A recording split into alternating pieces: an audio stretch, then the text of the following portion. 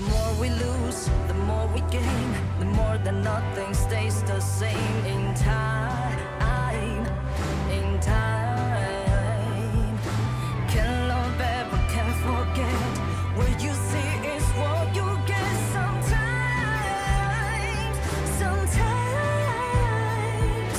gonna show the world tonight the light that shines inside us. We'll get stars, but we won't give up, 'cause it's our time to shine. Standing in the spotlight, can no one back us down. Destiny is calling high and light. We're not afraid to fight for everything we love. Victory's on our side. Takiki takiki takitao. Takiki takiki takitao. Takiki takiki takitao. Takiki takiki takitao.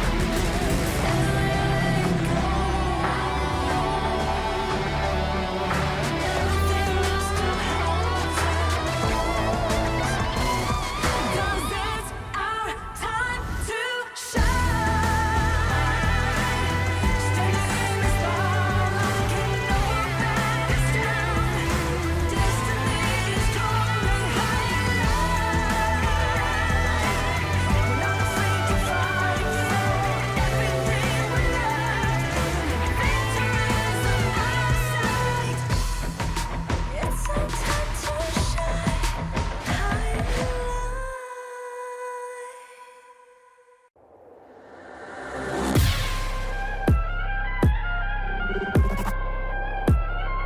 Turn it back.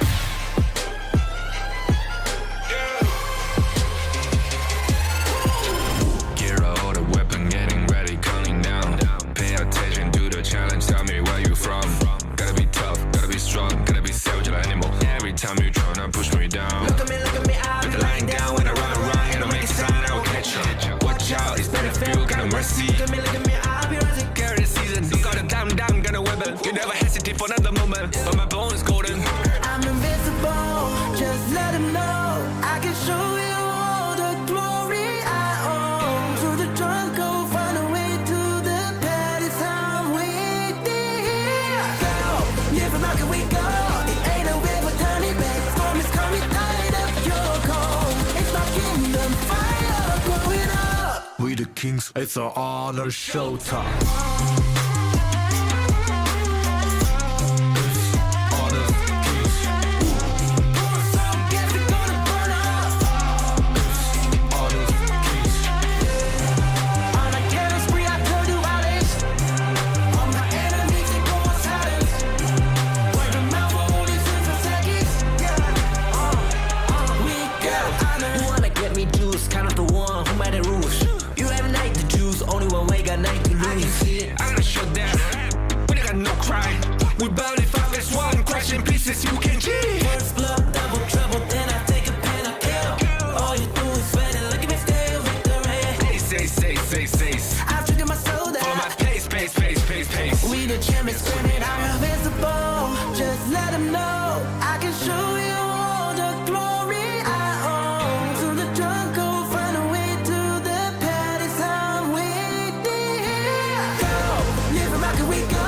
It ain't a river, turn it back. Storm is coming, light up your cold. It's my kingdom, fire growing up. We the kings, it's our honor showtime. Honor kings, Guess we're gonna burn up. honor kings. On a killing spree, I told you all this. All my enemies, they go on silence. Word of mouth, only since for seconds. I feel it deep, flowing through my blood. Rising up to become someone. And taking it all on my own. What a sweet victory. And taking all of my control. Awaken something deep in me. like flames, feel it burning inside.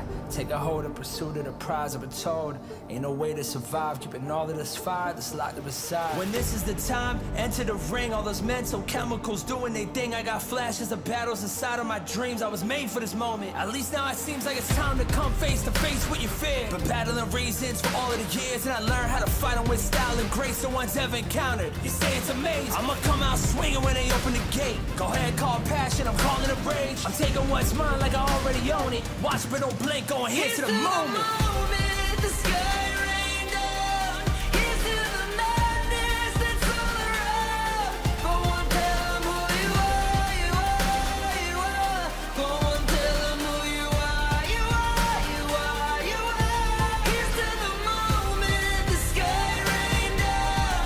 Here's to the madness that's all around. Go on, tell 'em who you are, you are, you are.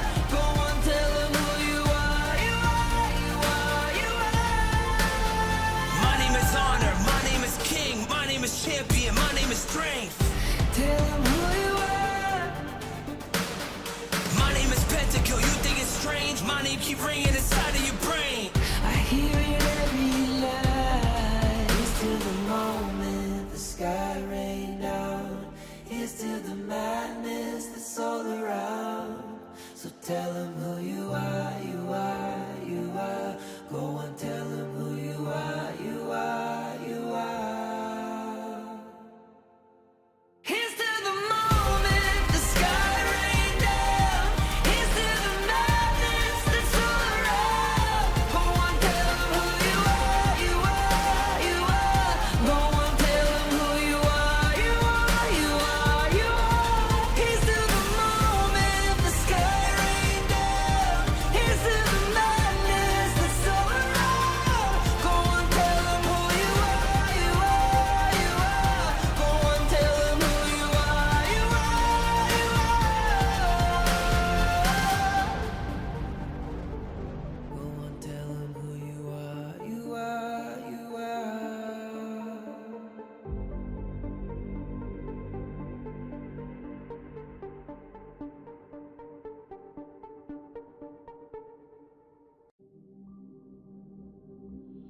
In this world,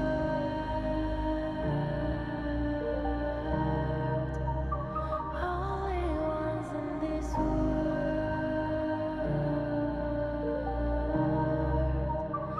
only ones in this call out my name, cut through the sound of the rain. No matter how I feed the flame,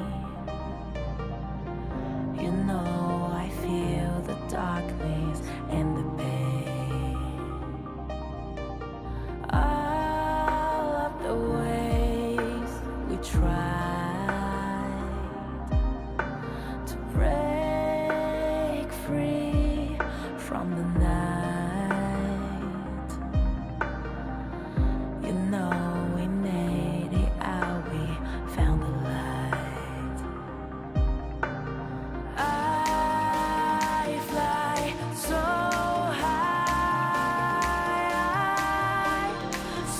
high, light up the skyline. Let's do it this time, like it's a whole new vibrant world.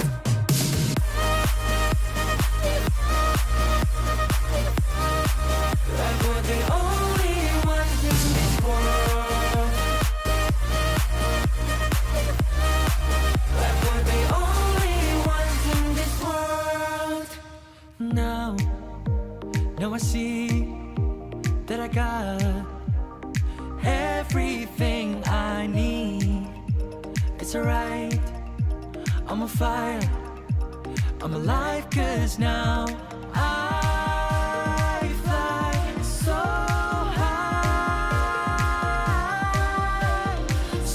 high, light up the skyline. Let's do it this time, like it's a whole new colorful world.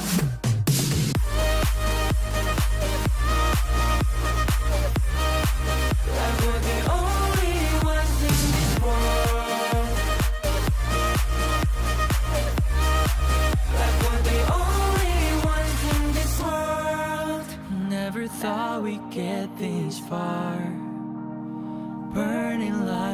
stars.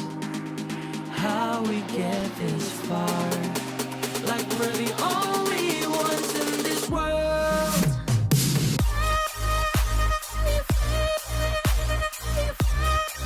Like we're the only ones in this world. Like we're the only ones in this world.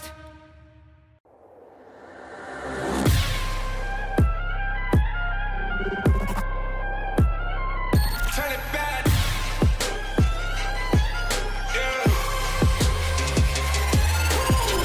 Gear out the weapon, getting ready, counting down.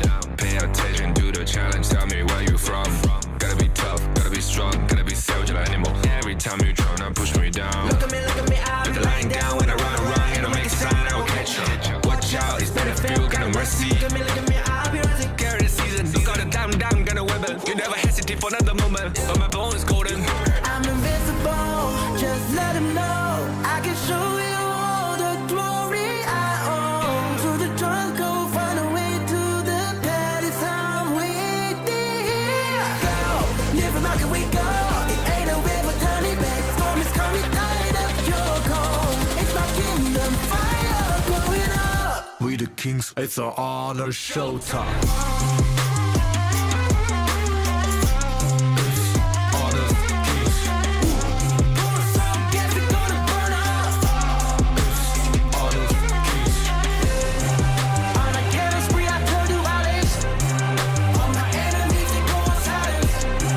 Wipe them out for only 6 seconds. We got honor. You wanna get me juice, kind of the one who made it rules. You have night to choose, only one way, got night to I can lose. see it, I gotta show that. We don't got no cry. We bound if I miss one, crash in pieces, you can G. First blood, double trouble, then I take a pen, I kill. All you do is sweat and look at me stay with the rain. Say.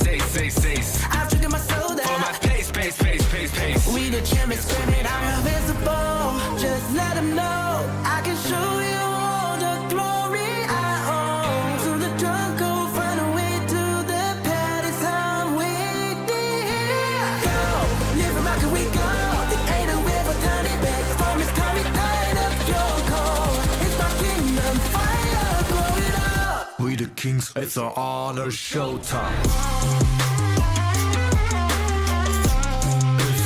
Honor kings, So get we gonna burn up. honor kings, On a killing spree, I told you all this. All my enemies, they go on silence. Wipe them out for only 6 seconds. We got honor.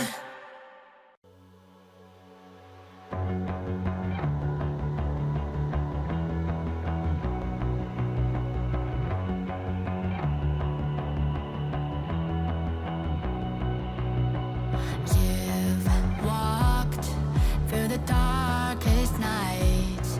You've heard the crowd, felt the blinding light. You were standing there when your heart comes alive. It's a dream of a head, and it never dies. Right here, right now.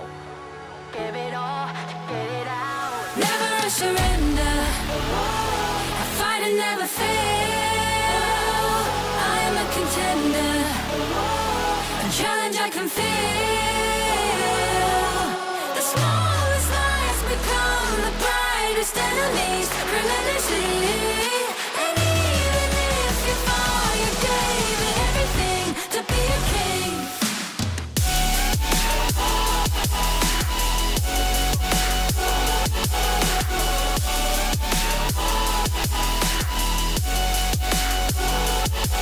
The smallest lies become the brightest enemies. Relentlessly. And even if you fall, you gave it everything to be a king.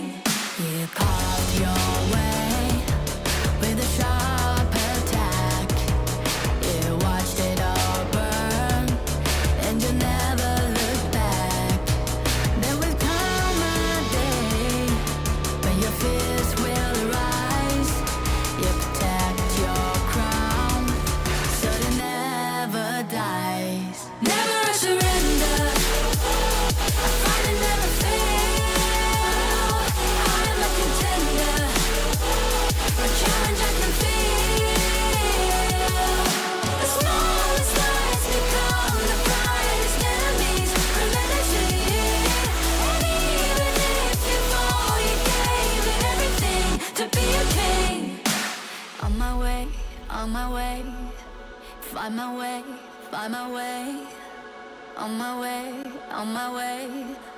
Dream my way, never a surrender. I find it never fail. I'm a contender, and change I can feel.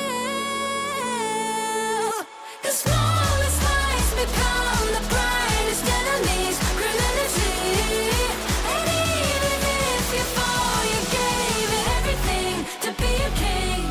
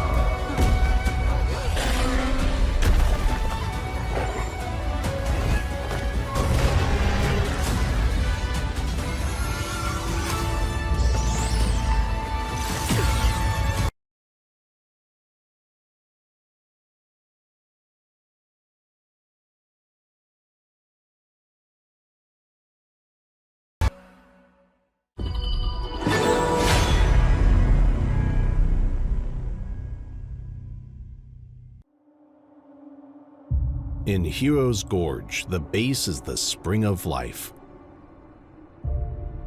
In the real world, every forest and plant is the Earth's spring of life. The base nourishes the gorge, just as Earth's ecosystems sustain all life.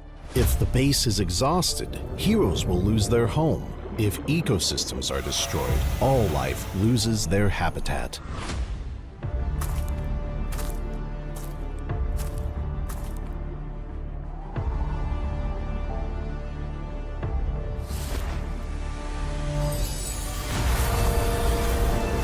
Honor of Kings is working with players worldwide to support real-world environmental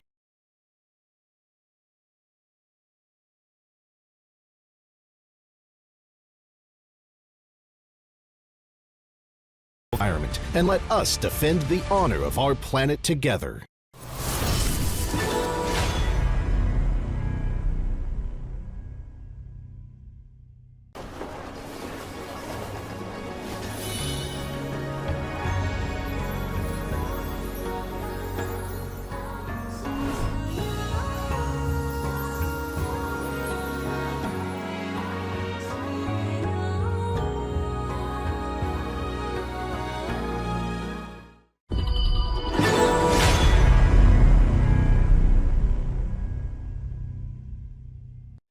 Excuse me.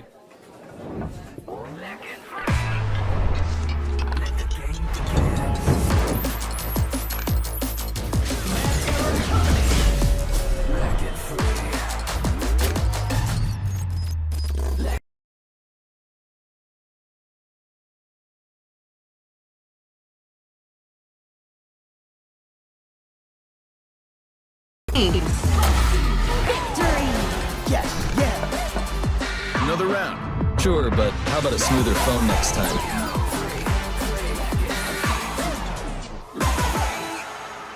Realme 14. Performance beyond limits.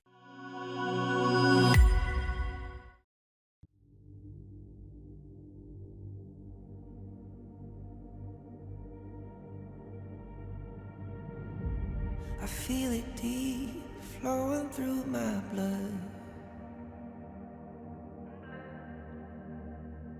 Rising up to become someone. And taking it all on my own. What a sweet victory. And taking all of my control. Awaken something deep in me. Like flames, feel it burning inside. Take a hold in pursuit of the prize. I've been told, ain't no way to survive. Keeping all of this fire that's locked up aside. When this is the time, enter the ring. All those mental chemicals doing their thing. I got flashes of battles inside of my dreams. I was made for this moment. At least now it seems like it's time to come face to face with your fear. Been battling reasons for all of the years, and I learned how to fight them with style and grace. No one's ever encountered. You say it's amazing. I'ma come out swinging when they open the gate. Go ahead, call passion. I'm calling it rage. I'm taking what's mine like I already own it. Watch but don't blink, going here to the moment. The sky rain down. Here's to the madness that's all around. Go on, tell them who you are, you are, you are. Go on, tell them who you are, you are, you are, you are. Here's to the moment, the sky rain down. Here's to the madness that's all around. Go on, tell them who you are, you are, you are. Go on, tell them who you are, you are, you are, you are. My name is Honor, my name is King, my name is Champion, my name is Strength. Tell them who you are. My name is Pentakill, you think it's strange? My name keep ringing inside of your brain. I hear it every night. Here's to the moment the sky rain down. Here's to the madness that's all around. So tell them who you are, you are, you are. Go on, tell them who you are, you are, you are. Here's to the moment the sky rain down. Here's to the madness that's all around. Go on, tell them who you are, you are, you are. Go on, tell them who you are, you are, you are, you are. Here's to the moment the sky rain down. Here's to the madness that's all around. Go on, tell them who you are, you are, you are. Go on, tell them who you are, you are, you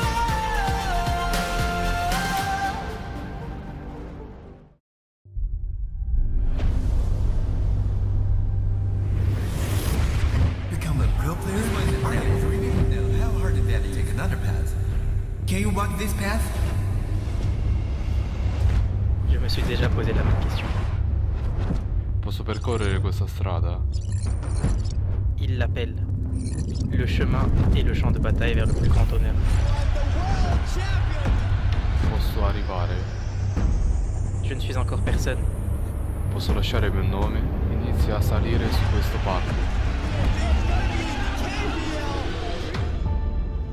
But the moment I tapped my first skill button,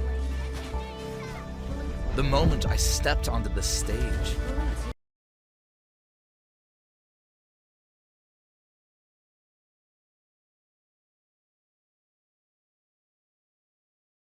in facing the tension of adversities, in facing the frustration of defeat, in facing the uncertainty of the unknown, nothing can block the path I choose. With the light of victory, we pierce through the thorns. The path to honor is here. Beneath our feet, light up.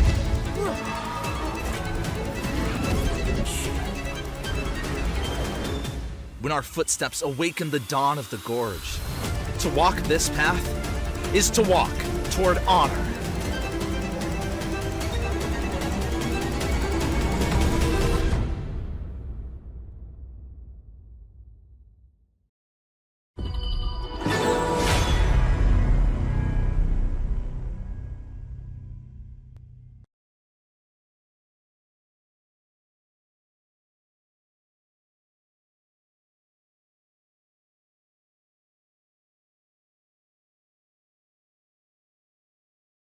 about adapting.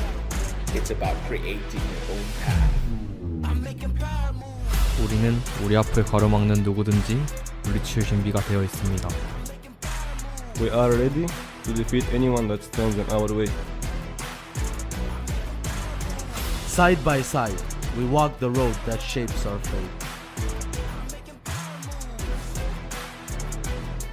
並んで運命を形作る道を歩む。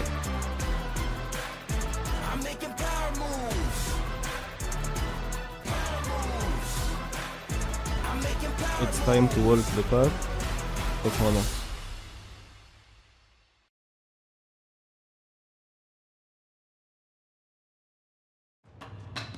Alright, welcome into the third day of our Major East League Spring Season 2025. It's about to be even more exciting because it's your favorite kind of tofu kindofu, and with me today is a Holler. How are we doing? I'm doing great. I'm excited about this. I mean, the third day in a row, we saw some bangers in terms of games. It was very competitive. I mean, we haven't seen any of the series go the distance into that third game yet, but I'm hoping that today will change that because we have some very competitive games ahead of us. Oh yes, very. And you know what? I was watching behind the scenes as well for the SCARZ game. I think I'm pretty impressed with what they're doing. Unfortunate that they didn't really match up against the likes of Nongshim, but this is what everyone is playing for, right? That 50,000 USD prize pool, with the champions taking the lion's share of 10,000 USD, followed by 8,005, 7,000, 6,005, and 6,000 respectively in their positions. So that's quite a lot of bank to make over the course of this Pro League. Yeah, for sure. And I mean, the biggest thing about this is that you want to be in the top three, Group S, finishing by tomorrow, right? Because then you're guaranteed at least that fourth slot. But here are the 7 participating teams. It's going to be Nongshim, SCARZ, Gen.G, Crazy Raccoon, R8, Venomous, and of course, Vicious rounding it out. We have 7 teams, and I mean, they're kind of all over the place in terms of locations and just play styles in general. So the games have been quite exciting. Yeah, so bringing different flavors from all across the regions in their respective sides, right? So interesting today, we will see our first game already starting off with a banger. Nongshim RedForce going up against Crazy Raccoons, followed by R8 versus SCARZ. We're gonna have a Gen.G versus Nongshim matchup, and we're gonna end the day with Venomous versus Crazy Raccoon. Yeah, and the craziest thing about this is that SCARZ, I mean, yeah, they had a day off on day 1, but they have 2 games that are going to be off stream as well, meaning that they're going to be playing 3 total matches in a single day. They have a gauntlet ahead of them as they need to catch up in terms of games being played. Yeah, well, they won 1 series, right? So that's a good place to start. End of the day, I think it's pretty clear who's at the top right now. I'm honestly really excited by Nongshim. So let's take a look at Nongshim as we reintroduce them for today.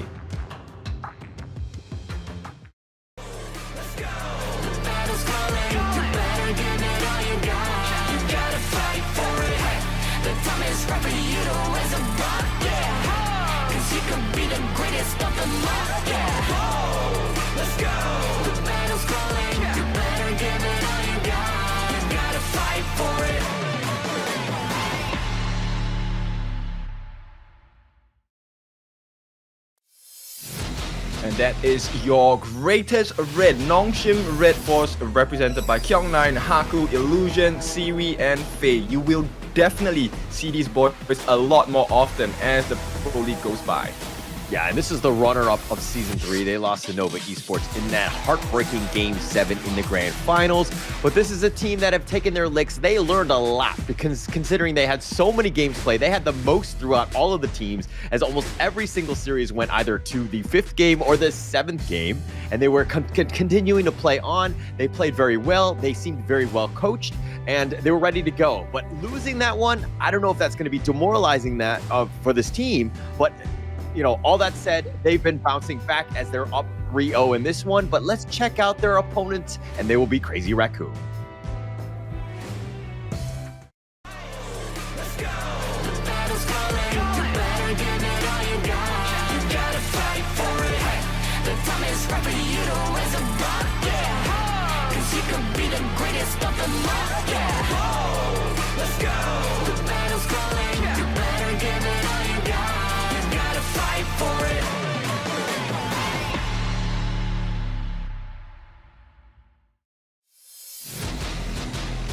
Alright, Crazy Raccoons represented by Kai, Ko, Function, Kuro, and Undertaker. They haven't had the best performance just yet, but they were showing signs of life, right? So I'm curious to see how does this other team coming from the JPKR region, what would they do today, right? The CR Nation, that's the tagline we have for them, and we need them to come together as a group and be strong. Yeah, and I mean, some of the teams have actually played 4 games. Crazy Raccoon have only played 2. They're in 5th place at the moment, tied with Venomous. They have a lot of other games that they can really catch up and make up a lot of ground. I think it's going to be very helpful for them, seeing as that they kind of got a feeling out process, and they've kind of played a couple of games. They didn't do so well. They haven't won a single game as of yet, but of course, it's only been 2 matches. That said, let's look at Kai here. He's previously from SCARZ. He's got all of the knowledge. He's brought a lot of that expertise onto this team, and they really need to ensure that they're listening to him, making those calls. Yep, look, Crazy Raccoon, I think they need to go a little crazier today. Hopefully that craziness will bring the tides over to their side. So Nongshim, they're going to start off by choosing the blue, and of course this is means that not the other team, Crazy Raccoon, will be taking the red side, the counter pick side. Yeah, and I think it's going to be helpful for Nongshim. I mean, you can just kind of, you know, when you're banning out, you just kind of be a little bit more targeted. You know, then Crazy Raccoon has to kind of, you know, ban based on more of like the meta style. But we're going to go right into this game. It's going to be game number 1 to kind of start things off. You know, what we've seen from Nongshim is that they've kind of changed up their playstyle from Season 3. They haven't shown the same cards, so to speak. And I like the evolution of this team as they move forward into this KME. Yeah, and that's the thing, right? Like, even with the old strategies and old drafts that they have, they still work in this current meta. And the fact that they're changing it up, I think it also messes with the minds of the opponent teams as well. So Crazy Raccoon, they will come up with the My Band. Artie and Dharma are going to be taken out respectively by Nongshim. Now, this is a rarity for me, but Nongshim actually pick up the blue side today, right? Normally, they prefer the red counterpick side. So it looks like they want to focus on something really clear for them. And that's going to be the Sakir. Being teased, not picked yet, but I think it's a great start to the draft itself. Yeah, it's actually been interesting because Nongshim was on day 1, they were going on the red side. They had that strategy in mind, but day 2, they actually changed things up. They wanted to go on the blue. They wanted that first pick and kind of just working around those bans. But one thing that's been very interesting is that all the teams have really been targeting Leon. I mean, the fact that he's got that control, we've seen that the meta has kind of shifted in terms of these high-flying assassin-type junglers, and so the Liang would really shut that down, and they don't want to let Haku get any of those potential heroes like a Luna or a Jing to kind of just pop off. Yeah, exactly. I think most of the teams have wisened up to the idea that, hey, you know what, suppression sucks. And end of the day, we want to have the freedom to do what we want to do, right? So Nongshim here, they're gonna pick up the Ogren, gonna have the Mayin as well. These are all not set in stone, but going up against a Diadea Lady Sun, it could be something that costs them, right? We've seen the Diadea make so many good plays with the Bitter Farewell, the lockdown. That 1 to 2 seconds of insane catch is going to be very useful for Crazy Raccoons. Yeah, just setting it up. I mean, Crazy Raccoon right now, yeah, you've got the Lady Soon and the Lady Jun to kind of deal, you know, as a traditional mid laner. You really can't go wrong with her. But that said, it's definitely on the squishier side. How are they going to deal with the Ogren? I probably would have preferred more of like a Princess Frost, more of like that zoning type to kind of keep him at arm's reach so that he doesn't kind of reach onto you and to get onto that back line. But one thing to take note of is that Nongshim also picked up the Mayin, who's going to be getting to that back line very easily. Yep, so it's going to be a 2-prong attack, right? We're going to be expecting that the Ogren, Haku, is going to be using that frontal assault to come in, maybe creating some space for Kyung9 to be able to sneak or flank into the sides or the back on the side of Crazy Raccoon, right? But like you said, this Lady Chen pick, I think actually it's still pretty useful. While you prefer Princess Frost, I understand why Crazy Raccoon will go for Lady Chen. I think in moments of stress, it's easier to land the skills like the Ocean of Tears in the Flowing Sigh in comparison to having to aim your Frigid Prison up against an Ogren or a Mayin. Also, I'm thinking that, you know, Feng Shun in the mid lane has got the Elsa skin, so it's kind of like you want to flex a little bit, maybe. Yeah, you want to freeze their chances of having any comeback, right? But nice bans here coming out from Nongshim. They understand this. Look, teams might not know. Angulo just eats Ogren for breakfast. That's why he's taken out of the hero pool. And Sunsa as well. The great counter in team fights taken away. Yeah, and it's funny that, like, I mean, even yesterday's game, Nongshim actually picked up the Agudo with Haku, and they were able to counter, right, the Ogren play. So they showed that one, and they were like, hey, this is how you do it. But at the same time, Crazy Raccoon had an opportunity where they're able to kind of pick up the Agudo themselves, but instead they're going to go with the Lady Chun. I don't know if they're, like, if they picked up on that fact that it is a bit of a hard counter.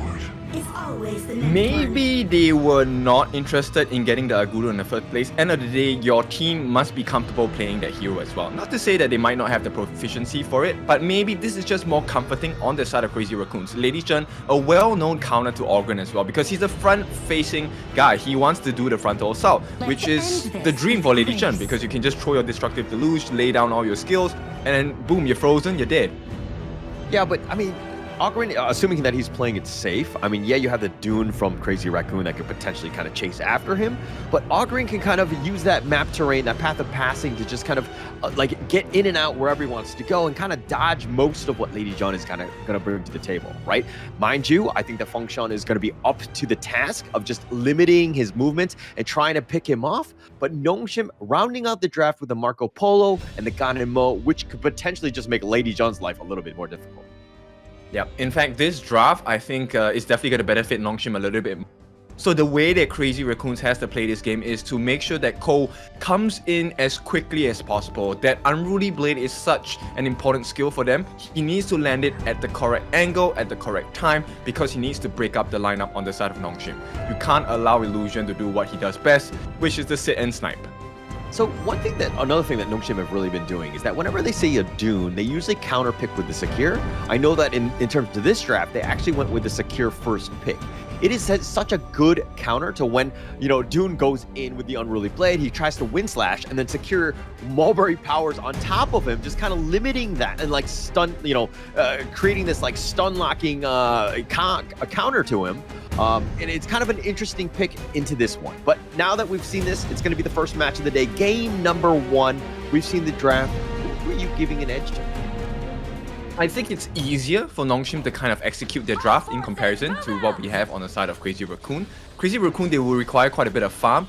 And Kuro, I think, okay, look, in the farm lane, I think Kuro should be able to do well against Siri, but this is dependent on the performance of Faye. But first and foremost, you know, we want to talk about EWC. This thrilling season of the Major Leagues is made possible with the support of EWC, helping to bring top-tier competitions to fans worldwide, and this is going to be a big one for you guys on the Pro League. Yeah, it looks like they're going to kind of start in that mid lane. Nongshim 3 members strong, ensuring that Illusion kind of gets going.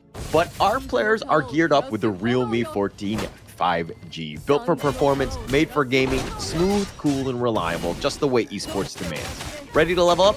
Get yours now and feel the difference. So we're talking about being reliable, right? And I think at this point, if Function plays his cards right, he can be definitely the reliable mid laner for the side of Crazy Raccoons. They need his stuns, they need the freeze to come true. Yeah, speaking of stuns, a little bit in the bottom lane, just kind of trading it along. I mean, Faye had a nice little Mulberry power. Curl's kind of on the lower end of that HP scale. He'll be kind of zoned out, but let's talk a little bit about this bottom lane, seeing that we're here. You talked about the fact that Curl kind of, you know, does well against Siri one-on-one, but now you've added in the Secure and the Diadea. Who are you giving the edge to? I think it depends on Faye's positioning at this point, but hang on, potential first blood onto Function here, but I don't think they will be able to get that. Yeah, I don't think that they're going to go for this one, but Faye will join just to make sure that everything is kind of kosher. Those couple blades will do some damage onto Ko, and mind you, Haku wants to just be taking most of that farm. I think Illusion will be okay sacrificing just a little bit of it. Yeah, I think at this point, look, having a Ganemo, she doesn't do that badly when she has a level deficit. She does have an insane amount of burst. So a 1 level deficit isn't that hurtful to Illusion. So he's fine to give away a little bit of farm to Haku. In fact, if Haku wins that lane against Ko, it's going to be a big moment for the side of Nongshim. Yeah, and Ko taking a lot of damage. He has to get on out of this one. I mean, he'll continue to farm in the jungle, but he's been pushed away. I mean, Illusion was kind of like focus firing on him, just ensuring that most of those blades would hit him, because you just kind of threaten him just a little bit so that he's a little uncomfortable. Yeah, so actually the highest potential of the first blood I feel will come from the farm lane, right? If Kuro is able to get the assist by Undertaker with the Bitter Farewell, I think very well they could see First Blood. And every time Faye moves for that mid lane rotation, that's a high chance for Crazy Raccoons to try and get a kill. Yeah, it's definitely got that opportunity. I mean, Siri is all by his lonesome, right? He is level 5, and he'll just take a slight advantage in that regard. But in terms of net worth, it's literally tied at this point. So I think that they're going to be fine. Nongshim, again, it's the Haku show. Let this man get going on this Ogryn. Ensure that they've got a great mid-game. Yeah, so far they're trying to establish a lead for themselves, and you can see a very clear difference in the gold between Haku as well as Cole. And I think this is a cause for concern, right? So right now, I think Crazy Raccoons, they will do well for themselves to try and find an advantage somewhere. Mid lane, farm lane, doesn't matter. I think Kyung against Kai in the Clash lane is going to be a stalemate, so they have to try looking for something else. Yeah, and Ko actually teleported in the bottom lane. I mean, making his way downtown just because you know that the Tyrant is going to be up in about 15 or so seconds. So Crazy Raccoon, again, taking everything in their jungle, maybe looking for a pick-off before they look to start this big neutral here. Yep. And if you take a look at the Vision score itself, Undertaker seems to be doing well in getting information for the team. So hopefully they can use that to their advantage, but Faye. Yeah, the Mulberry Power will connect onto Undertaker. He's taking quite a bit. He's going to Heartlink back. He's kind of been zoned away. Haku looking to take a Tyrant for free. He does smite it for good measure. Okay, so they're gonna try and make a trade with the Azure buff here. But Kyung is in the middle of 4. Oh, but Undertaker a little bit low. The flash away. Feng Shui is not going to get away. Faye will get first blood. And through it all, it looks like the blue buff will also be picked up by Haku. That wasn't even stolen. All in all, not great. Flash forward by Siri, trying to get the pick off with that Resplendent Revolver. Trying to get aggressive, but instead, they're just going to take the mid T1. Yeah, so this could be the start of something that's really difficult for the side of Crazy Raccoons to handle, because look, Cole is already behind on farm in terms of gold. He's matching levels, but once again, all these buffs will be stolen away. Yeah, this is going to be a huge one, right? I mean, Faye all the way up in front, and Ko's just like, dude, you're taking away all of this stuff. What am I supposed to do? Illusion had picked that one up, and now in the bottom lane, if you're looking at Siri, he's starting to kind of, separate himself from Kuro. We're talking about the fact that Kuro did have that advantage in the laning phase, but with the state of the game now, you're kind of seeing that Kuro has fallen off. Yeah, he is going to find life a little bit difficult here. Kai actually has to commit the flash to get out safely, and that's not a good sign for the side of Crazy Raccoon. Not a good start. I mean, he's not, now he needs to play even more defensive. Siri's going to come further this, especially with Faye on his backside. I mean, with that Mulberry Power, they'll secure that Spike-tailed Beast and they'll move on. But again, Nongshim, this is why they're so good. They're able to kind of exert that map control, push it along, and then you're taking fights where they want to be. Yeah, and you know, Haku is actually quite enabled by Faye, because with the Firefly Brush, he's able to jump in, but hang on, that's quite a bit of damage coming in from Illusion. Yeah, Illusion taking that one. He has both buffs. Maybe he even stole it from Haku, but he did time it properly in that sense, and he did take that one along. And now Crazy Raccoon without those buffs, I mean, it seems kind of small, but it really starts to add up, especially when you're trying to jungle. And now Kyungnan looking to go in, it blows up Kuro, and they find Undertaker as well, and they're going to go for the backside, and Ko not able to run away. He realizes that, hey, he's actually on the right side. He's going the wrong way. No chance. Faye will take him down. Yep, it's going to be the start of a very difficult journey for the side of Crazy Raccoon, because look, 2 to 3 different plays, it's 4,000 gold ahead for the side of Nongshim. And look at how they're playing. They're splitting they're split pushing at this point. They put pressure on the bottom lane as well, and Feng Shui had to make that rotation. And basically now they've invaded the enemy jungle. They're taking over yet another Crimson Golem going their way. I feel like they've taken every single buff for the past 2 or 3 minutes. Oh, look, Illusion forced the flash from Feng Shui. This is one defensive measure gone for the side of Crazy Raccoon. This means it's a horrible fight to take for them. Yeah, no chance at this point. I mean, it's a free T2 at this point. They've been zoned away, no real chance. They've been pushed back. Haku, again, starting to get a little bit scary. He has a 2-level advantage over Ko, and these Illusion couple plays have been hitting non-stop. Yeah, Haku actually goes for the Dragon Rage instead of the traditional Blazing Cape. So this means he's able to sustain a little bit more, and he's going to be looking for an opening to try and make life difficult and easy for Illusion to get those aiming couple blades down. Yeah, it's going to be easy for him. But Ko trying to go in, almost takes out Faye, but he gets a little bit on the low side. They all survive. They're going to go back in. Haku getting a little bit low as well. He's going to Conductor of Souls. He's going to try to outfight this one. I mean, he's got the shield. He's going to try to run away. Kai almost gets a pick off, but Kai will be killed. Yeah, and that's why Illusion is so happy in this game, right? Look, Haku is going to be responsible for pushing them back because he's the frontal assault, right? At the same time, because they're all so far behind, Illusion gets his pick. He gets to choose, right? Who do I want to snipe down? Yeah, Haku almost up 2K over Ko right now. This is a huge gap in that sense. But if anything crazy, Raccoon right now, picking up that Overlord will help. They need to stem the bleeding. They need a little bit of space. Figure out how they can at least get a single T1. Maybe that'll open up the door for even more avenues of attack. You know, actually, if you didn't say that, I would have noticed, but they have not taken a tower yet. And right now, T2 being threatened at the same time. So, Nongshim, this is so comfortable for them. Yeah, very comfortable, right? They're just pushing it along. Yeah, you have the Vanguards, but it just might be more of a net worth shifting in favor of Nongshim because they get easily burned down at this stage. Nongshim still up in front. Those Vanguards can't even get outside of their own base. The bottom T3 is under siege. Haku going over the wall. He's got the path of passing, just zoning more than anything else. But through it all, they don't really have the minions to continue this onslaught. Yeah, look, there's very little that Crazy Raccoons can do now. All they can do is to try and slow down what seems to be inevitable at this point. Yeah, I mean, they need to figure out how to get to space. Maybe they can hold in some way. Somebody gets out of position, but it's hard, especially with Haku up in front, just being that front liner, like that front scout, who's very tanky and is able to take this one out. I mean, they've taken the bottom T3 essentially for free. Haku just playing around in the enemy base. One of the things that I think Crazy Raccoon can kind of consider, it's a huge risk, but just ignore the front lines, right? Just go straight and dive for the back, try and find Faye, Siri, or Illusion, and maybe they can turn this. Yeah, I mean, they're going to have to figure out a way, but Illusion, again, just understanding how to keep his opponents at arm's reach. Obviously, if you jump on him, he's got guard his grave. It has a potential to kind of get away, but you have only so many opportunities. You really need to get Ko to kind of get in this one, but Kyung9 looking to get a little serious. He gets a little low. Kai going down. Haku's going to slam him down. They take the top T3, and now they're going to back off, regroup at least. Oh no, they're going to pump fake that one. They're going to fake everyone out. Haku goes right back in, wants to get the kill. He takes out Kuro, and now it looks like he wants to get for Ko. He's chasing him, the nice couple blades, slicing him down, and all 5 members of Nongshim still surviving.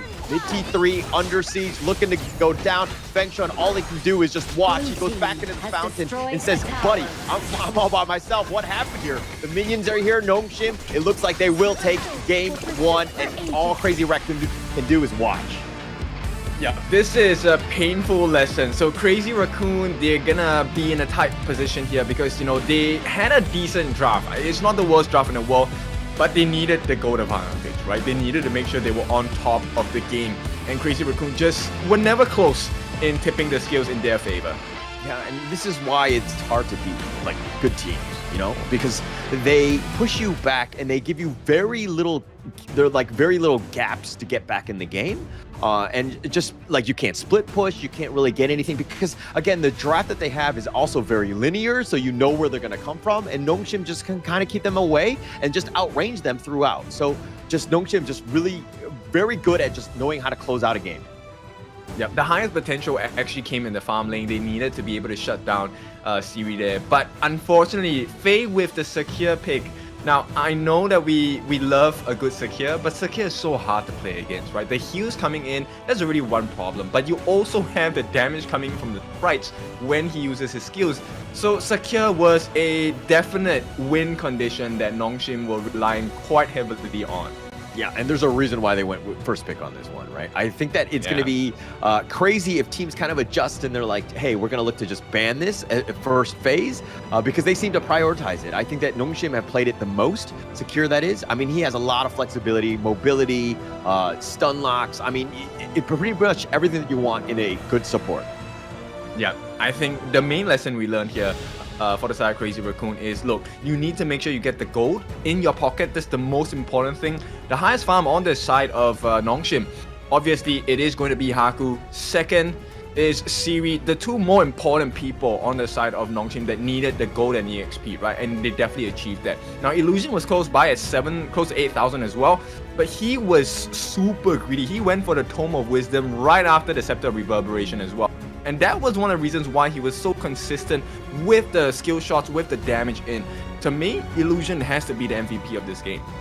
Yeah, I would think so. I mean, he did so much damage. He was like constantly just like, I mean, again, Crazy Raccoon, very squishy, right? So if you just hit a couple blades, you know, they're going to have to back off. They really can't take that fight. And everybody is just, they outrange you. And the fact that you're, you know, they might even be tankier than you. So Crazy Raccoon really had no avenues to get in. And to be honest, the biggest shock to me in that last slide was the fact that Crazy Raccoon did not get a single kill. That is perfect positioning, perfect gameplay by Nongshim. Yep, you could see, right, the gold graph, a very steady growth on the side of Nongshim, and there was really very little doubt that they were going to take this series, right? From the moment that first engagement netted them the first blood, it was pretty clear that, look, Nongshim understands what kind of position they're supposed to take in this fight, and how they're supposed to really bait Crazy Raccoons in. And Crazy Raccoons, they were trying. It was not as though, you know, they didn't look for the backlines and whatnot. But here we go. This is the MVP. And as Illusion, Nongshim RedForce, this is our prio mid laner, and for good reason as well. 303. You will rarely find this guy out of position, but you'll always find him in position to get the kills. Yeah, again, you need to like kind of draft around this. You need to find ways to get on top of Illusion, because if he just keeps you again away, it's going to be so hard to get in. But let's check out these highlights. It's going to be the Nongshim show. What a great ambush here by Kyung9, setting it up. I mean, Ko is like, okay, I've got nowhere to go. I can't even get to my tower. They have 4 members and no real chance at this point. And this is kind of where the wheels fell off, and Nongshim was up in front, and just, you know, with full map control, it was tough to, you know, penetrate any of the frontal assault by Nongshim.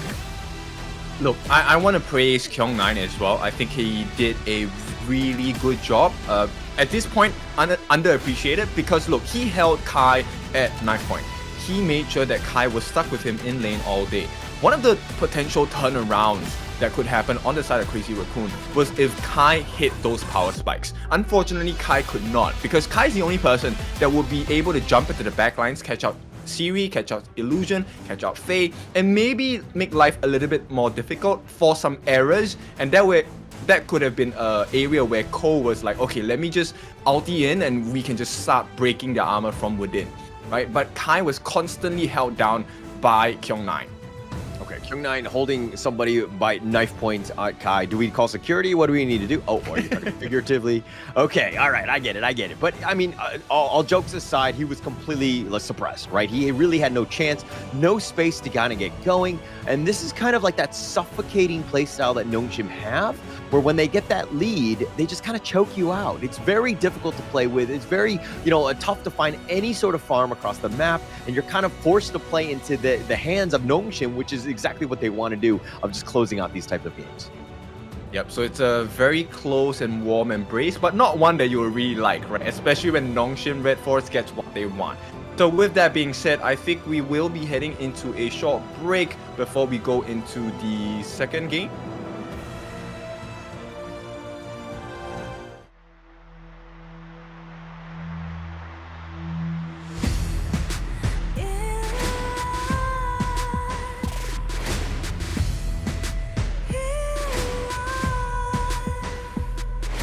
What's a life without its worth? Compromising with what hurts inside. When you let fear decide your fate, you don't choose which path to take in life. In life, I'm finally letting go of everything that still holds me. I'm against the odds, but I won't give up, 'cause it's my time to shine. Standing in the spotlight, can no one let me down. Destiny is calling high and light. I'm not afraid to fight.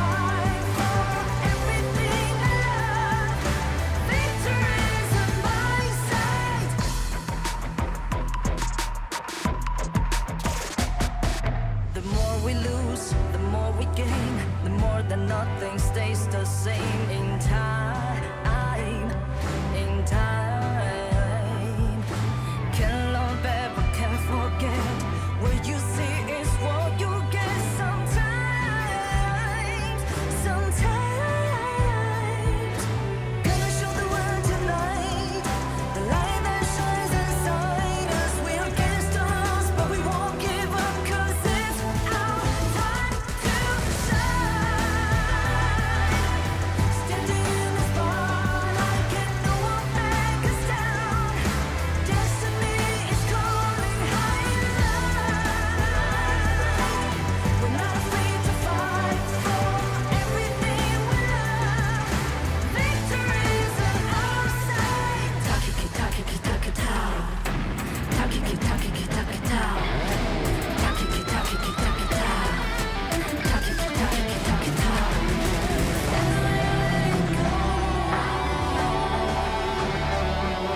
Everything still holds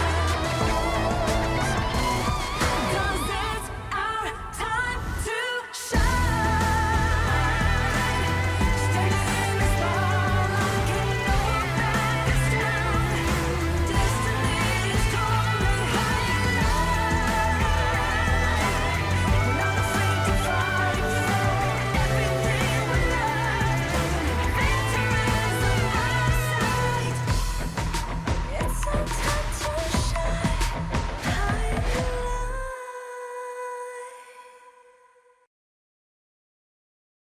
Game number 1 was a big win for the side of Nongshim RedForce. Is it gonna be a clean sweep for our Korean powerhouses from the JPKR region? Once again, it's your favorite kind of tofu, Kin Dofu. And Holla, game number 1 was a smash. What do you think about 2? Yeah, definitely a smash. I mean, if I'm the coach of Crazy Raccoon, I'm just going to keep them composed, settle down. We need to think about baby steps. We need to think about that first kill first. I think that's the number one thing. Get ourselves some, hopefully one kill will compound into many, right? That's where you want to be thinking. You got to play a little bit more aggressively. Right now, Nongshim's positioning has been flawless. They need to break into that somehow. Yep, it's kind of like stepping into the gym, right? New Year's Eve, I'm gonna make sure that I work out, but you don't even start, right? So get it started. Maybe you will have the motivation and the discipline there. And this is exactly what Crazy Raccoon needs. I think if they can, maybe go for the blue side this time, right? Get that first pick, get the prior pick, get someone, maybe the secure works, maybe get the Agudo as well, right? Things that will work against the likes of Nongshim. Now that Nongshim doesn't have the Ogren, take a look at what other options they might be going for. Yeah, I think it's going to be more important for them, right? In the sense of just like picking comfort heroes. I mean, the draft, in a vacuum is not that bad. But I think if you're talking about what Nongshim are bringing, I mean, the Haku Ogren is going to be one of their staples. They're going to be very strong on that. Illusion Ganemo also very strong on that, top tier, right? So that these are the guys that you kind of need to worry about. But that thing is that draft is over. And of course, with global bans, they're not going to be picking those heroes again. But going into this one, game 2, I think it's going to be more important for Crazy Raccoon to pick the best, most comfortable heroes that you're on and give yourself a chance here. Okay, so I'm going to go into coach mode, right? Let's talk about what Nongshim likes. At this point, second game, they still have access to Dharma, they still have access to Sunsa. So take your pick. Which one do you want to play against? I would rather play it against a Dharma than a Sunsa because Sunsa's rotational speed is too insane. At the same time, we do have that Mai coming out for Illusion. Get rid of the Mai. Do not allow the Mai going into the hands of Illusion. Maybe you still stand a decent chance on the side of Crazy Raccoon. I mean, the biggest thing, though, is that you only have 4 bans. You can only target so many of the players. Like, it's tough because, everybody from Nongshim has that, that capability to just carry the game. Again, draft, strategy, all these things, super important. Give yourselves a chance so that you have, I would say a bit of an edge going in, but it looks like Crazy Raccoons are going to be on the blue side to kind of start things off. They want that first pick, as you were alluding to earlier. That's a good start, right? So now, same thing, they want to take out the Liang. This is going to open up so many options, right? You can even have the Clash lane. You can also start thinking about, hey, I want to pick up the Luna, I want to pick up the Jing, I want to pick up the Pei. Assassin-based junglers will make sense here. And Nongshim ban out the Mai for themselves. Yeah, I mean, because they don't have first pick, right? So it's one of those things that they're looking to protect themselves. I think one thing that we've seen throughout the KME is the fact that, you know, Crazy Raccoon have done it, R8 Esports has done it this as well, where they first ban the Liang. Okay, I don't know what it is about this. I mean, okay, he has a lot of potential in terms of control. We were talking about the fact earlier that junglers tend to be assassins, very mobile, and they don't like that lockdown, so they want to kind of move around a bit. But also, what's something that came up in yesterday's cast was that we're assuming that some of these teams just don't like the Liang because he's wearing glasses and had something to do with like a punchable face. My wishes. Yeah, are you know bound what? to I was come ready. true I had my one boxing day. gloves open in my drawer. I was ready for you, right? But in any case, it looks like Nongshim, they will pick up the Sunta as the prior clash name consideration, and I think that's a good choice, right? Crazy Raccoons, they pick up the Arlie. Look, if they don't win this, it's on them. Arlie is one of the best farm laners in the game. They have to make sure they protect Kuro in lane and allow Kuro to just take as many buffs away, either from their own jungle or the enemy camp. Yeah, and I mean, I like the potentially Arlie, but you gotta like pick around it. The Byron being picked up here, will they pair it up with a potential pay for that early game goodness? We saw that in actually on the KM West side, the worst side. I think that's what the W stands for. With OG Dao just taking it to the next level. I mean, it was a nice little combination that they had with KK and Dao. But it looks like they're gonna go with a secure. They want to take it over. I mean, they're gonna pick it up for themselves this game. Yes, it's a good start, right? So right now, I actually like the counter pick coming out from Nongshim as well, because number one, they have the Zhangfei. This is definitely a good consideration. Look, your Maple Dance, great, gets rid of projectiles and stuff like that, but it doesn't stop the stun coming out from the Unbridled Outburst, doesn't stop the bolt from hitting you as well. So Nongshim are already focusing on to making life difficult for Kuro. So then, on the side of Crazy Raccoon, it then comes down to the Undertaker Secure. What can he do in this situation? Can he either make the first engagement, right? Get the kill first for the team, allow Kuro to get the kills, or maybe save with the healing from the sprites. Yeah, and I think that if you're looking at the Nongshim side of Zhangfei and Sun Tzu, they've shown this time and time again in Season 3. This like 1-2 combination of like, hey, you jump on the Zhangfei or even the Sun Tzu, the other will back each other up. And they have this like really great team fight ability, like this death ball. It was very difficult to fight into. Crazy Raccoon, yeah, you have the secure, and we're talked about just how great it was in game 1, but you kind of need to combo it with something else. The Byron will help. I think the Storm Strike is great. The damage potential, especially backed up with that Arlie, but you need to figure out a way to either deal with this death ball, this team fighting machine of Nongshim, or, you know, maybe just split pushing altogether, you know, without it. Look, I love this Jing ban coming out from Nongshim. Actually, Jing makes a lot of sense for Crazy Raccoon because not only does it give you access into Siri, it also forces you to move into a small ball on your own, which, you know, Kuro is going to absolutely love because there's a lot of space around the fight that he can kind of traverse. But right now, Nongshim, they're making life so difficult for Crazy Raccoon. They are teasing the Yixing. I love this pick. The synergy between Zhangfei, Sun Ce, and Yixing is one of the most dangerous and most potent combinations out there. Okay, I do agree with you. There's a lot of, possible combination with those three. A lot of control. Great, but Gen.G is pretty much your damage dealer, right? And if he goes down, and you have all these great ults and control, but you'd really need a damage dealer to kind of round out this draft. I think that that's something that they need, especially in this last pick, which will be for Haku. Oh, look, if they pick up the Yao, I would think that this is a decent draft coming out from Crazy Raccoon. He has to go for the full tank build though, no hybrids at this point, right? With the Yao, he should be able to cause enough confusion on the backlines of Nongshim that they might miss some skill shots. I love it. Crazy Raccoon, they take a risk, they're gonna lock it in. Nice. Yeah, I mean, just bait things out, just return to dust your way back, but Nongshim looking to go with that damage. I was talking about the fact that they were lacking it. Pei definitely supplies that, especially in the early game. Might have a great time, but again, going toe-to-toe with the Yao, where you do the damage and maybe you force him to do the return to dust a little on the earlier side. Okay, look, there's a lot of pressure onto Kuro to do well in this game as the Arlie. Because yes, they do have quite a lot of control on the side of Crazy Raccoons, but the ones that can give consistent damage are going to be Kuro, Fengxun, and Ko. So the three of them, they need their farm, they need to be in a great position. This pressure is lessened because of the existence of Sakir from Undertaker, but going up against a lineup of Nongshim, they have pretty good wave clear in the mid by Yixing, they have pretty good wave clear by Kyung-Na and the Sunse, and they have a lot of burst damage potential coming in from Haku and Pei. All right, who are you giving the edge to, though, in terms of draft? Just draft alone, don't look at the players, all that stuff. Draft alone, I would prefer Crazy Raccoon. But Okay. Crazy Raccoon needs to make the first move. So if they're not the ones initiating, then Nongshim has all the power in the world. Yeah. So it's really going to come back to that laning, right? I mean, I think that, Crazy Raccoon really need to stick the fight to Nongshim, try to initiate, get something going on this Yao. I think Ko really needs to step up here because he needs to start taking away that farm because Haku can farm like crazy on the Pei and he can take things away and he can do it very quickly, right? So you need to ensure that you're one step ahead of him, making sure that Haku is kind of stymied in a way.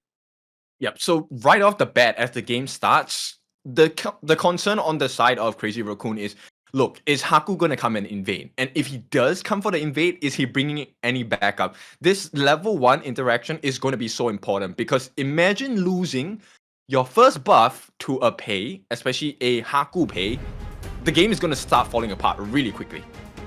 Yeah. All right, let's find out. This is, of course, the first match, the second game. Nongshim RedForce up 1-0 over Crazy Raccoon. We've seen the draft. We know exactly what's going to happen. I mean, to be honest, I like both drafts. I think that Yao is more of the questionable pick for me because of the fact that I haven't seen Ko on it too many times. But going up against this, he wants to be aggressive. He needs to take the fight to Haku. I think the jungle role matchup is going to be the most important here. So it's a debut pick for our Yao hero here. So Ko, he must give the absolute superstar performance at this point. Now, there is one condition I'm looking for Crazy Raccoons to fulfill.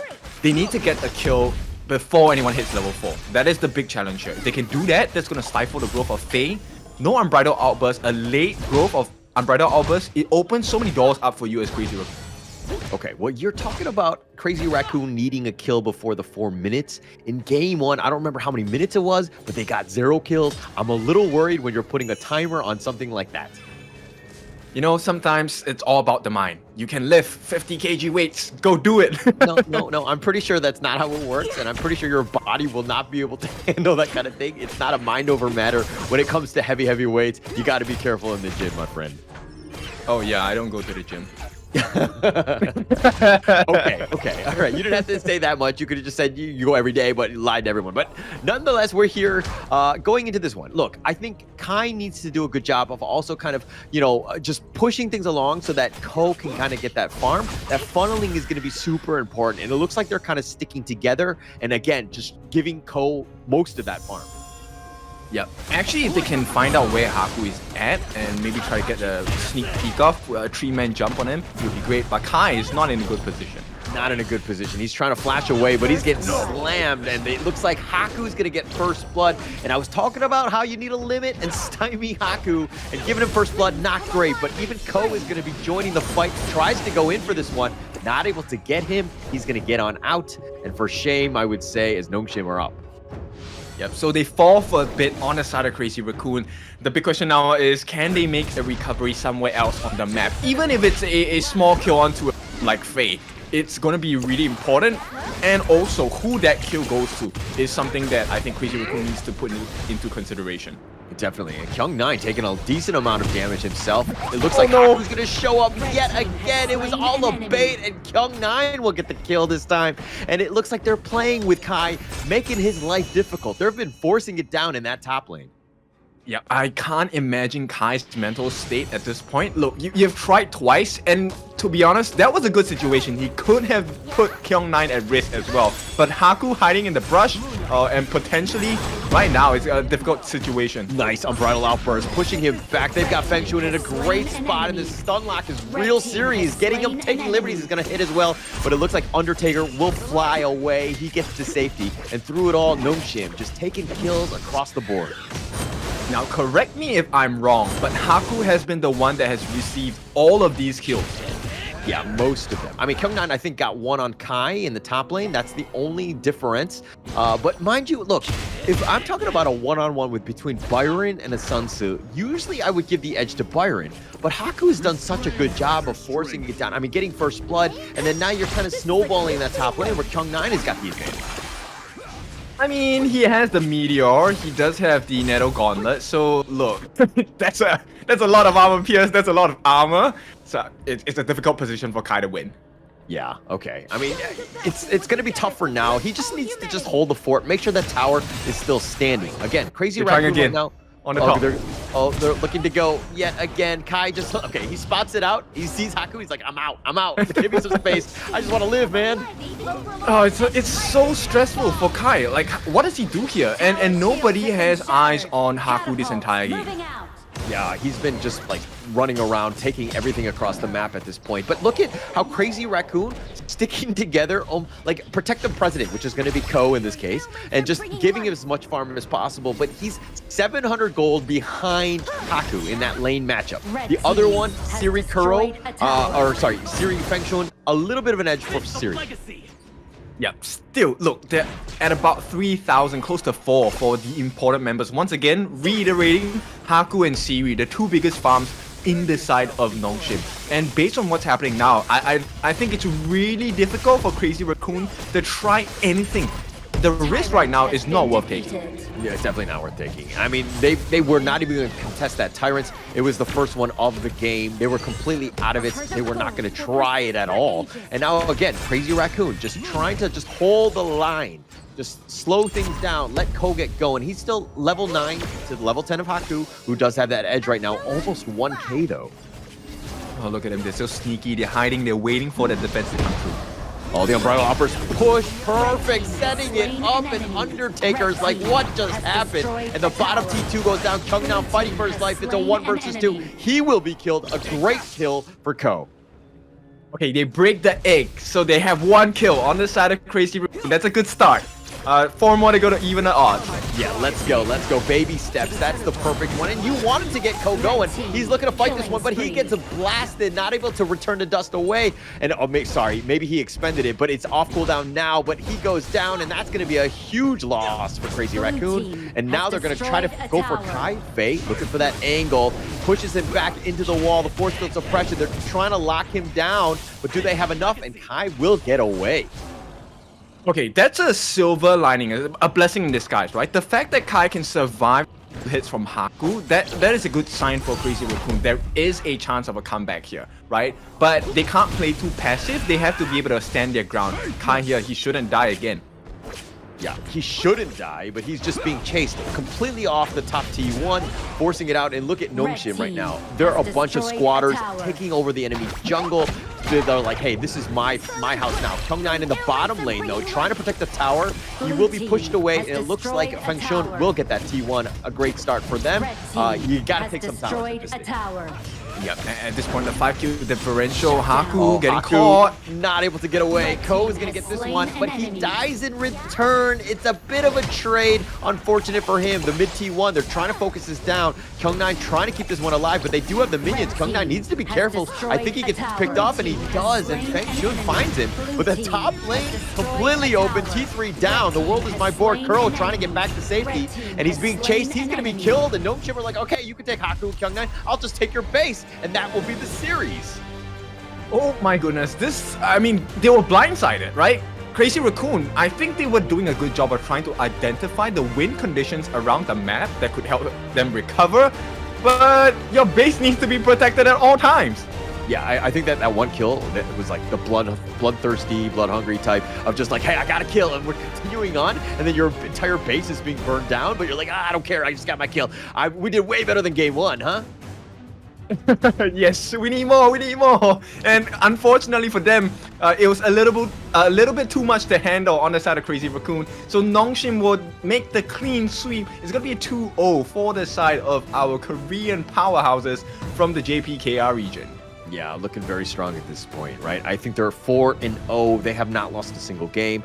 While some games have been a little shaky, I mean, they've been contested. They haven't been smooth sailing throughout, and it has been difficult in that regard. But this one, this series was much easier for them. Nongshim, just complete control, just a sheer dominance, I would say.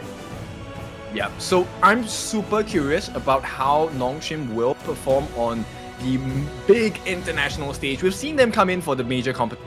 Season 3 invitationals, they've done pretty well, and by pretty well I mean they got second place, only losing because, I'm so sorry Haku, but you made a mistake, and that was a costly mistake. So this year, in this season, I think they're looking for a lot more. Nongshim with the clean record, I think there is this star power about Nongshim we will not be able to ignore a couple of months.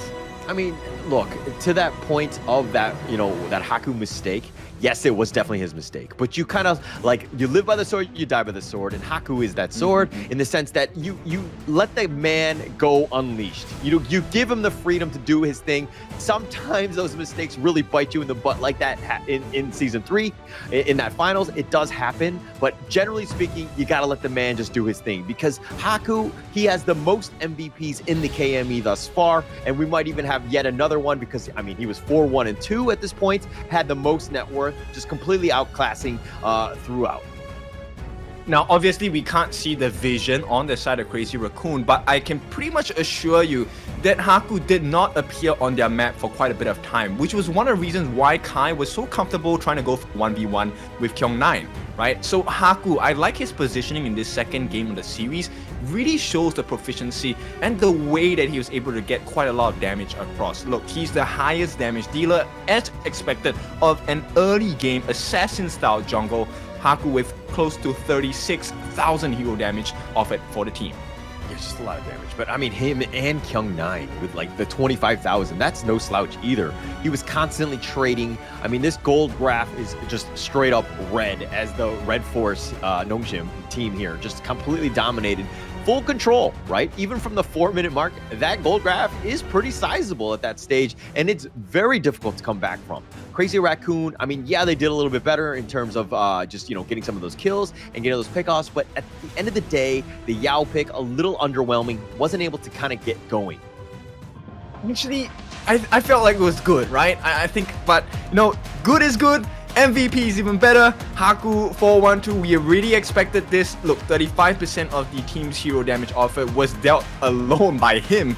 This Tiger definitely found its claws in and sunk it into the necks on the side of Crazy Raccoon. Now, this first blood, I think, was what really tipped the scales in their favor. And even though they got the first blood, I think Kai was very confident in the 1v1, got surprised by Haku again. Like Haku said, hey, you know what? I'm hungry. And the combinations coming in from Nongshim have been even cleaner today. I mean, look at that angle from those unbridled outbursts. It's like, where are you gonna go? You think you're safe right at your tower? No, that's not even a good place to be in. And again, we're talking about the fact that this is like the Haku show. I think he dies on this one. So it's good to see him die just because of that. I mean, he had an amazing game throughout. I mean, he was clear MVP for a reason. That is his 4th MVP of KME. He leads all teams at this moment. And look, yeah, you got some kills. You did a great job in the mid lane. You've taken out Haku and Kyung9, but your base, my friend, you always got to check the back door. All right, so with that being said, the greatest red, that's the title they have gotten for themselves from outside, right? But are they really going to be the greatest red in this entire competition? Not dropping a single game just yet. Very different comparison from Season 3 Invitationals. They did lose. It was a struggle. This time, clean sheet all the way. Can they complete the Pro League with 0 losses? That would be huge. I think you just jinxed him.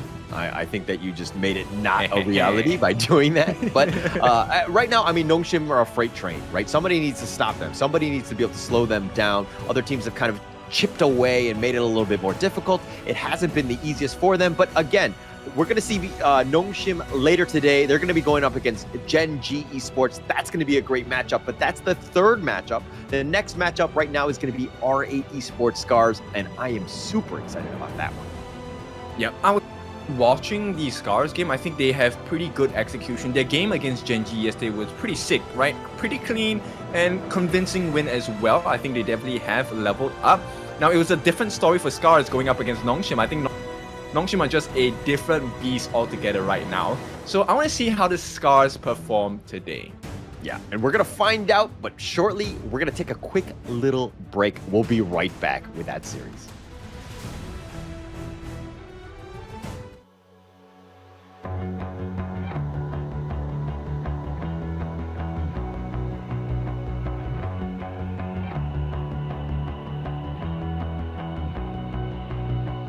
You've walked through the darkest nights. You've heard the crowd, felt the blinding light. You were standing there when your heart comes alive. It's a dream of a hat, and it never dies. Right here, right now, give it all to get it out. Never surrender, I fight and never fail. I am a contender, a challenge I can feel.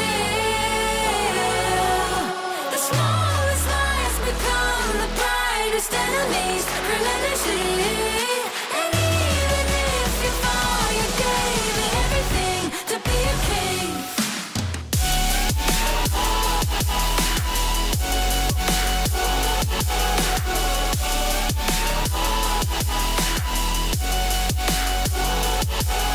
The smallest lies become the brightest enemies, relentlessly.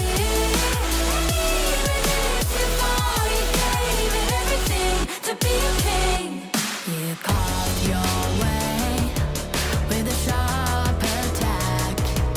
You watched it all burn, and you never looked back. There will come a day when your fears will rise. You protect your crown, so it never dies. Never surrender, I fight and never fail. I am a contender, a challenge I can feel. The smallest lies become the brightest enemies, relentlessly. And even if you fall, you gave it everything to be a king. On my way, on my way, find my way, find my way. On my way, on my way, dream my way, dream my way. Never a surrender, I fight and never fail. I'm a contender, and challenge I can feel. The smallest lies become the brightest enemies, relentlessly. And even if you fall, you gave it everything to be a king.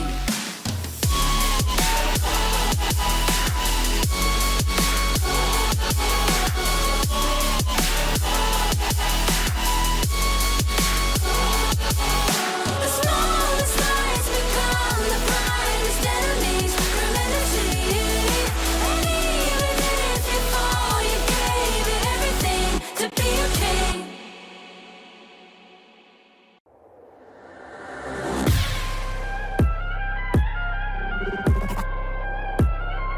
Turn it back.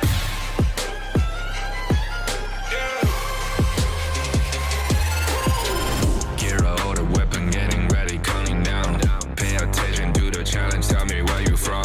Gotta be tough, gotta be strong, gotta be savage like animal. Every time you tryna push me down. Look at me, I'll be lying down when I run around. You don't make a sign, I will catch up. Watch out, it's better feel, got no mercy. Look at me, I'll be rising. Carry the season, look all the time, gonna weapon. You never hesitate for another moment, but my bone is golden. I'm invincible, just let him know. I can show you all the glory I own. Through the jungle, find a way to the palace. I'm waiting. Go, never mind, can we go? It ain't a river, turning back. Storm is coming, tired of your cold. It's my kingdom, fire growing up. We the kings, it's an honor showtime. Honor kings. Guess we're gonna burn up. Honor kings. On a killing spree, I could do all this. All my enemies, they go inside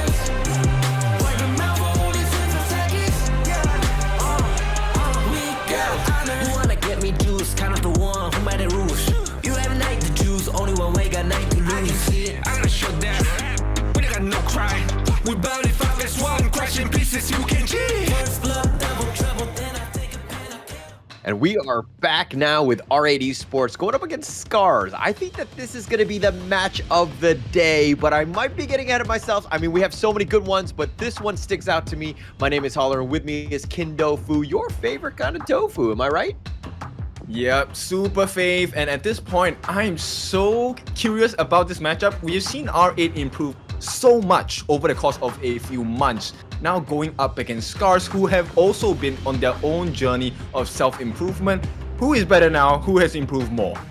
Yeah, actually, both of these teams, right? They've kind of shocked me on both ends, right? I love the fact that, SCARZ had kind of gone in, they've shaken up their roster, they picked up Glow, and I think that this is a very commendable team.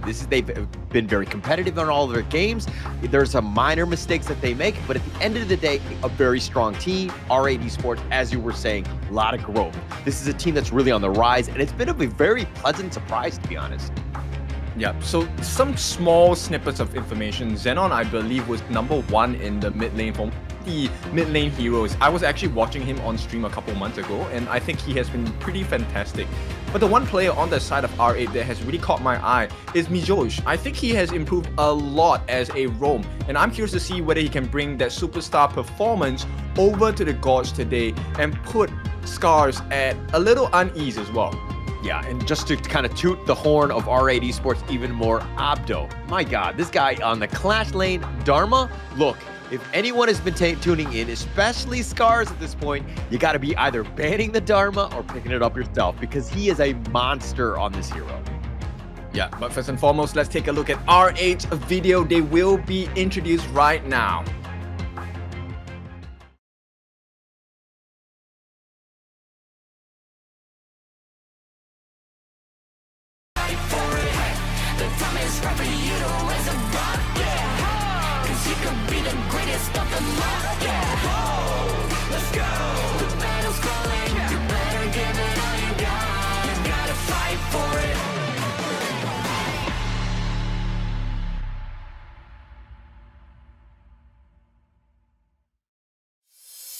R8 Esports, straight out of Egypt. Of course, they're going to go to infinity and beyond, but it's going to be represented by Abdo, BX, Zinan, Roichi, and Mijosh. These guys starting to gel well together. They're playing together. That's the biggest thing. As a team, understanding when they need to go. And of course, I'm just going to toot the horn of Abdo. I love his playstyle. He is amazing. Yes, he definitely is. And they will try to put themselves even more forward at this point. If I'm not wrong, the final closings of standings yesterday, R8 was one of the top 3 teams. Am I right? Yeah. In the final standings thus far, I mean, they are second place right now. But let's check out their opponents. SCARZ, the team from Japan.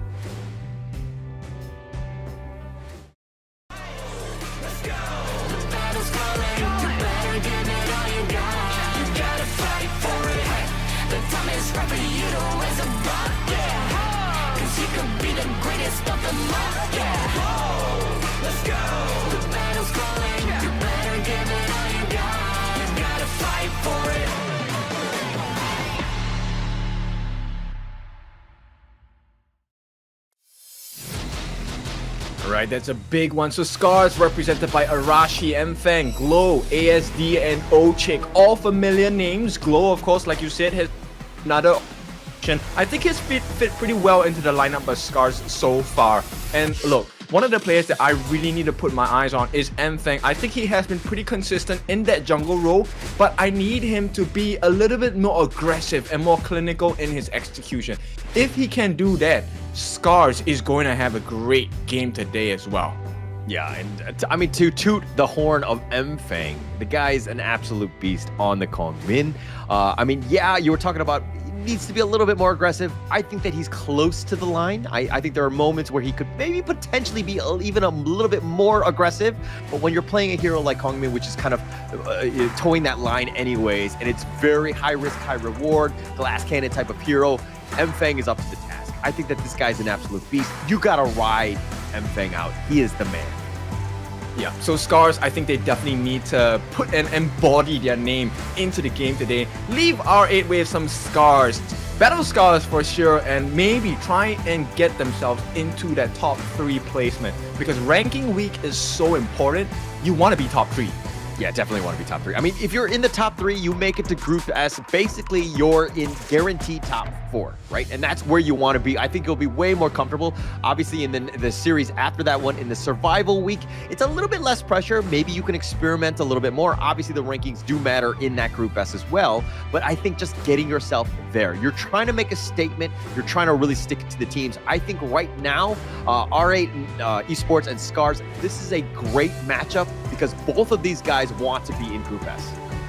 Hey, look, it's a great matchup, but it's also a very important matchup, right? Their fate could be decided by the result of this game as the Pro League continues on to the next few weeks. Right? So I think every game has to be won, and if you can win with a 2-0, that would be the ideal situation because that should net you not and it's all about the points at this point. I mean, being able to 2-0 the team is a huge statement. To be honest, though, I think that this series is going to go the distance. I think that they're going to figure out ways. They're going to counter one another. They've kind of been really sticking it to each other. I mean, R8 has done it in terms of the playstyle. I mean, they've kind of gone a murderous row in that sense, and they did lose a series. But this is one of those moments where it's like, hey, I think that they've learned a lot from this one, and they have the options to take down a tough team like SCARZ. Okay, so right off the bat, once again, teams going for that Liang ban. They want to open up so many options for the team. You can't blame them. And Mai as well going to be followed suit by the side of R8. Yeah, and R8, it's funny because yesterday they were just banning Liang first both times, but it looks like SCARZ has done the work for them. I mean, it's one of those things where they were probably not going to look to pick that Liang first pick for themselves, and they want to kind of keep themselves mobile, but SCARZ banning out the Dharma, they did their research. Got to respect it against Abdo there. Yeah, sometimes being a superstar is not good, right? The fame and fortune will work against you. Now, R8 gonna ban out the Luna, also one of the specialties of Mfang here. And they're gonna start off with the Arlie. That's a big, good start for the side of SCARZ. What are they going to try and complement this pick with? Is it gonna be a Zhang Fei or is it gonna be a Secure? Many options for SCARZ to really consider, right? At the same time, there is still jungle assassins available.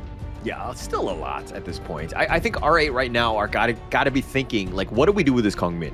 Because SCARZ is not afraid to use this and to kind of run a 4 or 5 man very squishy lineup that just kind of bursts people down. They potentially took down Nongshim with that type of lineup where they were able to kind of blow them up, but Nongshim were able to kind of withstand it, just kind of delay the game till a late game where their items were able to kind of tank all of that burst, and they would kept themselves in this. That said, it looks like they're not going to address that issue right now. Open it up, SCARZ might go that route. the wrath of my Okay, I love this combination of Lianpo and Yixing. It actually makes the chessboard formation much easier for the side of R8 as well, right? So every time they want to use, Xenon wants to use the board, then Mijoj can actually use his burst ram to knock people. That slight delay, that stun, will actually allow them to stick everyone into that board on the side of SCARZ. Yeah, and it looks like they're going to counter with the Mayin and Zhang Fei. They're going to lock those two in right now. The Zhang Fei, like a counter pick whenever you see the Lian Po. Very smart in that regard. R8 going with the Byron, setting it up for Abdo. I think you want to focus on a good hero for him in that first phase of the draft. Very smart pick right there as we get into the later part. Courage is my only belief. Yep, you want to balance out the mobility and the damage offered, right? So Byron, one of the monster clash laners, but Ma Ying definitely can hold her own in the lane. So it then comes down to a mechanical skill understanding and of course your rotations by the junglers, right? Do they want to place a focus onto getting first bloods or kills from the clash lane instead? Yeah, and look at that. R8 with the Kongming ban. They know. SCARZ is like, okay, we can last pick it. We're not going to be caught off guard with this. SCARZ, though, going a different direction, targeting the farm laners, give Arlie a little bit more space, just ban out that Loon, which can be a little bit on the frustrating side. Yep, I mean, it's a even matchup, right? Picking up a Lung against an Arlie, it's one of the best chances to try and tip the scales over. And SCARZ recognize that, hey, one of the main wins, because we have picked up the Arlie, is that this Arlie needs to shine. So ASD, he needs to be kept safe, and so far SCARZ is doing everything in their power to keep it that way. Yeah, look at that. The Lady Soon as well. I mean, look, I think laning-wise it's fine, but you kind of need an option to somehow lock down the Loon, because if he Infinite Vastness, you've just wasted your gank attempt. It's tough to lock the guy down. But R8, with so many farm laners already banned and picked, it looks like they're going to go with the Jing. I like it. The obstacles in my path. Okay, good. This is something that is going to be very valuable on the start of R8. And I think BX has already shown that they know how to play a good Jing, right? Mirror Domain, all of those slices going to cut a little bit deeper than your usual junglers here, because it's going to be in the hands of BX. Yeah, I mean, it's great here because of the fact that if you're looking at the SCARZ lineup, I mean, yeah, you have AoE stuns and you have that control and the pull, but if you just mirror domains, it's like, which one is which? How are we going to lock this guy down? It's not going to be easy. So Jing is going to have a lot more freedom. BX plays these mobile assassin-style junglers very well, and it's going to be hard to pinpoint. Yeah, in fact, it's also about the access into the backline as well, right? The only concern I have on the side of R8 for BX is that if Ochik manages to get the Unbridled Outburst, it's a rarity. At the right time, at the right angle, he could potentially push BX out of that Mirror Domain, which would then cancel her ultimate, you know? Yeah. I mean, you definitely have your outs. And it looks like SCARZ are going to go on the tankier side. Again, this is one of those things where your jungler is kind of forced into play a different style. Generally, Mfang likes to kind of go with the flashy blow-up type of hero. But seeing as that you're kind of lacking a tankier hero to deal with the onslaught that is R8's lineup, you're going with the Menki. Keep your boys alive so that they can do the damage. It might be a little bit of a change, but I think that SCARZ is up for the task. Okay, as it stands now, I am actually more in favor of R8's draft. I like the way that the draft works in theory, right? But the execution, of course, could be very different. It really depends on this first few minutes, especially before we hit the 4-minute mark. If there's no action at all, I think SCARZ will have the advantage, because Mfang should be able to tank up against the majority of the cast on the side of R8, with the exception of maybe BX. Yeah, I think it's funny that you actually just answered my question before I even asked the question. That's how in sync we are, man. You were just being like, hey, which draft do I like? But I do agree with you. I do think that this draft is going to be quite good. I think BX is going to be someone to watch. I don't like the fact how SCARZ had to kind of counter draft and kind of let Mfang just be the damaged sponge. That's really not his playstyle. You gotta let the man fly, and this is not a hero. I mean, technically it does fly, but it's not like a damage dealing, high flying type of hero that he normally plays and it excels on. We'll see, right? End of the day, we have theories, and then we have the actual practical effects coming in from the draft itself. Really comes down to the execution. It's rarely the heroes, it's more player. Now, R8 against SCARZ, this is going to set the tone for the rest of the series. We've already seen our first 2-0 today in the first series of the day. Is it going to be the same case here? We highly doubt so, but you know, we've been proven wrong many times. I mean, until we've been proven wrong, almost every game in the KME has gone to 2-0. Not to say that they haven't been competitive games, but we just haven't seen that distance, that fight, so to speak, of just being able to pull it back into that third game. It can be demoralizing, totally understand, but I think that these are the teams, if we're going to have any series that goes the distance today, I think this is the one. Yeah, and SCARZ, I like the start to the game itself. They're going to try and funnel all the farm into AFD's hands, and already starting off the game great. So R8, not in the best position available now.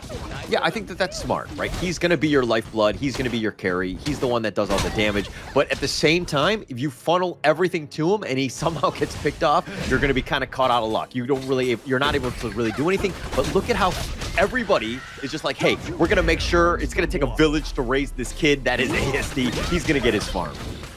Oh, this is a very strong village at this point. Oh, a nice catch in terms of vision. ASD walking into 2 here.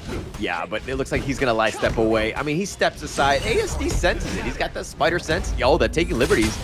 Doing a little bit of work on him, getting him a little bit on the lower end. But with that leaping savior, all in all, nothing to worry about. Yep, so I think this will net SCARZ the advantage, at least in this first 2 or 3 minutes of the game. The big swing will come when the first Tyrant of the game comes out, right? Then we'll see. If SCARZ secure it, I think there is a very huge advantage they could play off of. Yeah, I think that that's going to be super helpful, right? But again, let BX get his farm. Mfeng is going to kind of use that in return. I think in the same way, R8 needs to ensure that the Jing does get as much farm as possible. Let the man get going. Abdo can play, the wingman in that sense of just kind of keeping him alive. But they're looking to go the mirror domain, Glow over the wall, not able to get away, and BX will get first blood. All of that work seems to have gone down the drain a bit, right? Giving the first blood, this is not ideal on the side of... If they can get a return kill before that 4-minute mark, that would be great, especially if it can go into the hands of ASD. But I find it really difficult because R8 already rotating down. Yeah, but this is the meta. This is what's happening now. I mean, R8 are kind of ahead of the curve in the sense that they know that they can play a little bit more high-flying burst ram forward. ASD somehow surviving, gets that healing due. But again, to my point, R8 right now playing very fast. You want to be aggressive, go for those burst damage, and they've made Glow pay. Yeah, it's a nice situation for the side of R8, right? They know how to recover their farm, but more importantly, they know how to set up the kills. While it didn't really work at the first attempt on the farm lane, it is showing that this is a risk for ASD. He's not that farm just yet. Not yet. Give the man some time, but he is falling a little bit behind in terms of that matchup. ASD being harassed, that Tremor Smash knocking him up. You're gonna light step into it, and it looks like Glow will now show up, and he says, let it go, but there's nobody home. Yep, they want to let bygones be bygones on the side of R8. Hey, we took a kill. It's okay. Go get some rest. Yeah, but ASD down. I mean, he's, again, your win condition. Getting that pick off pretty huge. Xenon trying to play around with Ochik here. Tried to get that taking liberties onto him. But Mfeng dealing with the lane, being pushed around. But he's like, I'm actually very tanky and super cute. Yep, too cute to be taken away, right? At this point, BX... Look, he has a significant level or EXP advantage against Mfeng, right? They're both level 7, but BX is already so close to getting his level 8. He just got it as well. This level difference might hurt not Mfeng, but the rest of SCARZ. Yeah, and actually it's a little bit worrying because he could just kind of come in and burst you down. I mean, Mfeng is probably not the target that's going to be able to do it, but he's got eyes on Glow. He goes directly for him, and with that first ram, they slice him down like a pair of scissors, and Mfeng goes down as well, and Ochik, all he can do is watch, not even use that umbrella outburst on him. Oh, BX, he has been sharpening his blades this entire game, and with that kill, he secures the level 8, gets the Azure Golem as well, and this should be a pretty much secure Tyrant, which is going to amplify the farm that R8 already have. Yeah, my gosh, look at how good BX has been doing, right? Like his impact, the fact that they're like instantly like, we go for this guy. Majoj is already on the other page. They cut off the angles. They get this nice little stun lax with those burst rams, and through it all, R8 again. This is why this team is on the rise. They've done so well, and they're up 4-0 with a 2.3K net worth lead. Yep, and here's the trickle-down effect, right? So whatever success that they find, especially on BX's hands, it means there's a lot of space for Real EG. And Real EG has been left untouched this entire game. Yeah, which is going to be scary. I mean, the D-Renche, once he gets going, once he gets those items, he's going to hit like a truck. And I mean, on top of the fact that BX have been creating a lot of space and getting those kills and is the highest in terms of net worth, it's going to be a 1-2 combination that's going to be instantly deleting heroes across the map. Yeah, look, the 4 kills have kind of dwindled down all of the advantage that ASD has been getting for himself, right? So even after all of the action, he's actually close to matching in terms of gold with Real EG. Yeah, he's been on point, right? I mean, he's eventually getting there, but now Arashi being chased away by BX, and Arashi will just sprint away, does get to safety, but now SCARZ sticking together with 3 members, dealing with 2, or now 3 from R8, but being pushed back, no space. Yep, and all of these kills has been taken away with the life of Glow, right? So this is hurting him quite a bit. He doesn't have any damage to offer. Yes, he does offer the utility of having the frozen state, but it's not helping the team. Yeah, it's not really helping the team. He's a level behind, definitely net worth. I mean, they've kind of funneled things more to ASD at the start. You know, he has not had the greatest of time, but again, he's thinking more of like utility and not really looking for that long term. But ASD will take the top T1. They're going to move on, which is going to be great. BX on the prowl. Yeah, it's actually a little bit scary, right? At this point, ASD, if he gets get caught out by BX, The world is my board. They're going to connect on to 2. They're taking liberties. The Unbridled Outburst pushing them away, though. They've got the snap back. Arashi trying to go in for this one, but through it all, it looks like Arashi's the only one to fall. They tried to go, but now BX is angry. They're looking to go. The Stampede, he is not there. Glow is going to be killed, and they get a 3 for nothing. Oh, Abdul just taking a stroll in the park and getting a assist for the team there, walking right into the backlines, catching out Glow as well. And look, they are so good. This is the strength of R8. Not only do they get the kills, they always successfully translate into multiple objectives on the map. I mean, the conversions are unreal. Like, understanding where the lanes are. I mean, the dream roam back to safety, but they take the T1 mid, and that's pretty much what they wanted. BX was not going to fully commit for that one, but this man is on fire. He's 4-0-2. Yep, and he's close to 2,000 gold ahead of his counterpart, the Menki, right? So Mfeng, this is a tough position to be in, and maybe you were right? This discomfort, not ideal for Mfeng. Yeah, definitely not. And look at this. Arashi now just trying to stay alive. I mean, if we're going to check out this replay just to see what's going on, it was a decent dream roam, but there was no follow-up. The board was perfectly set up. They really had no chance. The Unbridled Outburst just trying to create a little bit of space, and then Arashi tried to go in, but way too deep. Too many members of R8 there, not able to kind of compound that into a kill, and that Stampede just like not enough, and 3 members down in a blink of an eye. This is the strength of the Yixing, right? So the moment he knew Mfeng was going for the Dream Roam, he already started to lay that board down. So with the delay itself, he actually managed to catch up quite a few people in the side of SCARZ. But more importantly, it was the baiting in done by Ryoichi, pulling Arashi right under the turret, committing his flash to save himself. That was what turned the whole fight around. They're going to look to go. They found him, and Glow instantly deleted. They find him out, and Michoko's getting back to safety. The Dream Roam not able to go, and it's a Nightmare Roam as he goes down. The world is my board, locking him in. And yeah, he's in Ferrari form, but he's trying to fight under the tower. This is not the greatest of places to go, and Abdo goes down. Michoko's just so low, as well as Xenon. It looks like they're going to dive in. Ochik does get that kill. Ochik somehow, he goes down as well. 3 members down, but trading with 2 from R8.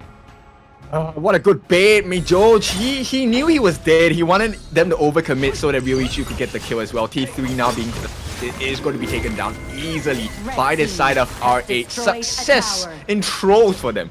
Yeah, PX and Ryoichi just so much damage. Look at how quickly they go. Their Mfeng is just trying to defend, not able to do it. They do get the T2 mid, so it's again just way more openings. The Vanguards will now push, and R8, this is their game to lose. Yeah, I mean, Ryoichi now, he's the best person to bring to the arcade with you. The amount of tokens he's throwing, insane. Token, go token, blue token, red token. And then you win yourself a big plushie, right, in the form of Menki. Mfeng is the plushie prize. All right, I don't think everyone understands the arcade thing. Some of the kids might not have been, old enough to kind of talk about arcades or seen one, but it looks like the first ram away. Ryoichi doing a little bit of work. SCARZ just trying to defend their own jungle, but it looks like they do end up smiting it. Mfeng gets his blue buff. Yep, and this is the perfect situation for R8, right? Look, they are about close to 7,000 gold ahead of the side of SCARZ. Yeah, and look at this. It's just the 10-minute mark. The Shadow Overlord just spawned. It seems like it's been 15 to 18 minutes already because of the fact that, SCARZ has been punched so many times. I mean, they're down about 4K. This is a tough situation, and they need to figure out a way to get back in this game. Not an easy task for SCARZ. No, and R8 made the very brilliant decision of actually pressuring the bottom lane instead. So this is opposite of where the Overlord is, which means that SCARZ will find it really difficult to test for future objectives because they have to deal with the Mega Minions or Super Minions in the bot lane. Yeah, it's super smart. I mean, ASD can't even go to defend. I mean, he needs to constantly just worry about that bottom lane. R8 doing such a good job of just kind of taking the top and the mid. This is where the true assault is going to happen, especially with those Vanguards. It's going to be a patient game. We will siege when we're ready, or they're preparing the trebuchets. They will be good to go soon. Yeah, and I just want to focus once again on Xenon. He has been phenomenal in this game. Very good positioning. At the same time, he has been playing very aggressively in accordance to his passive as well, baiting people in. Yeah, I mean, that's the biggest thing, right? I mean, you have the world is my board, but it's all just a ruse that in that sense. The Unbridled Outburst on the 2 does connect, and that's going to do a little bit of work. But here we go. BX trying to go in. Ochik is going to be the first to fall, and it looks like they want to go in for this one. And Abdo not trying to find his target, not able to do so. And through it all, it looks like they will run away. R8 lose nothing, but they only take down Ochik. Arashi, I have to give him commendations. That was a sick play. He managed to outplay everyone on the side of R8. Did have to come to flash though, so there is a little bit of a dilution on the attack power. Oh, he's gonna try to get serious. Abdu with a nice 3-man stun. Oh, he turns it around. Joe's coming out of left field, gets the kill in a team ace, and it looks like RA will take game 1 in style. Oh my goodness, look at what it means to them. They are so happy that I think they were convinced that they should have won the series clean and easy. And you can tell, they really love it. I mean, their team fight is just unmatched at this point. They're so good, just going in at the right time, coordinating it where like just somebody just barely gets out of position where they have that 3-man stun. Majoj, that's going to be a highlight reel. I cannot wait to see that coming up. Beautiful. I mean, that was, I think Abdo as well. 3-man knockup, insane. That's what you want from a class lane, right? Okay, what, you banned out the Dharma? I can hit multiple people with my Byron as well. So beautiful teamwork on the side of R8. But I don't think this was the worst performance by SCARZ. In fact, I think it was pretty okay. Just that they made a very huge risk and bet that ASD was going to have a good game with the lead that he had. Unfortunately, he got killed off, and all that lead went over to R8. Yeah, and this is my concern with those types of drafts, those 4 protect 1s. Because it's very obvious, like, not only are you trying to do that, but the enemy knows that you're trying to do that. And they're going to limit him, or they're going to try to prioritize him as much as possible. Once they got that early kill, I was kind of like, okay, SCARZ, I don't think they're going to be able to do it. If he was able to snowball and get all that farm, and to continue on, and maybe he was, like, untouched throughout the game, he would have had that space to be able to just really blow people up. Not able to do it. Again, R8 did a great job of just limiting what that ASD was bringing. Yep, I think the formula could have been slightly different, right? They could maybe take a page out of R8's book instead, right? R8, they went a different direction. What they actually did was to funnel the farm into BX first. And with the aggressions by BX, it then opened up the map for the rest of the team. And you can see Ryoichi, he benefited off of his teammates' efforts as well. At close to 9,000 gold, he was hitting like a truck, but only because BX was down there just taking the lives on the side of SCARZ.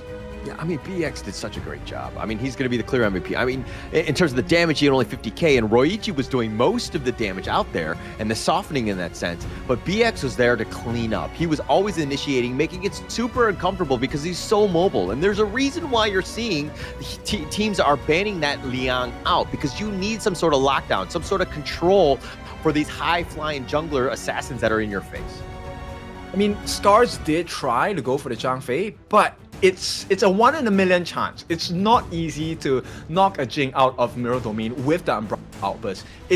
You have one chance. Are you gonna miss it? Are you gonna take it? And even if you do, all she needs to do is to switch places with her mirror image, and there we go. That is worthy of the MVP. BX 7-0-6, one of the highest scorelines KDAs we've seen in the competition so far.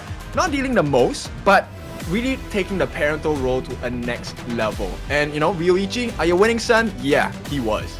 Yeah, we're definitely winning on that one. I mean, that was such a nice setup by BX. Glow thought he was safe, but the mirror domain was perfectly placed, where it's like, hey, you dash over, I've got my image on the other end, and I'm able to take it out. His positioning is just flawless at this point, catching them out. Once you've got one guy out, then you can slowly pick off the rest of them. And now this is a potential Dream Roam. Enfeng going in for this one, not really on where you want to be, which is under that tower. Arashi tried to make it happen, and once one person goes in and kind of gets a little out of position, and then you see the others kind of jumping in, you're all going to have a bit of a rough time. Yeah, and I know we were gushing about Glow and how well he plays, but this game, he was put in a tough spot. He was actually the feeding device that R8 was using to funnel all the gold and EXP himself.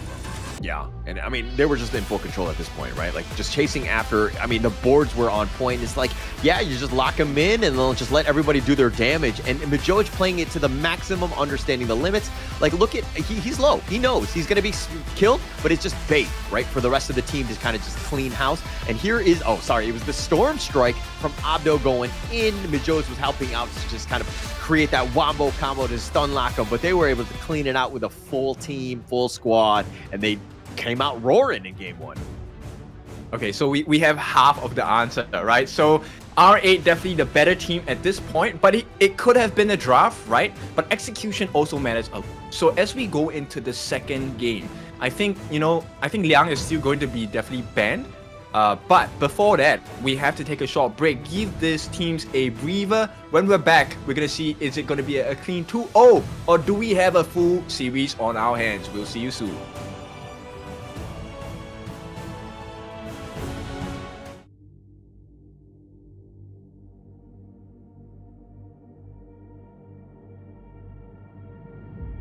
I feel it deep flowing through my blood.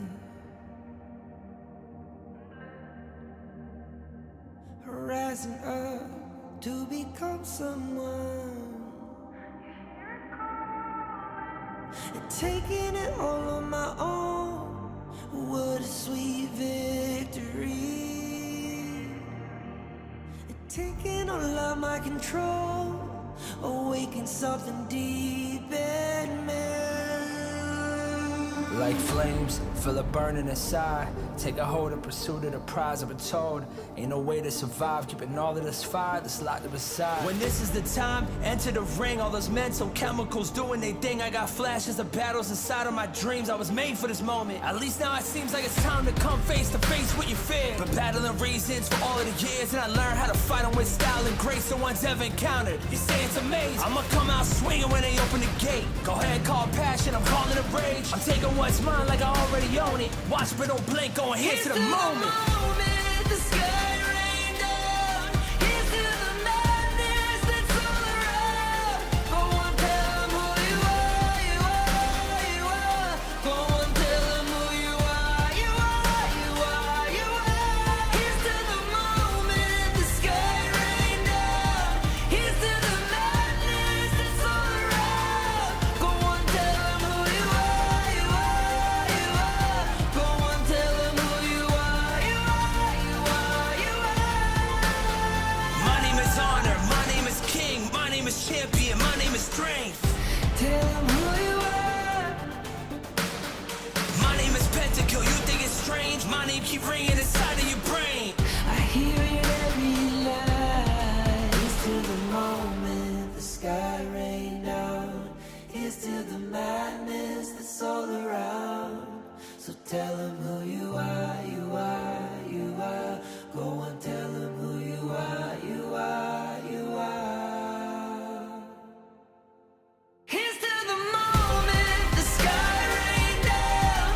Here's to the madness that's all around. Go on, tell them who you are, you are, you are. Go on, tell them who you are, you are, you are, you are. Here's to the moment the sky rain down.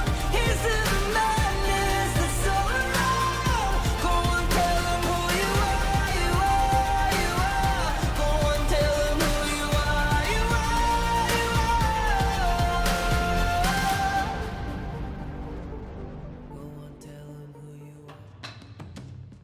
Alright, with a dominant performance so far against SCARZ, this is going to be the potential ender of the series if R8 takes another win. Yeah, and I think that, SCARZ need to play to Mfeng's strengths. Let the man out of his cage. Let him do his damage. Let him, be that high-flying assassin. That's what we want. This is what the people are here to see you, Mfeng, and they want to see you on, like, Kong Min. They want you to see on Fate. Whatever it is, you got to get in there. Global ban pick, if we're going to see exactly what they went with the manking on Mfeng. I think that, again, you're just not utilizing his skills to the maximum. Yeah, maybe not enough damage, right? Because there's a lot of focus on the fact that ASD needs to be the main damage dealer team, and once you only have a singular target, it's pretty easy to get to have the opponent team kind of push you down and really just choke you out. Yeah. I mean, they're going to try to do that at this one. I think R8 right now are in prime position. They're very comfortable. They're in a great spot right now, especially in the league as well. I mean, they're second place, tied with Gen.G at the moment. If they were able to pull this one out, again, Gen.G is coming up in the next series. We'll see how that one plays out. But R8 right now in a great spot to be in the potential Group S right now. Yeah, this is a priority position, right? All the teams want to be in Group S because it is a soft guarantee you're going to be winning this entire pro league, which nets you close to 10,000 USD in cold hard cash. Okay, maybe not cash, but your bank account is going to be buffed up. That's the gold buff we're looking for. But more importantly, you are also sent into the big leagues in the Esports World Cup.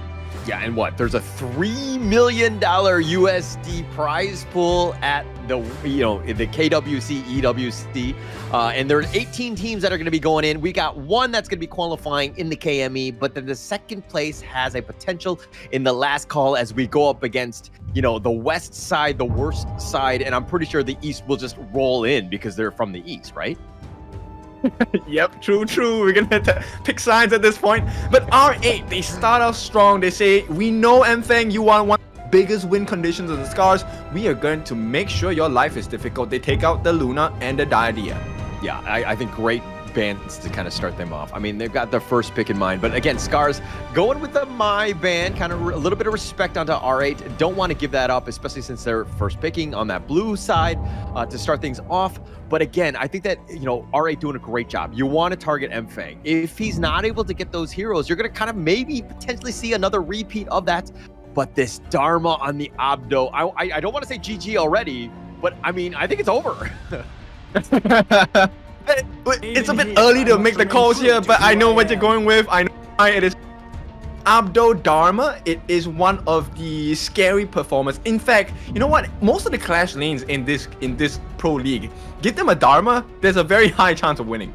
Yeah, no, Abdo is amazing on this hero, right? And just being able to set it up. But it looks like SCARZ are going to go with Sakir, a very, high-flying mobile roamer, which can also potentially deal with the Dharma when he jumps in. Again, my only concern right now is that spacing, because Abdo, once he finds you, he's like a heat-seeking missile. He's going to blow up everyone with collateral damage.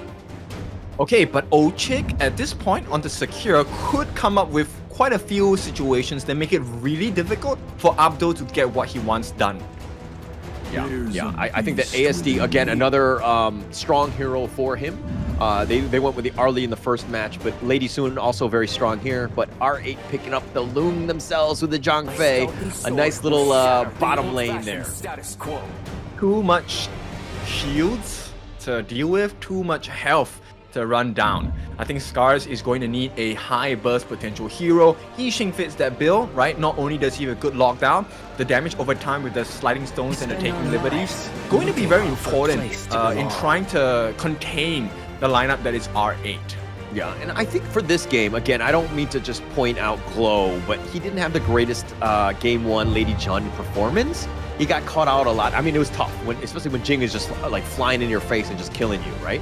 But I think he needs to be a little bit more careful with his positioning, ensure that he doesn't get picked off, because he died a couple times a little early, and BX just got that snowball going. I mean, it's tough. Lady Chun, not exactly the tankiest hero, right? Pretty squishy as well. And when you don't have your Ocean of Tears, that extra save mechanic is gone, especially when you don't have Flash. And I think he had to commit Flash pretty early. So R8 very adept at forcing resources out from people. Now SCARZ, they ban out the Lam and the Noir for good reason as well. Death from Below actually allows you to get out of Yixing's ultimate. Yeah, would have been a decent chance going into this one. And again, I think BX right now, like, he's the guy that you really want to target. Again, the Nua, it is what it is in terms of the mid lane. I think it's more of like a matchup thing going up against the Yixing. I'm not sold on that hero. I don't think it's even worth banning at that stage. But again, it's just like they don't want to play against that playstyle, right? But it looks like SCARZ are going to go with the Charlotte here as the second phase of this draft is underway. Okay, I think that's a pretty decent pick going up against the Dharma, right? You can match the pacing. And now R8, they're looking to kill off this game. If they lock in this Ogren, I think this is a great position for R8 to be in. Then it really comes down to SCARZ, because once again, you are putting them in a position. Do you really want to pick up the Kongming against an Ogren? Yeah, I mean, not the easiest of things. Like, normally I'd be like, yeah, anything. But okay, they're gonna go with the Fade, potentially get onto those backliners, which is gonna be Lady Chun, who's gonna be the most vulnerable. Doesn't have that get out of jail free card like the Loom does. Won't be the easiest thing, but they're playing to their team strengths of Mfeng, right? This is a guy that wants to be, on that assassin trying to get in. Won't be the easiest thing, especially since R8 has all those bodyguards, so to speak. I mean, the Jade Seals, this is a great composition coming out from SCARZ. in theory, right? If you can melt them down low, right, Amfang will be able to get the instant execute. Is a secondary version of the Ogren Seer state, right? That's one of the strengths of having a Fade in your team. But who's going to be the one to be able to tank the damage coming out from R8 when you try to make this situation happen? Yeah, I mean, it's not going to be the easiest lineup. I think SCARZ right now, it really comes back to Mfang, how he gets going. Is he able to find ways to get to that back line? And, you know, to R8's credit of just being able to protect their squishier lineup in terms of Xenon and Roichi, they're going to have a good time. Because the rest of them, you got an Ogryn, you got Abdo on the Dharma. I have a hard time, you know, voting against that. Yeah, Mijoj with the Zhang Fei as well. Leaping Savior actually going to be pretty critical in the fight itself. But then once again, okay, I hate to say this, but look, Glow didn't have the best game. But if Glow has a great game this time, it definitely could swing into SCAR's favor. All they need to do is get the perfect sliding stones, perfect taking liberties, and if possible, perfect the world is my board. Yeah, it would be huge. I mean, just being able to set that one up, if he's able to do it, not the easiest of things to do, especially since, you know, they might be able to just flash truth on top of you, pushing you away. It might be tough, but Ochik, might walk into this one. Okay, I thought it was good. They were going to ambush him, take him out. Yeah, but right away you can see, you know, BX already trying to get the steals in the camp, manages to get that first camp in the mid lane, and this is going to put Mfang again on the back foot. Yeah, it's not going to be great. He needs to get going. Give him space. Let him be the 4 Protect 1. I mean, obviously you have ASD who can just definitely support and contribute, but probably not till the late game. And now Glow, they're going to do some damage onto him with that Mulberry power. Mijoj taking a lot, and he's going to be scurried away. Glow flashing forward, trying to get it, but the Leaping Savior, and here's Roichi like a superhero coming in.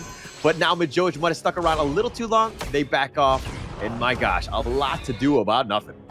SCARZ, they're not happy with that. I guarantee you. ASD was a little late to the party. They definitely could have taken Mijoj's life at that point. But ASD, I think they just didn't get the comms early enough. He was still trying to clear the waves in the bot lane.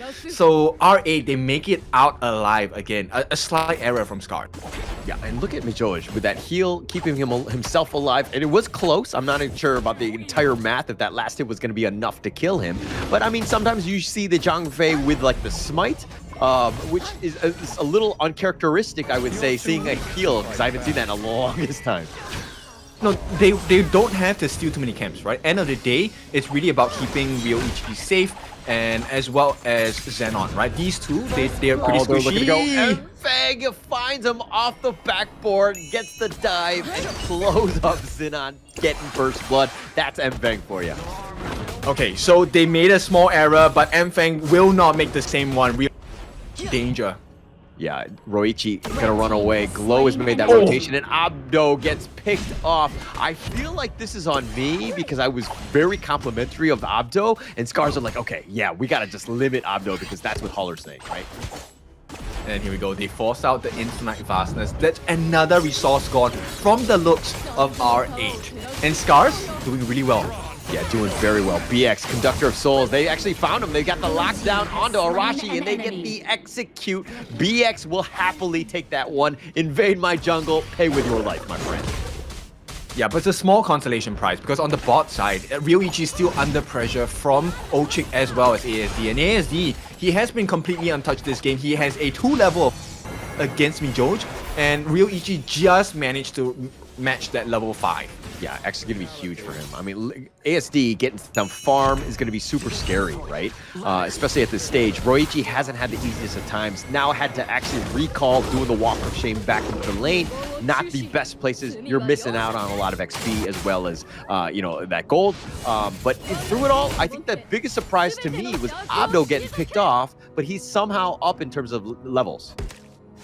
I think it could have been the lane freeze, right? That was probably the only explanation at this point. So it means that Arashi missed a couple of waves of minions as well. But the big deal at this point for SCARZ is the fact that ASD, consistent pressure in the farm lane, this is going to translate into a very huge, especially if ASD gets the gold advantage. Yeah, that's going to be huge at this point. Ochik and Glow looking for the right angle, but look at how Mfang sticking around on that wall, like a fly on the wall, could potentially go. The Mulberry power onto him, but 4 members of R8 are like, hey, we are here. We want this Tyrant.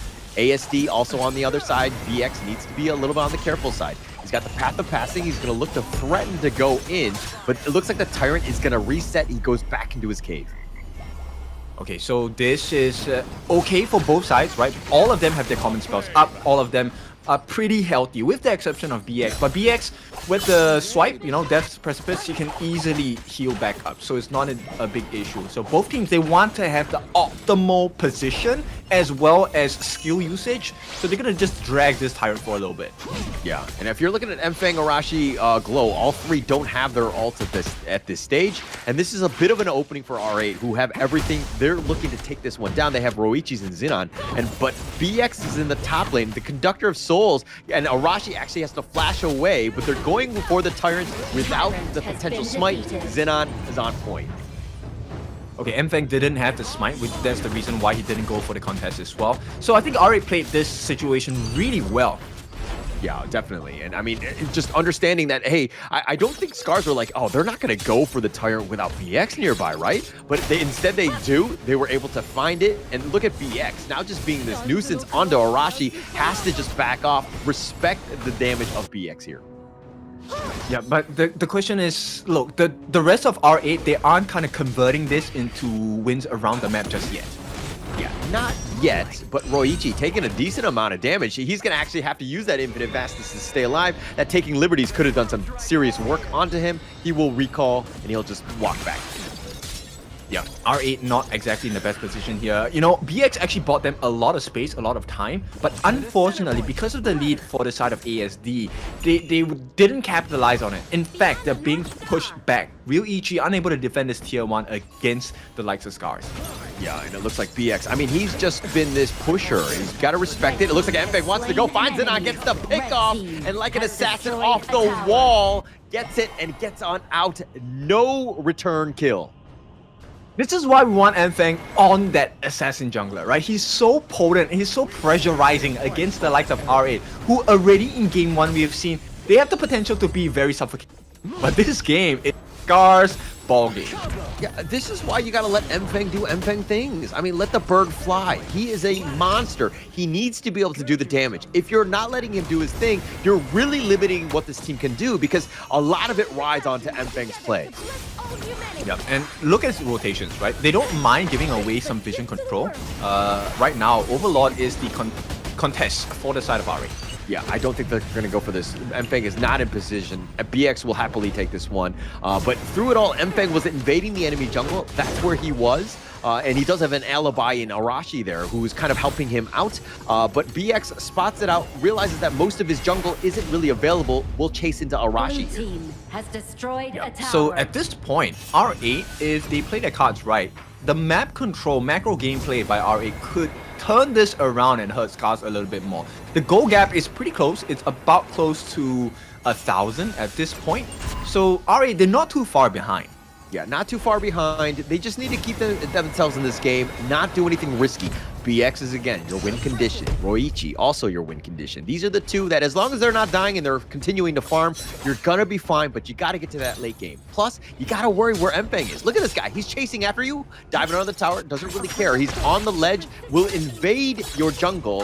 And again, this is why the Mfeng fade kind of annoying, because look at him. Like, how are you gonna deal with this? And they want to go for the Mulberry power, and they find him, and Mfeng slices him down, and he gets on out like a true assassin.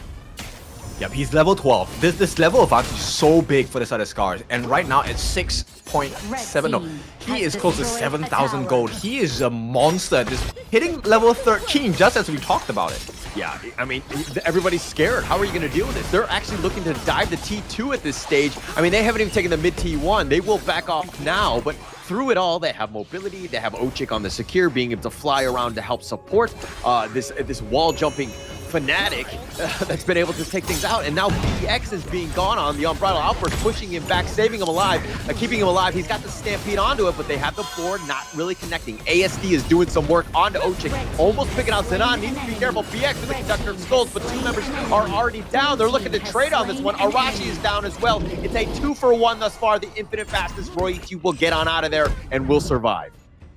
Okay, he's not going to be greedy on the side of RH Rio EG, but right now I think SCARZ is definitely in a great position. ASD could be the one to put a lot of pressure around the map as Mfeng going for more. Oh, he finds Roichi. He's like, okay, your first class ticket was gone. You used it, fine. You don't have it, I'm gonna find you again. I will catch you down, and that was a long time grudge, and he ended up making Roichi pay for that. Yeah, a different story of Enter the Dragon at this point, taking him out.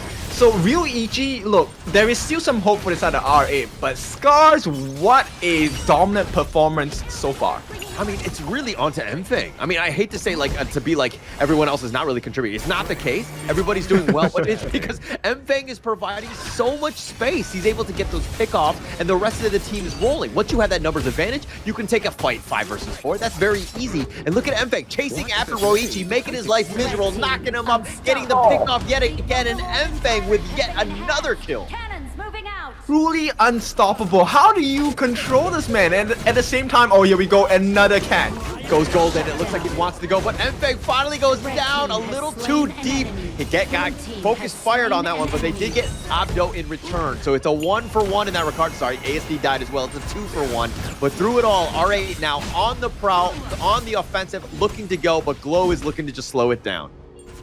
Okay, it's a great recovery by R8, but I think Ryoichi, he needs to do well to not go on his own anymore, right? He needs the support, he needs the Leaping Savior as a saving grace against the likes of Mfeng, and in this way, they can actually take up a fight against SCARZ. You have seen the potential of a turnaround, but R8, they need to play all of their cards right and perfect. Yeah. I mean, at this point, they bounced back. They found ways to get back in. Yes, they're still a little bit behind, but the scales have tipped just a bit. Obviously, we're talking about this beast that is Mfeng. He's still level 15, still chasing after Roichi. Roichi just wants to run away. He's going to go Dragon Form, just very scared, tail between his legs. He flies on out of this one, and through it all, it looks like Mfeng will be like, this is my jungle now. Yep, and he's alone again. Mijoj is nowhere near Ryoichi, where Mfeng is finding all these gaps. And when you give him a gap, Mfeng is going to take it. Yeah, I mean, he's going to take everything at this point. Look at him. He's just in the enemy jungle, looking to take the bottom T2. He's just got so much farm. Taking over. R8 right now, BX is on the defensive, just trying to find whatever scraps he can. He doesn't really want to skirmish with Mfeng at this stage because of the damage differential.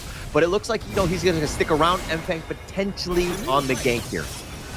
Oh, they're going to try for the 1v1. Yeah, I mean, I don't think he actually goes to the Conductor of Souls. Mfeng just spots it out because he sees that Abdo is also in the vicinity. He jumps on the ledge, tries to get out. The Umbrella Outburst pushing 3. That's a nice one.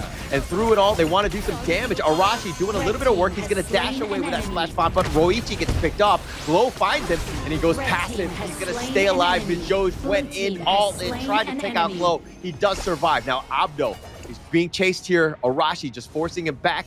But through it all, it looks like it's a 2-for-1 in favor of SCARZ. Yeah, man, Glow this game, he's doing so well. 12-minute mark, that is the moment that his passive got procced, right? So maintaining initiatives down, and the cooldown for this skill is 1 minute. So, R8 have 30 seconds to try and get a kill on the SCARZ. Yeah, in the same way SCARZ can play. I mean, Glow just needs to stay back. I mean, he needs to be careful. He might run into Abdo, who's kind of in that the northern side of the jungle. BX is looking to chase after him. They know that they have this target. But through it all, Glow just sticking around, just making sure that he stays alive. SCARZ invading the enemy jungle, trying to grow that lead. Good presence of mind, right? So SCARZ, they are a team of quality as well. They know what's the risk. Abdo, I don't think he wants to stay here. This is going to be a guaranteed kill for this other. Yeah, definitely not at this moment. Abdo has not really been able to find that perfect truth yet. SCARZ has done such a good job because they're look at how scattered they are. They're looking to go for this one. They do have the knockup onto Abdo, who Formless is back to safety. The Conductor of Souls onto BX, but now he's been stuck around. He's been blown up. ASD has that damage. The Forbidden Domain just not enough, pushing them away. That's a double going the way of Xenon. Infinite Fastness. Roichi will survive. Mijoj is not as lucky. He does not have a dragon to fly on. Abdo is a little on that low side. He will go back into the fountain, and through it all, off a double kill off of ASD. SCARZ knocking on the door on the top T3. Yep, they're out of time, out of damage as well, and at this point, could be very well out of this game. Two-man defense. No, he goes for the truth. Abdo goes all in, not able to do it. And the Soul Minion surviving. Do they have enough? Oh, here's the next set of wave. And SCARZ will even the series 1-1. We're going to go to a game 3. Okay, we have a game on our hands here. Finally, this is SCARZ we've been waiting for the entire series, right? So at this point, beautiful gameplay. Is this the best performance by SCARZ? I don't think so. This is just the usual SCARZ that we expect. Yeah, but this is I'm pretty sure they can be even higher. Yeah, this is definitely that level, right? This is what we were expecting. I was talking about the fact that you gotta like unleash M-Fang. Let the man work. I mean, he's got a fade. This is the perfect one. I mean, they tried to try to target prioritize him a bit in terms of the bans and things like that, especially with like a Kong Min earlier. But this is the one where, again, let M-Fang. You got to draft around him. You got to work around him as well, because once he gets going, he's almost unstoppable. Yep, and this is similar to the formula that, you know, R8 was doing just now, which was give the jungler lead. He's going to have to all of those gold to the side of his farm lane, and they will definitely flourish as the game goes on. Yeah, for sure. And I mean, look, like SCARZ bounced back. We knew that this team is a very resilient one. They are not really phased by things that are going on. I mean, yeah, you lost the game, and some teams will falter because it's like the whole motivation is gone, the momentum and all of that. But this is a team, again, I have high expectations of SCARZ because of plays like that. That game 2 was a chef's kiss. Okay, so great for the side of SCARZ. They got the fade, but now that option is gone, right? So what do they go with in game number 3? Now, this is a closer, right? Kongming, they know on the side of R8, that's one of the big win conditions. They are definitely going to ban him out. Or if they allow the pick, there's going to be a counterplay somewhere. Look, if you don't have heroes to pick in a best of 3 in global ban, I think you're doing something wrong, right? I think that they will be ready. M-Fang will have that one. But let's talk a little bit about the stats here. I mean, if you're looking at what M-Fang did, he has 6-2 and 5. I mean, he was an absolute monster. Highest net worth in the game with 11,000. That is a typical M-Fang game. That's what we expect. Yep, and I have to comment. Glow, this game, he hit the markers very well.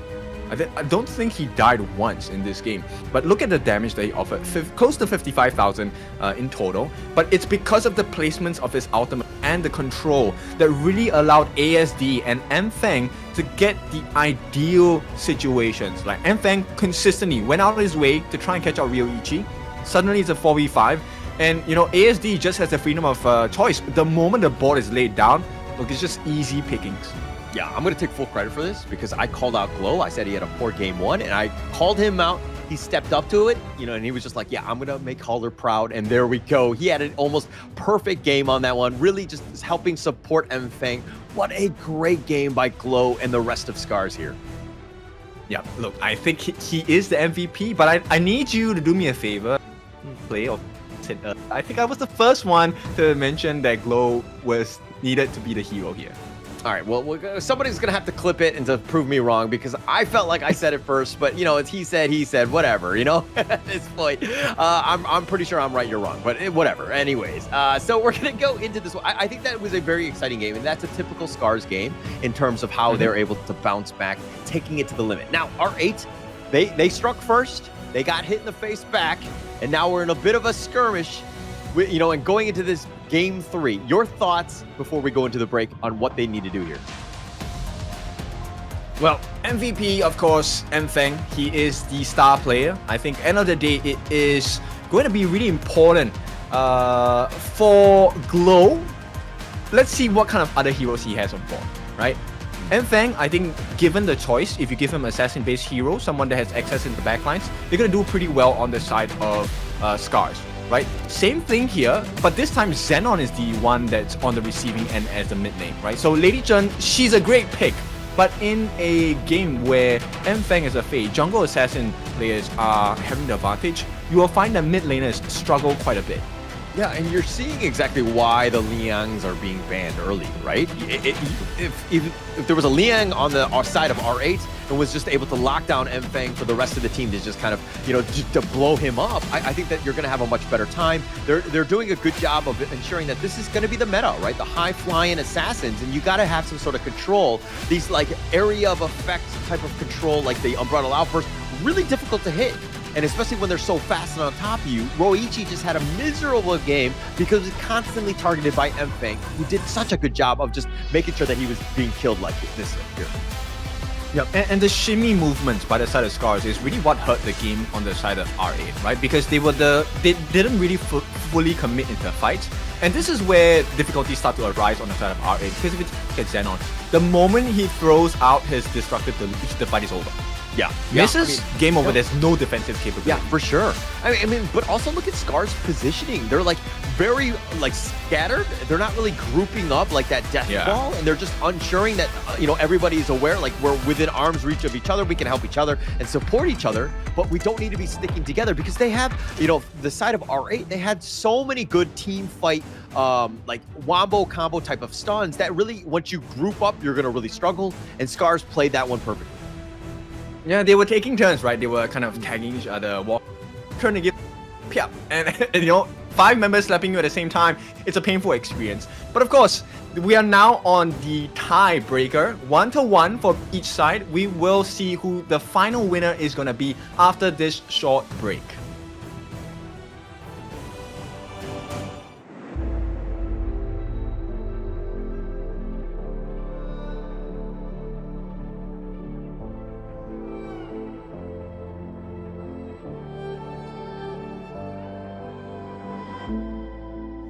Strangers to the fallout, it's what got us here. Ever changing, some chameleon, blood, sweat, and tears. We'll never make it if we fall to everything that brings us down. With a comeback is now.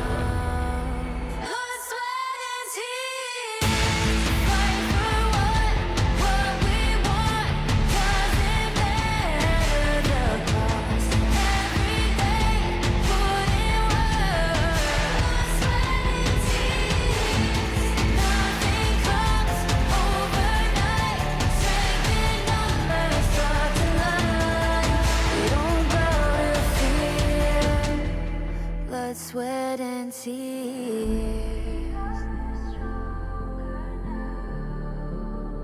Every day, put in work. Blood, sweat, and tears. Nothing comes overnight. Strength in numbers start to lie. We don't bow to fear. Blood, sweat, and tears. Blood, sweat, and tears. Fight for what we want. Doesn't matter the cost. Every day, put in work. Nothing comes overnight. Strength in numbers start to lie. We don't bow to fear. Blood, sweat, and tears.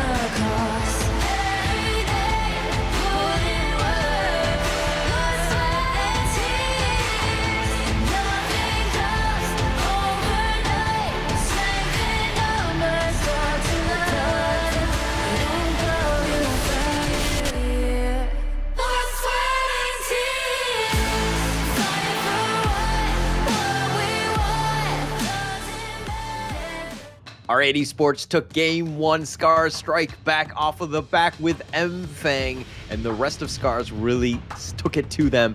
Won that, you know, in a devastating style, I would say, in that game 2. They did such a great job. But, you know, my name is Holler. With me is Kindofu, your favorite kind of tofu. You know, your thoughts on that game? This is our favorite situation. We wanted a 1-1. We wanted the series to go to the full distance. We have to give props to you. You called it out, right? This is probably one of the most exciting games we have had just yet. And I think we're going to come to a banger of a conclusion because right now, I think both teams have showcased what kind of strengths they have. Curious to see what kind of strategies they will employ at this point. Both teams, here's the thing, they picked up the Lady Jun, did not make it work, so they lost that game in the series. There's no more Lady Jun to be played on either side. Right now, both teams will be looking to play to their strengths. And I think with the success of assassin junglers for both teams, we might see another contest here. Yeah, I think that that's going to be the huge, focus, right, in terms of this draft, of making sure that BX on the side of R8, Mfeng on the side of SCARZ are able to get the high-flying jungler that they want. Ensure that those guys are prioritized and let them succeed because they can carry, as you saw in that game. You saw BX just dominating game one with that Zing and then just had a great time, right? And then in the second game, you saw Mfeng, just on that fade, just tear it up. So it really comes back to this game 3. How are they going to end up drafting it? I think both teams, now's the time to take the risk, right? Okay, the risk does not mean you open the Liang. I think Liang still has to be 100% banned in this particular game itself. And in fact, I would consider going for other assassin junglers like the Pei, like the Luna. But in this case, right, most teams, they would prefer a Pei versus Jing matchup, which has already been used. So it really depends. I would definitely want to see a Luna in this game. I think either side can perform really well with a Luna, but it comes down. Prio pick this time going to R8. Okay, I have a bit of a confession to make. I was watching the KMW, which stands for West/Worst, depending on how you want to look at it. But I was watching one of the games with OG, right? Just to see exactly how they're kind of shaping up themselves in terms of this meta. They went with a Byron Clash laner and they went with a Pei jungler, Dao on the Pei.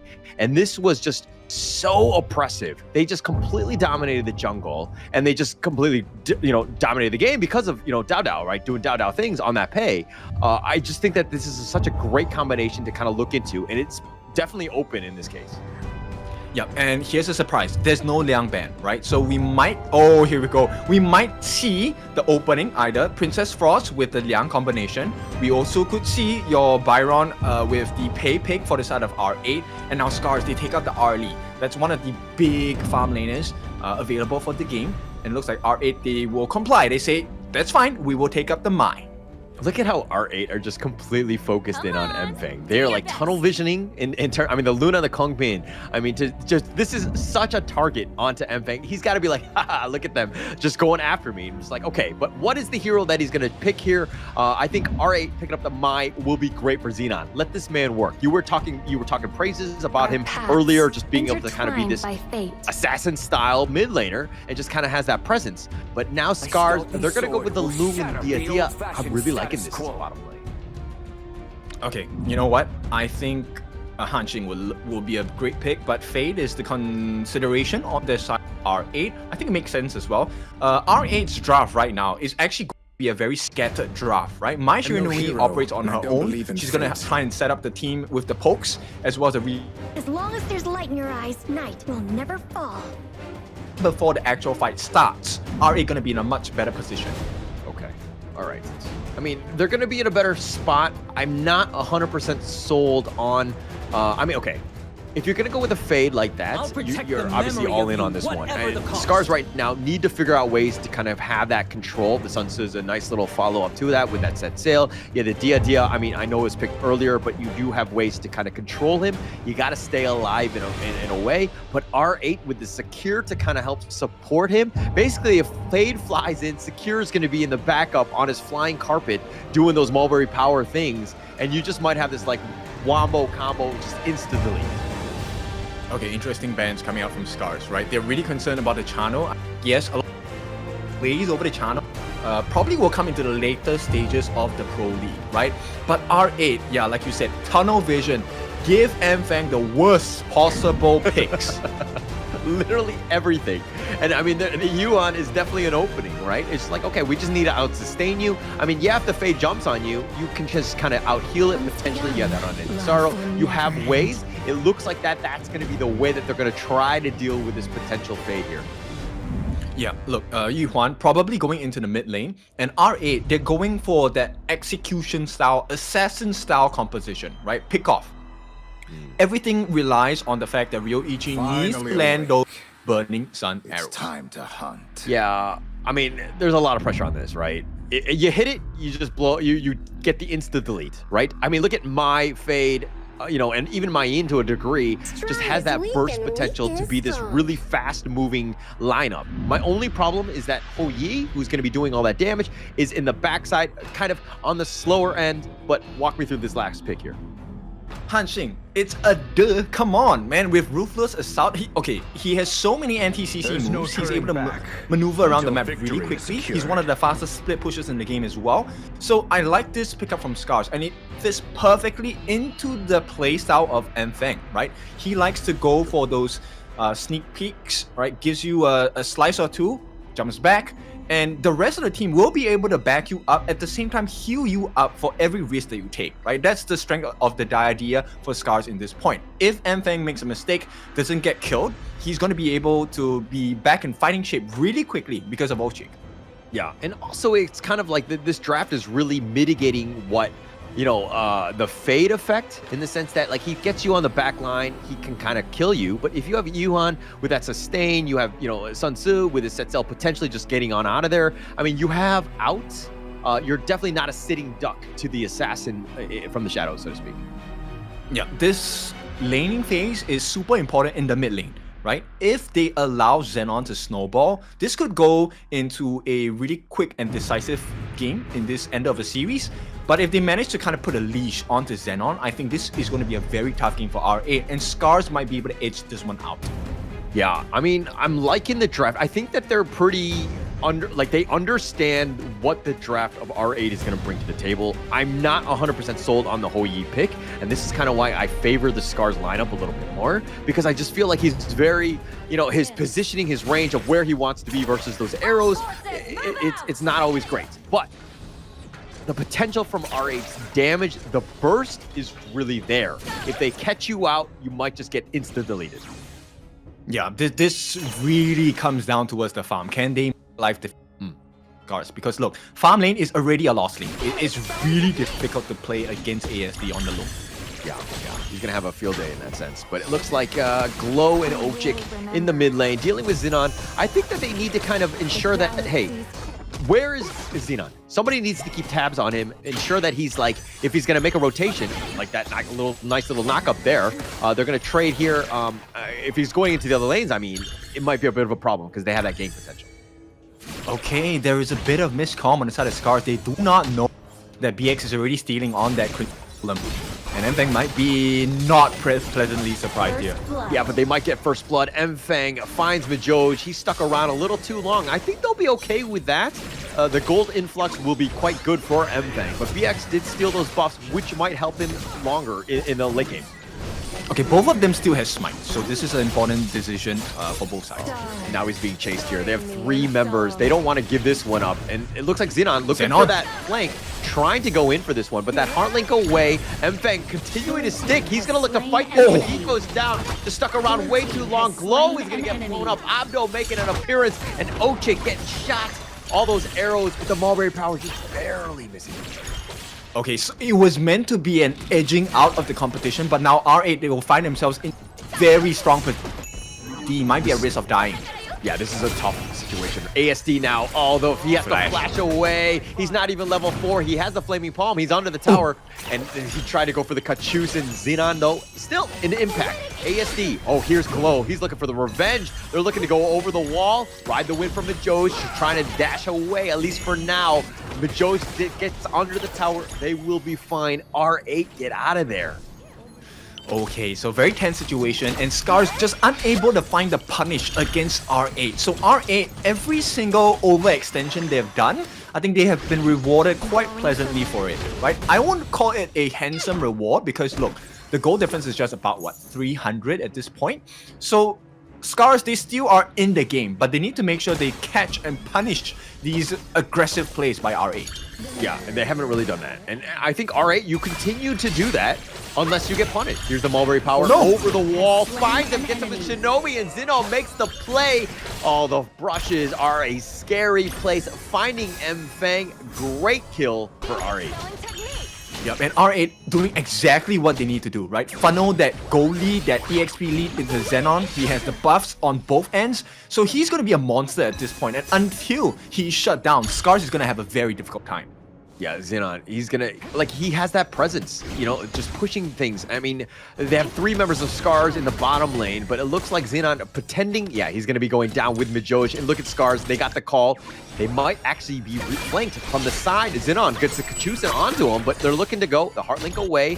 Ochik will keep ASD alive, but in the top lane, there's action throughout. They've got the pullback. They want to go for Arashi. He's gonna use the Healing Dew and use that tower for cover. And Fang, though, he is around the corner. He's looking to go. He gets the knock up. He finds him, and BX was trying to be aggressive, and he pays with his life. But here we go. They want to get the return kill. They have the knock up, the Mulberry Power. They got the Shinobi, Arashi, and M-Fang looking to fight this 1 versus 3. Not the greatest stop, and it looks like it's going to be a 1-for-1. Yeah, now SCARZ, they have found a solution to get their hands on BX, and it felt great for a moment, but they completely forgot that real Ichi is around the map as well. That Burning Sun arrow is finally online, and it might be the game changer for R8 to continue putting pressure onto SCARZ. Look at Xenon. This is why the Mai, generally speaking, super scary hero, right? Just like the presence and the pressure that you feel. Like you just wave clear, boom, now you're in the other lanes. Now you're forcing it out. Yes, it's 4 minutes and 30 seconds. We haven't seen the Tyrant just as of yet, but you can't even just easily take your own Zergolem for free. Yeah, exactly. There's a lot of pressure coming in. And look, they have to use the Unrivaled Spear. That's a huge ultimate down for the side of M-Fang. Yes, the cooldown's not that long, but in a critical moment like this before the objective.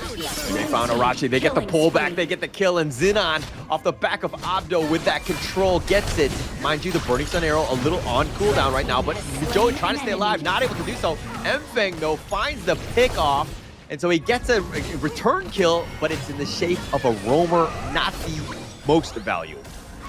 Okay, but this one is valuable. They will be getting their hands on the Crimson Gold. This is a huge moment, but if he dies, it's not worth it. Yeah, definitely not worth it. Okay, Abdo is still there. He's trying to cartwheel back to safety, and it looks like the Heartlink away, and now SCARZ using this opening to take potentially the first Tyrant. Roichi's waiting in the brush that might want to go. I don't think he actually goes. M-Fang actually finds him. He saw that it was there, and he says, haha, surprise, gets the pick off, and ASD will take that, and they go back to the Tyrant, and they continue to farm, but through it all, the unending sorrow, they've taken the Tyrant, and now they want to go more. The Mulberry Power is going to stop the push, but Roichi down. Oh, they play right into the hands of SCARZ. SCARZ know every single resource and the cards they can play on the... That nice save by Glow on the Unending Sorrow really changed the fight here. Really changed it, right? Abdo finding him, though. They've got the knock up to do. They have the damage. Arashi turns it around. ASD with that damage. They get the control. And the Infinite Fastness does ASD go aggressive. He's looking to find the prey of Abdo, trying to chase after, but a little too far. Xenon might have been caught. ASD gets him as well. It's a 2-for-0. And SCARZ turning this game on its head after a 2K net worth lead. The comeback is real right here. SCARZ, I think this is a perfect position to really just put down the smackdown. Yeah, they want to go. They found Majoj. Ochik had found him out with that bitter farewell. They get the connection, they get the kill, and now M-Fang back in his own jungle. SCARZ finding pickoffs, and through it all, they want to go for Abdo, who tried to get a little serious on the minion wave, but it looks like he stuck around too long. He's going to be picked off, but BX finally joins. Arashi gets sliced in half. He's going to be killed, so BX got something at least. Oh, this back and forth. I mean, okay, well, it looks like there was quite a lot of good fights for the side of R8. They're struggling at this point. Yeah, M-Fang finding Roichi, and oh man, M-Fang, an absolute assassin, taking them down. And now R8, Xenon, BX, angry. They want the return kill, but M-Fang, just too much mobility. He's gonna dash on out. Now, the later this game goes, you will find that M-Fang will be even harder to catch. And right now, you can see R8 already struggling. Oh, M-Fang almost got the pick off, but he gets turned around. He might be killed by Xenon, but Xenon flashes away and finds BX, and it looks like whoa! Set sail the boat, finding him out, finds Xenon hiding in the brush. They get a little serious with that Mulberry Power, but Ochik gets the connection, the stun, but through it all, I think that's going to be the end. They got a 2-for-0 SCARZ making kills across the map. And Rapacious bite in the hands of Mfeng. Here's the thing, this is why their lineup is so scary. Every time they take a fight, if you don't kill them, they are gonna be back at full health in a couple of seconds. Mfeng, the lifesteal is working wonders for the side of SCARZ, and at this point, 11-6 is gonna be a lot more kills coming.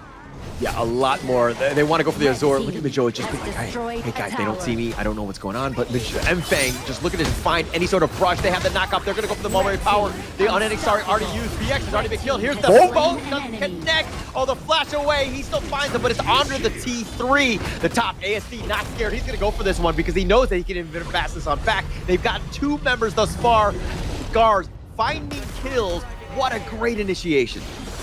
Yep, and now, bear in mind, 20 seconds. I give you maximum 20 seconds. They will be back at full health once again. Look at all the heals coming out. This is, and at this point, every single Azure buff is so valuable to the side of SCARZ because it allows them to continually heal up and the cooldown reduction. Oh my god. Gets the knockup, finds up 2. He gets the moneymaker, but Mfeng gets the pickup onto Roichi. He tries to dash away. Glow is going to be here. Here's the boat. Is it going to connect? He's trying to get him. He doesn't get over the wall. Roichi. No, he gets killed on this one, and it looks like SCARZ just forcing it down. They're looking to take the mid T3. They're going to take this one essentially for free. Abdo just trying to defend. They have the pullback, and Arashi's being a little bit controlled, and it looks like the T3 does stand. No, it does fall in the end.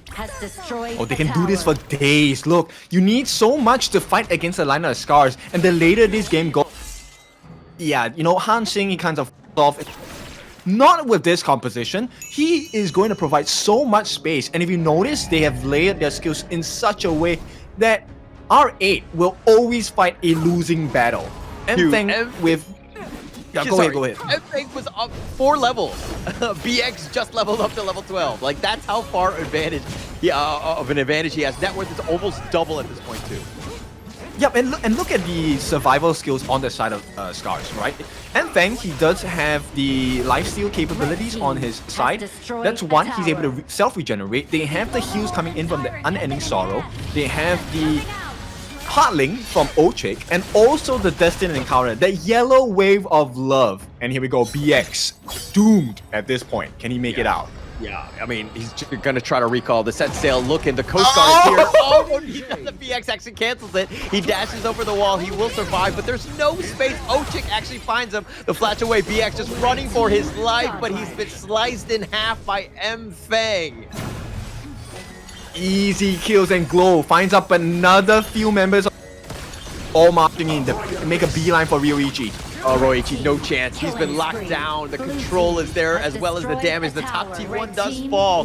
So I guess he got something out of this. But nonetheless, Arashi just going to deal with Abdo. Here come the cavalry. Is Abdo able to get away? They have the set sail. He dashes a couple times. Majo is just going to be there. He has the sprite. He has to actually flash to keep himself alive. They just don't have the minions. That's the only thing slowing down SCARZ. But they don't care. They're going to take the bottom T3. Oh, they disabled the whole side of R8. How are they supposed to fight this? Mfeng going in, gets the knockout. Majos gets back to safety with the Ride the Wind. Abdo just trying to stay alive, and he's just trying to push them away, trying to deal with the minions. The Burning Sun arrow will connect, but the base is the most important thing, and SCARZ will win this series and come back and win Game 3. Okay, SCARZ, you've had me as a fan since last year when you showed up in the games itself, but this game, my goodness, now I'm an even bigger fan. SCARZ, they really pulled this out from the back. It's just a huge surprise. Yeah, like, they didn't panic. I mean, they were losing in that the early game. You'll see the gold graph that shows this, but they were able to be like, hey, actually, we're fine. We just got to let Mfeng do Mfeng things. He will eventually get all that net worth, and he'll just be able to just completely control the game. The biggest struggle by R8 is that why Fade was not as good is because they didn't have any space to really invade the enemy jungle. They had no T1s up until a very late time in the game, so they really couldn't get those pickoffs. Yep, and your concern was about Ryoichi on this. You were having concerns about how effective it's going to be, and it wasn't very effective, right? Because the Hoi pick requires you to be in an advantageous position. You get to set the initiation, but when Hoi gets initiated on, I don't care what kind of hero you are. Look, Hansing is one of the worst natural opponents against a Hoi. simple jump ins, unrivaled spear. He can eat your ultimate every day because of the CC immunity. So it's a difficult position. And to make matters worse, there was so much health recovery on the side of SCARZ. It was a very smart draft. Yeah, very smart draft. I mean, it was pretty much won in the draft. It was like yeah, the early game was kind of in the favor of R8. They were able to kind of stick it to them, but you know, you knew that at some point they were going to come online, and it was going to be tough to deal with the SCARZ lineup because again, Mfang, Hanshin just on the back line, blowing you up, getting the mobility, and you had so much sustain from everybody else. But ASD 7-0-1, not to be outmatched by, I mean, Mfang 8-2-8. It's going to be a bit of a race for that MVP, no? Okay, we know the MVP is going to be Mfang once again. Hanshin, I think he had one across the team, but I want to talk about the hidden gems. I think it is going to be Ochik as the hidden gem. The amount of heals he offered to the team was just so valuable. The Destined Encounter, it changed a lot of the fights. And you can see Mfang, goodness me, close to 90,000 hero damage offered just by him alone. He was just like really on another level. Like, he's so scary. You gotta respect it. And don't get me wrong, RA was just like, we're gonna do everything in our power to maybe attack him as much as possible by banning out all of these jungle heroes. But in the end, he's got such a deep hero pool that he was able to just find, you know, even the Hanshin, you can't really target him so much, especially in a best of 3. But look at this gold graph, just completely dipping in favor of SCARZ. It's a slippery slope down, and I mean, R8, I really love this team. I've liked how they've improved over the months. But SCARZ, this game, they just took it by storm. And I mean, there was no comeback factor. Let's be honest, there was absolutely no comeback factor. You had to drag the game to Tempest Dragon to maybe even stand a chance on the side of... I mean, like, I'm wondering, like, if the wave clear was poor or whatever, but like, SCARZ was just able to do whatever they wanted. They were, consistently just like invading and like jumping into your base. I mean, it was like there was no safe spot, I would say. And you know, R8 got to the point where they would have pickoffs would happen, and they would just be constantly running, just right back to the base. They were just trying to like, you know, hold hands and just try to stay alive. But you know, again, all because of the MVP that is Mfang here, 8-2-8, 34% of the damage, just an absolute. I mean, I have to give props to him, but I also have to tell him that he makes my life difficult because he gives me so much inspiration in this game to play Hanshin. I'm gonna go in the rank, gonna get destroyed, but here is the proper way to play this Mfang Hanshin, doing so well. And one of the interactions you will see that really changes the game is the fact that, look, I think Mijoj on this Sakira pick is great, but because the Mulberry power takes a little bit of time to get set up, it actually also allows Glow and Ochik to get their ultimates off, which in turn hurts R8 so much. Yeah, but the biggest thing about it is that R8's lineup are just looking to burst you down, but SCARZ are like, actually, you know, all we need to do is just out-sustain you, right? The Dia, you have the Yuan, you have just so many ways to just kind of keep yourself in the fight, where even if they tried to burst you, you would be able to survive. And that was a tough ask for R8 to kind of deal with. Yeah, a true professional can go for many rounds. That's the one that we keep our eyes for. And SCARZ definitely showed that we can fight all day, and however long it takes, we will take you down. Yeah, they were able to do it. I mean, this is pretty much the highlight reel. Like, again, BX gets picked off here, and it's just an all-out rout. They're on the run. Mfang finding just 2-man stuns, the knock-up, getting the Roichi. Again, this is why I don't like a Hoi, because he's just like a sitting duck. I mean, yeah, you have the Burning Sun arrow, but you got to be so far back. You cannot be in the front line, and it's, you know, not really where you want to be as a farm laner at times. Yeah, and Arashi, in every situation where you felt like, okay, we have dealt with Mfang, we dealt with the rest of Ochik and Arashi, and then Arashi comes in, his bolt comes out of nowhere, and suddenly you're out of resource. Flash, there's no more defensive mechanisms, and you're dead. Yeah. I mean, they're just like comboing their skills off one another, just like capping it off, so that it's like, it's so tough to fight into it. You can't really deathball you, no real way, and you don't want to be isolated because you have the Mfang Hanshin monster that's like picking people off from afar, from the shadows, so to speak. So it's just like just a really well-rounded draft by SCARZ. I got to give props where props are due because they were prepared for this one. Oh yeah, it's a quick Was it a quick game? I think it was a quick series in a sense, but a very exciting one because we went the distance for this. Now, is this the only series that will go the distance? We're not sure. We still have 2 more series for today, and I'm curious to see how that game is going to go. If I'm not wrong, the next game is going to be Gen.G against Nongshim RedForce. Another banger of a series because we're so curious, who is the better team? Nongshim, very dominant, has not dropped a game just yet. So I'm curious to see if Gen.G is going to be the first one to do it.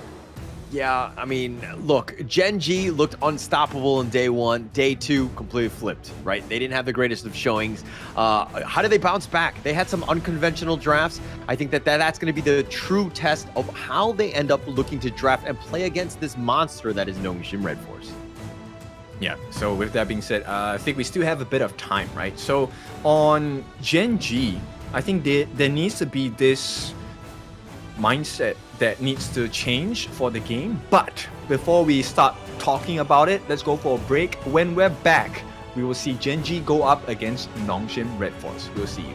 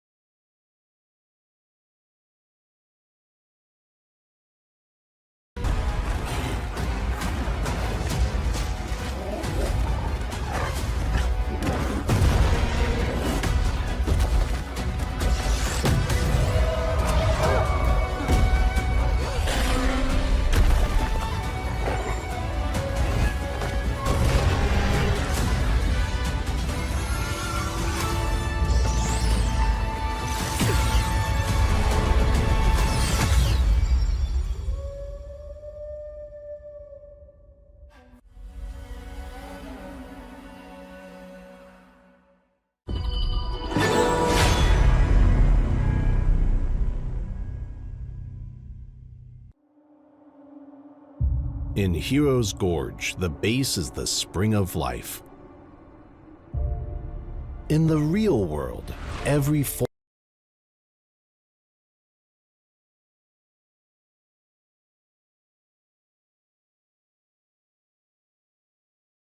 exhausted, heroes will lose their home. If ecosystems are destroyed, all life loses their habitat.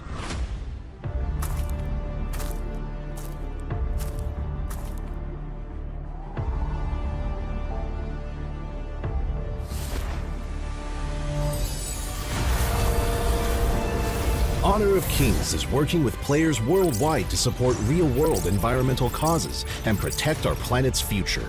By participating in Protect Nature, Protect All Life, all efforts in the event will contribute to real-world causes. Protect the environment and let us defend the honor of our planet together.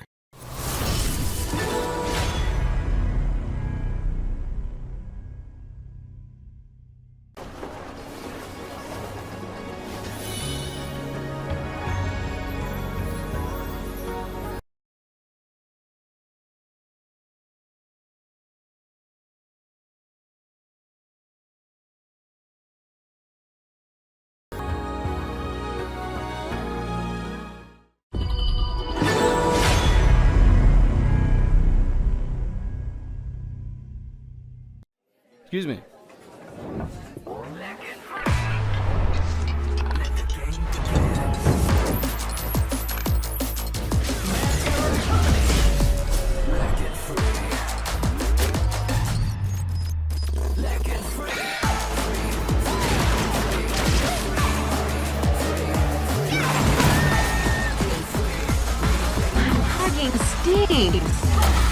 Victory! Yes, yeah. Another round. Sure, but how about a smoother phone next time?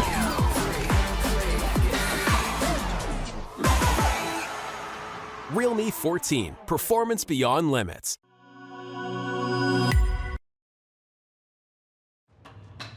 Welcome back. It is time for our third series of the day, Gen.G against RedForce. It's your favorite kind of tofu, Kindofu, and with me today is Holler. Now, if you've just joined us, we've had two major big series in the first half of the day. Right now, Gen.G versus Nongshim. What do you have, Holler?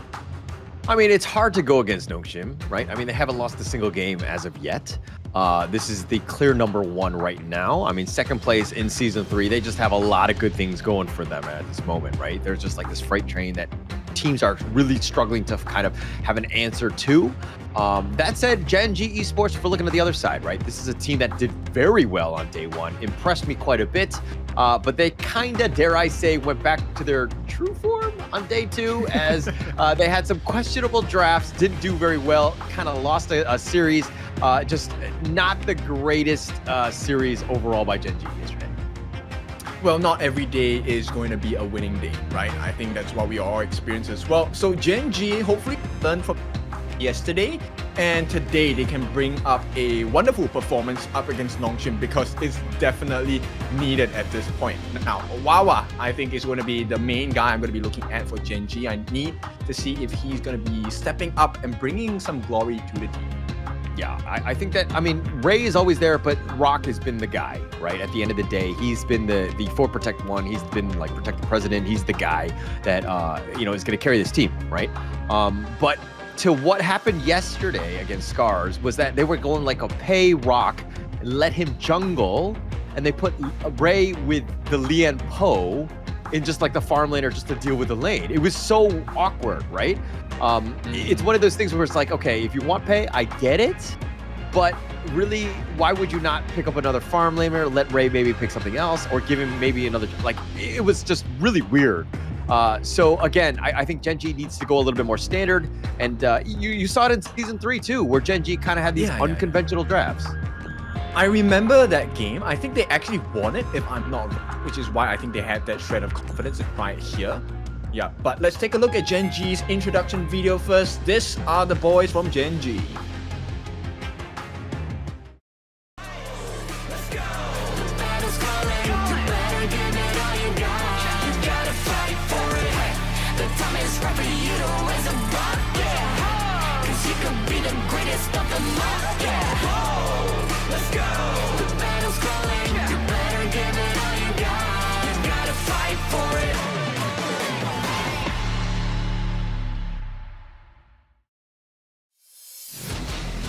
Gen.G, these are the boys that are going to be looking to make the game change. So the game changers here, Inua, Rock, and Clue. Now, these are the boys that will try their best. I think Inua is someone that has also caught my eye on the side of Gen.G. Hopefully, today will be an impressive day as well for this guy. Yeah, Inu does great in terms of the Yixing, the Ganon Mo. He had really just shown that his positioning has been, you know, far level up from Season 3, right? I think that there's been night and day in terms of his performance, but they pretty much win on his performance, right? So they need to keep ensuring that he's got the hero that he wants. He's able to kind of keep his opponents at distance, stay alive, and use that utility that he tends to have. But let's look at the other side. It's going to be Nongshim RedForce here.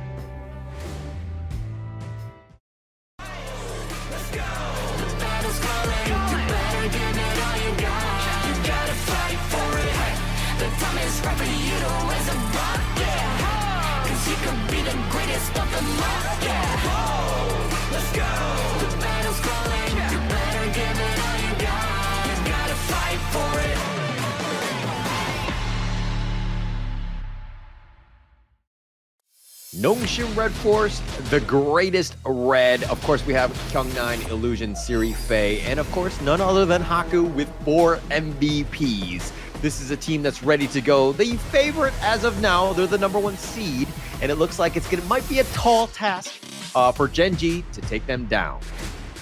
You know, we talk about the names striking fear into our hearts. Last time it used to be spicy some noodles were, but now the actual players on Nongshim are a team to be feared at this point as well. So I think it's going to be a great challenge for Gen.G today. Whether they can do it, I'm not sure. But all we know is we're going to get a great series here. Yeah, I think Gen.G is going to be prepared, right? I think that if anything, this is the one, the true litmus test in terms of how they stand, right? Because, you know, if they continue on and they expect themselves to be in the top 3 and to just play, you know, they're going to be playing them a lot more. So this is an opportunity to kind of test out strats, see what sticks, and really take it to Nongshim. There have been some cracks in the armor. Nongshim have not played flawlessly this KME, and there have been opportunities. That said, Nongshim still have yet to drop a single game. Okay, but Nongshim this time, I think they pick up the red side, right, if I'm not wrong. No, it's a blue side. So they will have the prio pick, and I think Gen.G, they want to take a look at what Nongshim has in store for them first. Yeah, I think that they're gonna kind of start things off, target, you know, Rock at this point. I think that he's probably the one guy you really want to target from Nongshim, try to limit what he can do, and the team has a hard time when Rock is really not getting that farm. Yep, now these are the brains behind the draft, YK against Shishuai here, and I think so far both coaches have done phenomenal. A little bit of unorthodox drafts coming out from Shishuai, but I like that confidence, right? I like that creativity as well. Now Nongshim, actually they look at disabling Inua as well. Yeah, it's great band. I think that Ganemo, you don't normally see this in the other one, but again, Inua, it tends to be like he's been an all-star on the Yixing and the Ganon mode. Take out one of his heroes, make them a little bit more one-dimensional. If they go with the Yixing, it looks like Nongshim are kind of being prepared for that, but instead they're just going to go with the Gen.G to start themselves off. Very safe pick, I would say, you know, like a Hyundai at the end of the day. Okay, but this means Nongshim will probably go for those tanky jungle meta, right? It has to be an Ogren maybe being teased, because Gen.G, he needs a bit of space, he needs a bit of time and safety so that he can actually get the damage in. But Gen.G, they know what's going on, they snap pick that Ogren straight away. Yeah, and look, Nongshim did this yesterday against SCARZ. SCARZ picked up the Ogren. They thought they had a far superior draft, but you know, you're talking about the Agudo counter, which just kind of hard stops him. Haku had an amazing game against Mfeng's Ogren, but it looks like they're gonna go high flying Luna Haku to the rescue. Okay, so we talked about creating space for Siri on the Gen.G, and what better way to do it than a Luna? And if they're going to pick up the Sun Tzu as well, there's going to be a lot of chaos on the side of Gen.G. That's #1, because you have to deal with a Haku Luna, but at the same time, the lockdown by the side of Kyung9 or the Sun Tzu are going to be very valuable in the team fights. Yeah, and I think that this is going to be a huge one. Wow. I mean, setting up yourself for success with the Sun Tzu as well. The Kyung9 special, just an absolute beast on that one. Okay, Xiao Qiao. I like this. I don't think they're going to lock it in, but I can see where this thought process is going to be, right? Okay, they do lock it in. Right. Blossoming Fan, very good at making the wave clear. Her second skill knockup, I think is going to be very valuable when dealing with Haku. That time bot could be in conjunction to try and get Wawa to get the whatevers and to get serious to really burst this Haku Luna down. Yeah, look, we don't see too much of Zachao, if I'm going to be completely honest. I think that this is the first one of KME thus far. But seeing this, the potential with that mid laner, you need a little bit more control, a little bit more utility, kind of lock things down. The Luna could be just, you know, again, very fast and very mobile and on top of you. So you got to play, you know, on a knife's edge, so to speak. Keep yourself alive, get that stun off. You do so against Haku's Luna, you're going to have a good time. Yeah, it really punishes the over-aggression, right? Especially if you don't expect that there will be other members on the side of Gen.G when you approach Inua. You could be surprised, and it's not going to be a good one. Yeah, it could be a bit of a problem here, but we're going to go into the second phase of the ban. The Chano ban sticks out to me here. The Lianpo and the Zhang Fei, both of those guys, like, they're going to really focus on Fei. Make him play something that he might be not as comfortable on, but hey, like, they picked the secure first pick last time, and it's completely fallen through. Oh, but the Da Qiao. Nice. Okay, I can see the value of this, right? But end of the day, they're kind of squishy. That's my main concern here. Squishy, yes, but we've seen Clue play it well in the sense that, you know, you call the whirlpool at the right time. You have all 5 of your buddies, okay? You're gonna have a pool party. Everybody's gonna be invited. Let's go, right? And you'll be able to kind of just go into this one, going in, and plus you could potentially save them if somebody jumps on top of you too. As long as there's light in your eyes. Yeah, but the night burst will damage never available fall. on the side of Nongshim is quite scary, right? Especially with a Luna, she can kind of melt you down quick enough before the Sea of Fate is activated. And Nongshim, they pick up one of the most controlling mid laners. It's going to be the Shi. This is a very scary lineup from the side of Nongshim. Yeah, actually, I was just trying to be positive, man. All right, I know it's not going to be easy on both sides of this one. You know, look, the Foods is going to be one of the, okay, it looks like they're going to be a carry or farm laner Foods to kind of just make sure that, hey, if the Luna jumps on top of you, you want to lock him down with Sage's Might. Just make sure that he's not going anywhere. Give yourself a chance so that you have that burst. Because if he's locked down, you're not able to move. I mean, those fans, you know, an Ogren jumping on top with Mayin, you have a lot of potential burst. I kind of like the way Gen.G are looking to kind of counterpick what Nongshim are bringing. Okay, so ideal situation, you want Wawa to eat that ship, right? So when Kyong9 comes in with Detect Sail, Wawa is going to be the one that eats that blow, while the rest of the team looks for an opening. So I think Rock would be looking to lock down the Luna, right? So Haku should be locked down by Rock, and then we see how things go, right? Yeah. That's the ideal situation I can think of at this point. But once again, this is just theory crafting. It matters who has more gold, who has better items, who has more levels. Yeah. But look, this is something that Gen.G had been practicing in day one. We had seen this little combination that they had. Obviously not the Da Qiao, but the Ogren, Foots, Da Qiao, those 3 have been their core. Pick your poison in terms of the Clash laners. Let Wawa work. So they've had a lot of opportunities for this. So this is something that they've been they've been brewing and preparing for Nongshim because they know roughly what sort of playstyle that they're going to have. Is Nongshim's draft good enough to deal with this? We have still yet to see in this game 1 here. Yeah, I'm trying to figure out where this advantage is going to go in, right? Because both mid laners, along with their roams, will have an advantage. But first and foremost, this thrilling season of the Major Leagues is made possible with the support of EWC, helping to bring top-tier competitions to fans worldwide, and boy, we have a game on our hands. Yeah, we have a game, and Faye starting things strong with that Mulberry power, just locking them up, doing a little bit of damage, respecting it. But through it all, if we're going to talk about what's real, it's going to be Realme 14 series. Our players are geared up with the Realme 14 5G, built for performance, made for gaming, smooth, cool, and reliable, just the way esports demands. Ready to level up? Get yours now and feel the difference. Yeah, and right now, both teams looking to make the difference, right? Any camp stolen now could swing the game slightly in the favor of one or the other. And we know when you give a slight advantage to any one of these teams, they will know how to snowball that advantage, and suddenly you're facing a big monster. Yeah, you could potentially just have a rough time. But let's talk about this Siri Rock matchup. Obviously, the range is always going to be super helpful for, you know, Siri on that D-Range. But, you know, okay, Rock basically just needs to kind of ensure that nothing is really hitting the tower, just kind of taking up scraps, not being too aggressive, especially early, right?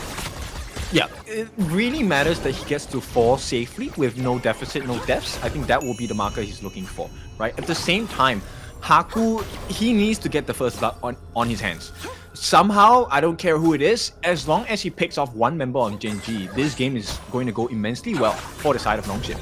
Yeah, and it looks like they're going to harass Ray. The Mulberry power just barely missing. Ooh. Ray says, haha, skirts away, but he's going to use the Path of Passing to go in. Now, look, a little bit of a rotation by Inua. This is a little bit of a shock. The orb is not going to connect. Inua is going to chase after him, but the set sail, they're looking to turn this around. They get the nice little knock up onto Inua. They've got the orb to pull him away. He actually has to flash to safety, and Inua will survive, though. Okay, so both teams actually commit quite a bit, right? So you have the flash taken by Faye, you have the flash taken by Inua as well. So these are all big common spells taken out of the fight. They should have it by the time the first neutral objective comes up. But we'll see. This may be a difference maker in the big fights. Yeah, it might be. I mean, now is the time, right? It's just a matter of seconds before it's back up. But it's an opportunity. I don't know if Nongshim are really going to take advantage of it. I mean, Inua's playing super safe. He's going to be back, realizing that Haku is level 6 and could potentially get that pick off. But through it all, Haku is just so busy on just getting his own farm. Look, Haku is one of the fastest junglers in this game with this. Una has very insane movement speed and mobility, able to traverse through walls as well. So right now, I think it's all about, can they funnel enough farm onto Ray so that he's able to match up in terms of gold and EXP against Haku, because he needs to try and get a kill. He will not be in a 1v1 against Haku. Both junglers will be looking at different targets. Oh, they've got the pullback. Here's the set sail. He's looking to connect. It goes for the backside. It looks like he wants to go for clue, but here's the help. Faye's going to be picked off. The whirlpool, the bat signal, everybody coming. And it looks like they're going to take this. Sorry, Wawa. Actually, he wasn't invited. Not cool enough to go to that party, huh? Interesting. But at this point, Haku, they cut some losses. They will take a couple of steals away from the camps on the side of Gen.G. So that's some decent recovery. Look, goal difference, not too big at this point. 500 goals sets the two teams apart. But where this goal goes, that's the important thing, right? Majority of it has been funneled into Ray. Yeah, a lot of it. I mean, that's pretty much, again, your win condition on this one. Like, in terms of damage, you have Inua, which is going to help. Tyrant looking to be started here. Rock just goes with the Sage's might. They already take it, but Ray gets the Tyrant. Kyung9 continuing on. Rock is in a bad spot. He gets out with the Sea of Fate. He gets teleported. Ray not as lucky. It looks like he's going to be killed. Yeah, it's not a good situation for Gen.G, but it's lovely for the side of Nongshim, okay? So not only do they get the kill onto Ray, hang on. Oh, Haku just dashing and just going in. Wawa gets a little serious. He's going to chase after. He gets the pullback, and Haku will be killed. And he did trade with Clue. Not the greatest of trades, though. Yeah, okay, look, I still think it's in advantage to Nongshim. Number one, because Siri is the one that got the kill onto Ray. So this is going to amplify his farm. Look, he has a slight gold against Rock.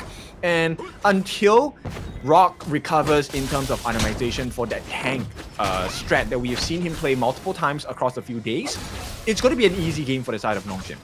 Yeah. I think they just need a little bit of time. But, you know, again, Nongshim just able to find farm and to extract whatever sort of net worth they can. They're doing such a good job of it, right? And even invading the enemy jungle, just making things uncomfortable. Haku has been a beast. I mean, he's up 800 gold in terms of the net worth lead over Ray. He's been able to just find farm, and of course, they're funneling a lot of it to him, though. Of course, Haku is the win condition here, because Haku will access the backline. It's never a Haku versus Ray. Oh, they're going to go. Rock, Sage's might, finds Faye. Illusion is going to be there. He's been pulled back with that corporal punishment, but here's the help. The Whirlpool, Sea of Fate. Rock says, all right, we tried, I'm out. But here's the set sail. He's looking for that side attack. Does connect, and it looks like they've mostly shrugged it off. Clue, though, is going to be taking that one out, but through it all, nobody dies.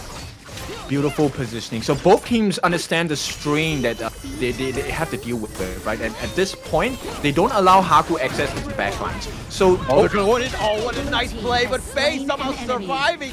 Wawa's gonna be killed. He tried to get serious. Rock chasing after him. He's got the corporal punishment. The Sage's might, and they find Kyung9, so they did get a return. It's a Clash Laner for Clash Laner. Oh, this game is so back and forth, right? The goal difference is never anything than 1,000 at this point. And Gen.G, they're holding on. And Nongshim, every time they make a good play, Gen.G says, no, we're gonna wanna. And Gen.G, we're going to be prepared, right? This is the one. This is the, dare I say, rivalry. They want to kind of ensure that they have this. Again, the true litmus test on this one, Gen.G really want to stick it to Nongshim here, and they're going 50-50 with them. Yeah, they really are. At this point, the only difference maker so far is that nobody has successfully gotten the kills that many times onto Haku. The moment Gen.G is able to consistently lock down Haku, you will find Nongshim start to struggle in this game. Yeah, and at some point, I mean, Haku needs to be careful. Understanding where Rock is, I mean, Rock needs to save that Sage's Might for, you know, Haku when he sees him. But again, I think Rock has done a good job thus far of just kind of being aggressive, and then you have that Sea of Fate to get on out. And Haku is here, finds Rock at least to start. But here's the Whirlpool. The reinforcements have arrived. Here's the boat, only connecting on the backside. They find Haku, and he gets picked off. Ray gets that one, but Inu is going to be killed in return. Kyung9 gets Corporal punished. He gets sucked in, and Rock, through it all, it's going to be a 1-for-3 Gen.G. 3 members down off a double kill of Kyung9. Yep, and on the backlines, they actually get rid of Ray as well. So you can start to see the difference.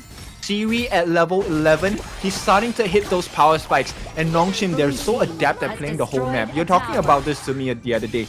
Nongshim, I think, have improved greatly in their macro game. Yeah, they've done a good job. I mean, they've been always super smart of that game sense of understanding where the lanes are. Like Kyung9 has backdoored, you know, teams, right? He's whenever that opportunity is available to him, he's definitely taken that when it's been given. But through it all, Nongshim, very smart with understanding how things are going to go. Yes, Haku got jumped on, and you're thinking it's terrible because the Whirlpool had been called with all those team members. Nongshim were there to answer the call themselves. Yep, they're starting to pull ahead at this point. It's a 2,000, close to 3,000 goalie go the side of the strongest champions from JPKR region at the moment. And Gen.G, I think they're struggling to find their footing in this match. Struggling to find it. Again, this is not great when you see 4 members just fighting for farm. But, you know, it's a situation that Nongshim have kind of put them in. Faye needs to be careful. This Azure Golem is potentially going to be a huge team fight. Haku looking to go in. He gets the pull back with that crescent pull. Here's the boat connecting on, and it does end up killing Inua. They do have the damage, and Wawa's going to be killed as well. They've got 2 members down the Sea of Fate, not able to keep anybody alive. And now Nongshim knocking on the door, take the bottom T2, and they want to go for more. Yep, I think Nongshim are putting Gen.G in a very tight situation. They're forcing Rock to play reactively. How fast can you react to me to get your Sage's Might down? And yeah, it's not looking so good. many. Not looking good at all. Kyung9 over the wall with that orb. He pulls it back. The Conductor of Souls not going to save you, my friend. Ray is down for the count. They take the bottom T3. Now they want the mid T3, but Kyung9 is a little on the low end. Inua is back up, and I think that they will disengage at this point. Yeah, this is the new and improved Nongshim, right? They're so good at knowing restraint. They know when to really push and set up the ante and kind of say, okay, this is a risk that is okay for us to take. And because of this positive trait around the map, in terms of kills, in terms of objectives, this is how Nongshim wins. Even if the draft isn't in their favor, look, another kill, easy peasy for Kyung9. Yeah, Kyung9, he was actually just busy farming. Like, he was trying to hit the minions, but Wawa got in the way and he got killed. I mean, he just wanted him, took him out. Kyung9 even takes the Tyrant here. The guy is turning into a monster here. Nongshim playing so well, pushing it to the limits. They're up 6,000. Yeah. Oh, look, this minion wears clothes. Okay, I'm gonna get this big ass minion on my side. Yeah, he's gonna take him out. I mean, Kyung9 is just like not scared. I mean, he's a beast on this Sun Tzu, right? Just taking things out. And, you know, with the bottom lane pushing constantly, it's gonna be a lot of pressure for Gen.G to hold. And now the top lane gonna be going on the top T2 here. Yeah, they're just bubbling under. This is a boiling pot of oil. Oh, Faye, forward power connecting on 3. He's got it with the set sail. They have the damage, and Clue has already been killed. They've got Rock as well. They found him, but Kyung9 is down as well. So they've traded for 3 members for 1, excuse me. They've done well. Nongshim are going to look to take the mid lane. The bottom lane has the super minions. It looks like they want to kind of end this game. Potentially, they have 2 lanes of waves of minions, excuse me. They have it. Ray gonna get knocked up. Faye goes golden. They're going to go for the base, but they're going to take Ray on the way out. They take the base, and Nongshim strike first. Oh, painful experience for Gen.G, but a lovely game for Nongshim. What a performance. They understood the win conditions, and it was so clear. Haku, one of the catalysts for the side of Nongshim, and boy, did they funnel that goal well. Yeah, I mean, they just took it out. That was a scary game by Nongshim. I mean, you thought that Gen.G had the right counter draft, and they were going to be able to kind of deal with it, but it was just too much. They were just overwhelmed. It's like, okay, if Rock was able to kind of isolate, find the Haku, get the jump on him, it might have been a completely different story. But through it all, Nongshim were like, no, we initiate, we dictate where the fights are going to happen, we get the pickoffs. here's the scary thing, right? The actual win condition, if you notice throughout the fights, wasn't about Rock getting the lockdown with the Stasia's might. It was also not about a death's precipice from the side of their jungler. It actually came down to Inua's farm. He was in the best possible situation. The reason why they picked up the Xiao Xiao there was because they wanted the ultimates and the Blossoming fans to really hit on all of the different members on the side of Nongshim. That will allow the Seer State to be used fully on the side of Raid. But that did not happen because Inua was so far behind in farm and itemization. Yeah, he kind of struggled. Not a great, first time using the Jia Xiao to kind of start this series. But it was a good idea. To be honest, I think that if you're looking at it, that is the one hero that really sticks out to me. It seemed a little interesting as of why they would want to go for that now, especially going up against this type of lineup from Nongshim, where you had a set idea or a set counter, and then you're like, hey, Jia Xiao will take us over the edge. I don't know about that. I mean, this is the stress of drafting against Nongshim, right? And look, it's the first game only, so they were willing to take a chance. And Gen.G, I like the thought process, but the execution just wasn't as clean. And Nongshim, when you go up against a team like this, you have to hit the marks. Yeah. I mean, there was a good opportunity. Like, you can see how the Fuzi and then the Whirlpool from the Dachao, like, you had that combination that could have potentially did some work, but just a little underwhelming. I think there are too many eggs in one basket in the sense of, like, you're trying to get Ray going, and I would have preferred a more traditional farm laner. Let Rock also be the carry in this case to really give your team a chance. Yep, I agree with that. I think they took a risk with the Fuzi farm lane strategy. I like the idea of it, but the execution is really difficult, especially against a team like Nongshim, right? They were willing to take the 5v5s. That was the surprising things, right? Most teams would have just run with their tails in between their legs and said, no, we don't want this situation. But Nongshim understood the strengths of their draft. And in fact, Kyung9 was always welcoming of that Eye of the Whirlpool. He was like, hey, you guys, I'm on a Whirlpool. This is where my ship fits. And he comes in, set sail, right on. And this one is once again a Haku special. Haku gave the team the start that they needed. Everyone gave him the gold. He multiplied it for the rest of the team, and everyone benefited off of this MVP performance by Haku. Look, number 5, right? I'm keeping track, right? Because Haku has been the #1 guy in terms of this Nongshim squad. Oh, look at that boat. I mean, connecting, Kyung9 doing so much control, and then you have the rest of the team, like with the Mulberry Power and the nice little combination, but it's all set up by these boats. Haku running in, just making a mad dash, not even scared, gets clue. I think he actually dies here. Wawa does get the return kill on this one. Illusion not able to keep his brother alive. Illusion, shame on you. Okay, if you want to find dash cat, well, but with that being said, I think it was a good idea, and I want you to notice that way that Illusion plays.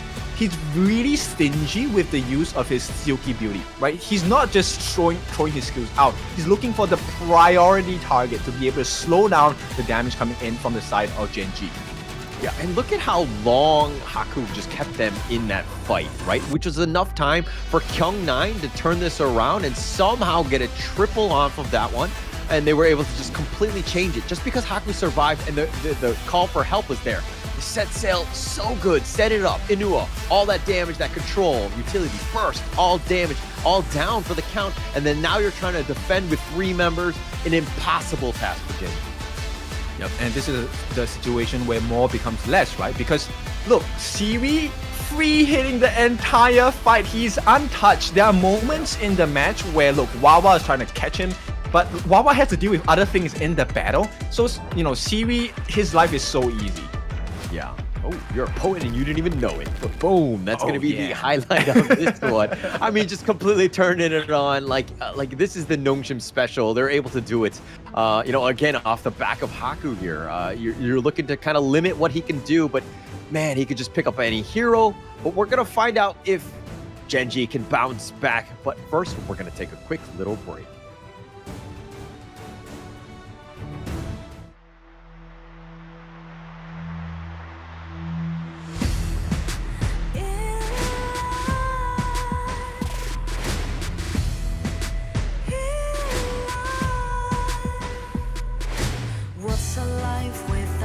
worth compromising with what hurts inside. When you let fear decide your fate, you don't choose which path to take in life.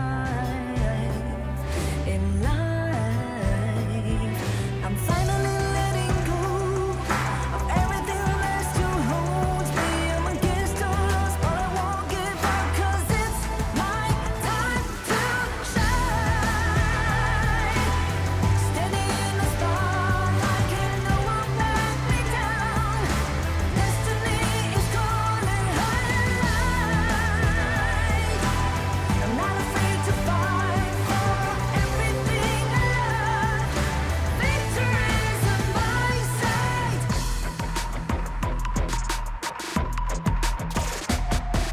The more we lose, the more we gain. The more that nothing stays the same in time. Can't love ever, can't forget. What you see is what you get sometimes.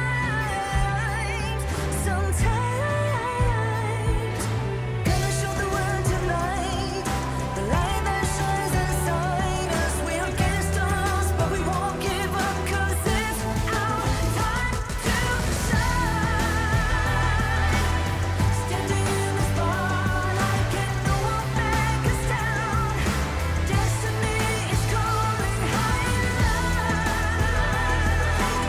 We're not afraid to fight for everything we love. Victory is on our side. Takiki takiki takitao. Takiki takiki takitao. Takiki takiki takitao. Takiki takiki takitao.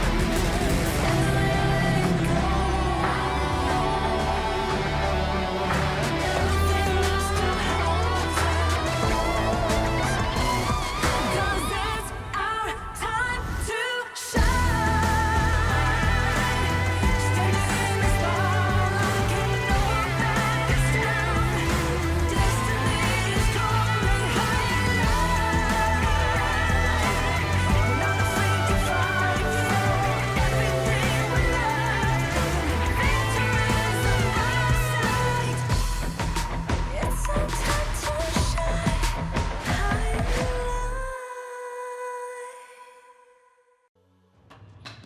Welcome back. It is going to be the second game of our best of 3 series between Gen.G and just come in. Nongshim are leading by 1 game. Now, it is your favorite kind of tofu, Kindofu, and with me is Hauler.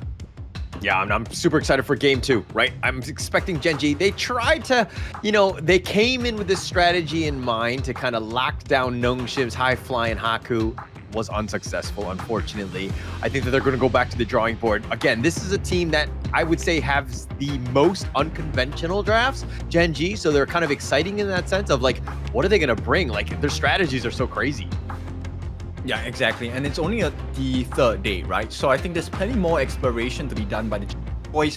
Now, the question is, look, how many times will you want to try? Because this is a professional league. You have quite a bit of time, but you don't want to lose too many points as well.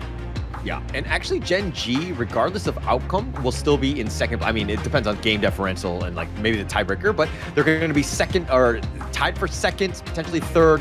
R8 dropping as well against SCARZ, and so now you have a bit of a rat race for the top 4 at the moment. With SCARZ kind of overpassing or, taking it to R8 Esports. So it's going to be interesting to see how today and the rest of today and tomorrow go, because again, it's almost anybody's game to get into the top 3 for that Group S. Yeah, so right now it is important and actually paramount that Gen.G, they kind of do some quick work and maybe a quick fix into the draft and see. Maybe she's right. He wants to come with something more creative, right? Maybe double down on the unorthodox drafts as well. Yeah, I mean, look, they've tried it. My only concern again is like, I think you just gotta let the players play and just like use, like, Rock is such a good farm laner as a traditional like farm, carry, right? Let the man work. At the same time, you gotta let Ray do his jungle things. I mean, it wasn't terrible in terms of his Ogryn. It just happened to be there was other, weaknesses, I would say. But again, to your point earlier, Akin, when you're talking about Inua just having a better hero and something that he can be successful on, I think that's going to be definitely a priority in this draft here. Look, here's my critique of the previous draft. I think Gen.G actually had a decent draft. The Xiao Xiao does work in that composition, but he needs more farm, right? The only difference maker was the fact that he couldn't deal enough damage because it wasn't enough to melt down a couple of the players on the side of Nongshim. That's why they lost those fights consistently. And I think if they can fix and balance out the gold distribution within the team, maybe Gen.G can bring it against Nongshim. Yeah. And right now, just got to stay positive. At the end of the day, I mean, I think that trying something out is a pretty decent idea by Gen.G. It looks like they want to go on the blue side this one. They want that first pick. They're going to be banning out the Loon to kind of start things, at least for the draft here. But again, I think that you want to ensure that, again, Rock, let the man just get a traditional farm laner. Don't outthink things, man. We'll see. Gen.G is known for being in their top processes, and I like it about them. Maybe try a different strategy here. I'm pretty sure Nongshim gonna try and close the game out with an all pick. So it'll be curious to see how Gen.G wants to deal against this. Look, I'm actually considering the Liu Bang for them, right? You want to play with the hit points, you want to take advantage of the seer state, get all the healers and damages onto your lineup on the side of Gen.G. Yeah, it could be an interesting draft. But look, I think Nongshim, to your point, they're just going to want to close out the series, right? They don't really want to show too much. They're just going to play things traditionally. They haven't really, I mean, they generally speaking have like set templates in mind in terms of like hero picks and just the way that they counter, but it's been more about the players than the heroes in my opinion. Our paths I think Nongshim at this point might steal up the gun and Mo, maybe. Right? Diadea gun and Mo, this is a combination we've seen Gen.G to a T as well. But Nongshim, they will start off with the Dharma pick. Maybe complement with, okay, Ogren. Yes, they definitely want to secure that first. Yeah. Dharma, Ogren, looking very strong already, especially with Haku on it. Oh, no, they're going to pump fake it. They're not going to actually go with it. They're going to potentially go with the Lian Po instead to just kind of deal with the Dia. I mean, it has a little bit of control, has pretty much everything you want. I kind of like how Lian Po is kind of joined the meta, so to speak. Yeah, he's very disruptive, right? And here we go, Gen.G gonna snap pick the Gun and Mo along with the Artie. They'll definitely lock this in, I believe. There is no debating coming out from these boys. Shishuai here giving what he thinks is the best combination available for the Gen.G side to take a win against Nongshim. There's plenty of damage, good mobility, good heals as well. Yeah, actually it's going to keep everybody afar. Now, Nongshim have to do a good job of just trying to figure out ways to get, oh my gosh, the fade. Oh, it's so good here. It's so good here. Oh no. Oh gosh, because you know, I was gonna say it needs to just get on top of the Gan and Mo and the Arlie. It's like, yeah, you light step away, but like how much more like space can you get away from this monster that is potentially fade running at you? And bear in mind, there is also the disruptive play by the Lianpo. He can chase you down, right? You wanna lift step away? No, you have to wait because the burst face. Yeah, it's looking very strong. Okay, now Gen.G on the other hand, you need some sort of lockdown, some ways to kind of just keep the Arlie and Ganonmo safe. I would say, you know, some way to kind of put Ganonmo in your pocket or just keep him in the fountain, I guess. He could just stay there forever and just stay safe because this fate is gonna be so scary. I don't know what to do. Yeah, and look, Gen.G, they know that the mid lane matchup is super important. Anyone needs the farm. They're gonna take out the secondary burst mage available. That's gonna be a Nua. Now this is gonna leave options for them. Do they want to explore crunching down on the farm lane? That's the question here. And Nongshim, I love this ban. You need a tank on the side of Gen.G with mobility. Kaiser is not available anymore. Kaiser or the Menki, they went all out there like, hey, I know your weaknesses of your draft, right? How are you going to protect the squishy guys? I mean, when my fade is jumping on top of you, you're not going to have an easy time. What great bans right now by YK. Okay, Gen.G, they're going to finish up with the Yixing ban. Like it as well. Yixing definitely with the chessboard. If you manage to lock up these three members, Rock, Clue, and Inua, yeah, game is damaged. Yeah, whoever you pick will be melted down. And Nongshim, no! They pick up the channel. This is a horrendous situation for Gen.G. Yeah, that's gonna be a lot of damage. Just more ways to get on top of you. Plus, like, now you need to deal with like all those wolves. Not the easiest time. Okay, the Dian Wei definitely tanky, and that's definitely gonna keep you alive. But is he gonna be able to keep on pace in terms of jungling against like a Fade that's like moving all over the place? He's not going to be looking for Fade. He is probably looking to melt down the Lian, who's going to be in the forefront of the fights, because he's going to try and access the backlines, right? So it comes down to Ray to be able to stop and hopefully melt down this Lianpo when that fight occurs. And here we go, Liu Bang told you about it. You need the heals, you need the stuns and the bursts. Yeah, and it'll keep him alive, especially if Fade wants to jump on you. You got your friend, your phone a friend, right? And then that's going to be, oh, the Guan Yu. Actually, I kind of like this. Especially when you're able to like just get the right angle, reposition. I mean, Fade jumps on top of one of your friends and you're able to just like heroic charge him away. I think that you might have a good time, but again, it really comes back to Wawa and just being able to be the Johnny on the spot to be able to, find Fade through it all. Look, okay, let's talk about the Guan Yu first. Our dear horseback rider, great, but he's gonna suffer in lane against the Dharma. He is gonna have a hard time against Kyung-9, okay? In the mid lane, the moment Inuwa has no flash, you can expect Illusion is just going to fly in the sky, and that's the last you're gonna see. Yeah. I mean, it really comes back to that. I mean, look, I know what Gen.G, I think that their draft, if you're looking at the individual heroes in a vacuum, I think it's gonna be nice. But I know that Nongshim has the Haku factor, right? If I'm just looking at Fade, like even an Mfang Fade would still be a monster. But I think Haku on this hero could be even more scary, which is my biggest worry for Gen.G, because they have to keep 3 members alive, and it might be tough. Yeah, it's going to be extremely tough because there's a lot of entry points coming in. And here's the thing, Nongshim can actually poke you pretty hard. You have a Fade, you have a Shangguan, you have a Channel, a lot of long range abilities to kind of poke your health down as well. So positioning is really important. And to be honest, I don't think they really have the best initiation tools. You have Bitter Farewell, you get 1 target. What about the rest? Yeah, so I mean, look, I think the Dian Wei will kind of be up front. Ganemo kind of couple blades, like poking and prodding. You don't really want to commit too much and then let the fight happen. Let Dian Wei kind of attract him, and then the Guan Yu will kind of secondary initiation. I think that's got to be key, right?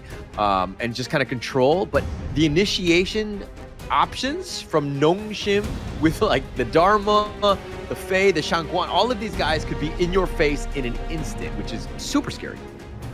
Yep, so many areas in which could expose Gen.G's weaknesses.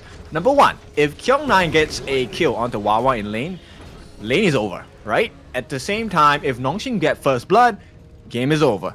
So, yeah. I don't know, there's so many that Gen.G have to protect themselves from. Yeah, it's not going to be an easy one. I mean, nice little burst ram onto 2 already. And Illusion taking a lot with those couple of blades. Almost get the pick off. If they got him, oh, Illusion needs to be careful. He's skirting around. Oh, he dodges the couple blades. That could have been life-threatening. Yeah. And here's the thing, right? If Gen.G gets the first blood, it is more of an advantage. It's not the sure win situation that they're going to experience. Yeah, definitely not. Oh, but here's the couple blades coming from Inuwa. And his presence already being felt.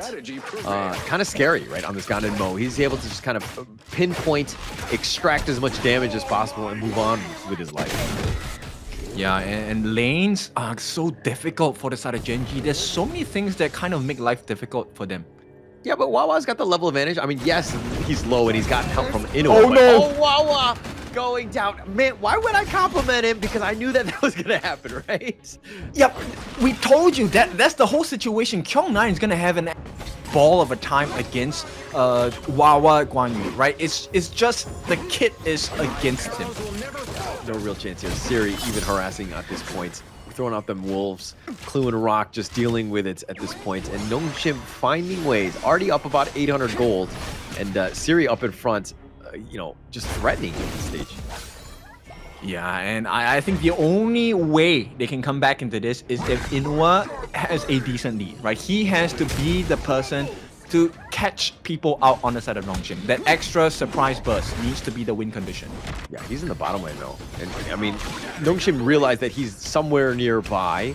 But it looks like Inua not able to have too much of a pressure in that bottom lane. He needs to get back in that mid lane. But Ray's gonna just take up most of that farm. Like, do you want to funnel as much farm into Ray, or do you want to get like Ray, like an Inua, a big item before you kind of filter that?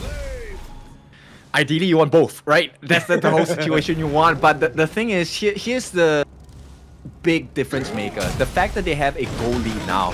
Oh, one more catch. Yeah, I don't think they're going to catch him. Oh, they go under. Illusion not scared. He's got the finishing stroke, and he does finish the stroke onto Wawa. Gets that pick off. Illusion using that hero to the maximum.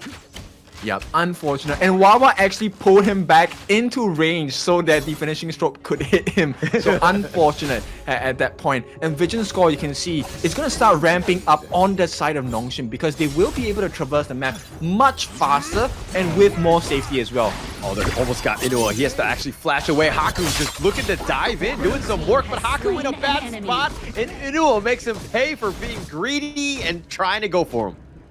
Okay, so that's a glimmer of hope. Inua getting the kill. He gets the buffs. Oh, bad. Wawa. Oh, Wawa getting gone on yet again. Just having a tough time. Illusion and Kyung9 just making their impact. Yeah, I think they have identified where is this gold barrel, right? At the end of the rainbow is. This gold pot. Okay. Well, first off, I didn't even know there was a rainbow. But yeah, okay. I think that Wawa is definitely the target you want to be hitting. He has kind of struggled at this stage. He's level 5 to Kyung9 6. I think you can just let him solo at this point. But Illusion just having such a good time with just farming. He's consistently going in that top lane. Yeah, and Kyung9 now about 1,000 gold ahead of his counterpart Wawa. Hang on, nice burst ram. He's gonna find Rock, and they do end up getting the kill. They looking to go for Clue as well. He's trying to stay alive, but the wolves all over him, and they hound him down. He gets a double. The wolves hunt in a pack, and right now, Siri with that kill, he's gonna have his farm at 7 ready against Rock. This game is not looking good.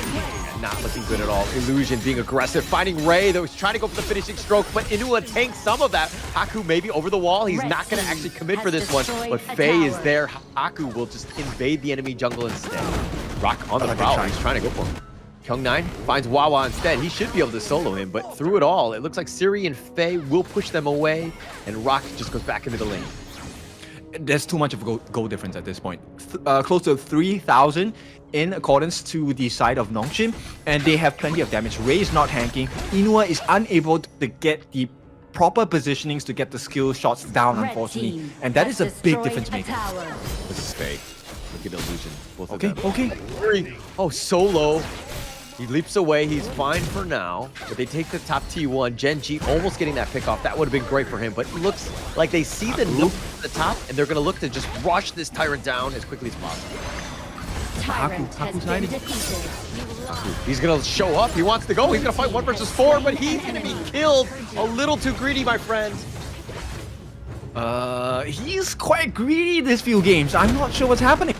Yeah, this is but he gets up with the truth. He finds Rock. Oh, the double from Kyung9. And the finishing stroke from Ray. Wawa's going to join him, but all in all, Kyung9 made him pay.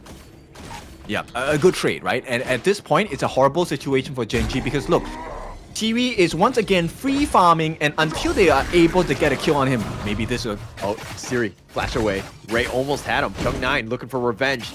He smashes into the wall. He gets him with the formlessness. Here we go. Ray taking a lot of damage with that enlightenment, being controlled, and with those fists of fury, it looks like Ray trying to just farm up, but Kyung9, I think, has his number, does get the kill. And the Trevor smash. Illusion is down. Wawa somehow gets smashed in, and it looks like they're going to take Haku dies yet again. And Faye, with a sliver of life, will survive. Siri's still there. He's going to get gone on. They've got the connection. They have the control. And Rock will get a double. And you're kind of wondering, Nongshim, what are you doing? Exactly. It's like a lapse of concentration, right? Coming out from RedForce boys. And right now, this punishment coming in for pretty painful. They have cut the goal lead down to about 2,000, and at this point, as they run rampant around the jungle on the side of Nongshim RedForce, there are other objectives available for the taking, and I think Rock is on the cusp of hitting some pretty big items as well. Spark Force Dagger Doomsday already completed. Look, Haku has been diving overly aggressively, and he's gonna pay even more this time. Yeah, I mean, dying 3 times early is just not really what Haku usually does. I think that he needs to stay off the map a bit and just farm up before you go for it. Now you're behind, and now it's going to be tougher, especially you're talking about the fact that Rock is getting that farm. He's 5.2, you know, highest on the team. He's your win condition. He's doing very well of putting himself in that prime position. But now Siri, who's been largely quiet as well, 2-1-0, but has been largely uncontested, looking to take at least the bottom lane as well, and they need to get him going. Okay, another thing to note, Inua is at 5.4. He has some pretty big items. Splendor along with the Scepter of Reverberation, so he has good burst, but at the same time, also defensive mechanisms available. And right now, I think Gen.G has successfully found positions for him to just get his couple blades down. Yeah, I mean, again, Inua, oh, this is the one. They got him, the Tremor Smash, knock him on the 3, but it looks like Faye's gonna be killed. Ray slam dunks him, and the finishing stroke off of this one. Illusion staying alive, Haku down yet again with Faye, but it's a 2-for-2 trade. Okay, but both farm laners still alive, and Rock, I think, does have the advantage if he doesn't get caught. Yeah, if he doesn't. That's the biggest one. Rock staying, again, just look, he just needs to farm. He doesn't need to go anything crazy. Siri's in his jungle just trying to take what he can before it's stolen from him. But Gen.G, on the other hand, invading, doing a good job. I think they need to look to focus on this bottom T1, but with it all, I think it might be tough. Yeah, Kyung9 so far hasn't been very successful in finding those gaps for Gen.G. In fact, look, he's always scouted out. So Gen.G, they understand what the win condition. Yeah, finding him out here, and it looks like Kyung9, and it looks like Illusion. They're gonna find Ray, who's just being baited around. Illusion spots him out, but really can't do much at this point. Ray starting to get, you know, 5K net worth at this point. Not the scariest of monsters just yet. Yep, and unfortunately for the side of Nongshim, Illusion is starting to fall behind a bit. He has nice items, he has lifesteal, he does have a armor pierce as well, but right now, because of the growth of Rock, who's at already 7,000, well on his way towards that Daybreaker, this is a tough situation for Nongshim. Yeah, it looks like Haku, again, just farming in the mid lane. Tyrant is going to be spawned here. They're going to potentially go Faye. Just been taking a lot of damage here. I don't think they really want to fight for this, especially with the Shadow Tyrant about to spawn in about 20 seconds. Yeah, a dangerous position to be in. At the same time, I want to highlight the fact that while now he has a charge, that is going to be a big marker, especially if he gets a perfect Razor Cavalry. He's going to be able to stun multi people on the side on Nongshim RedForce. Yeah, I mean, if he's able to get that perfect angle, that's the toughest thing on the Guan Yu. I think Wawa is definitely off the task. He's definitely proven that he can do it, but finding it against Nongshim, which, you know, they have a very good, oh, it looks like Faye completely deleted. Inua goes golden, though. Siri's going to be killed as well, but it looks like he wants to turn it around. Haku does get a couple, but he's going to die in return. 3 members down. Wawa pushing Illusion away, and it looks like they're going to take him down as well. And through it, all 4 members. Kyung9 fighting 1 versus 2. Kyung9 just trying to run away, and it looks like they'll let the monk go. But the damage is done. Nongshim, this is not a good fight. Look, they are recovering on the side of Gen.G. Yeah, they're starting to recover. I mean, Ray, this is the one where he's getting those kills. He's staying alive, and he's able to outfarm this. But Kyung9's scary. He's chasing after them. He's fighting 1 versus 2. Not scared. Wawa's like, dude, get away from me. No, he doesn't care about the kills at this point, right? He cares about just stopping them from taking the Shadow Tyrant. That is the biggest win on the side of Nongshim because they're starting to trail. In fact, the goal lead, 3,000 previously, gone. It's down to about 1,000 now. Yeah, one thing I'm not liking is that Faye's trying to initiate. I think that, you know, the Lian Po is more of a counter initiator, and just being, you know, blown up early sets things up. Here we go. It looks like they want to go for this one.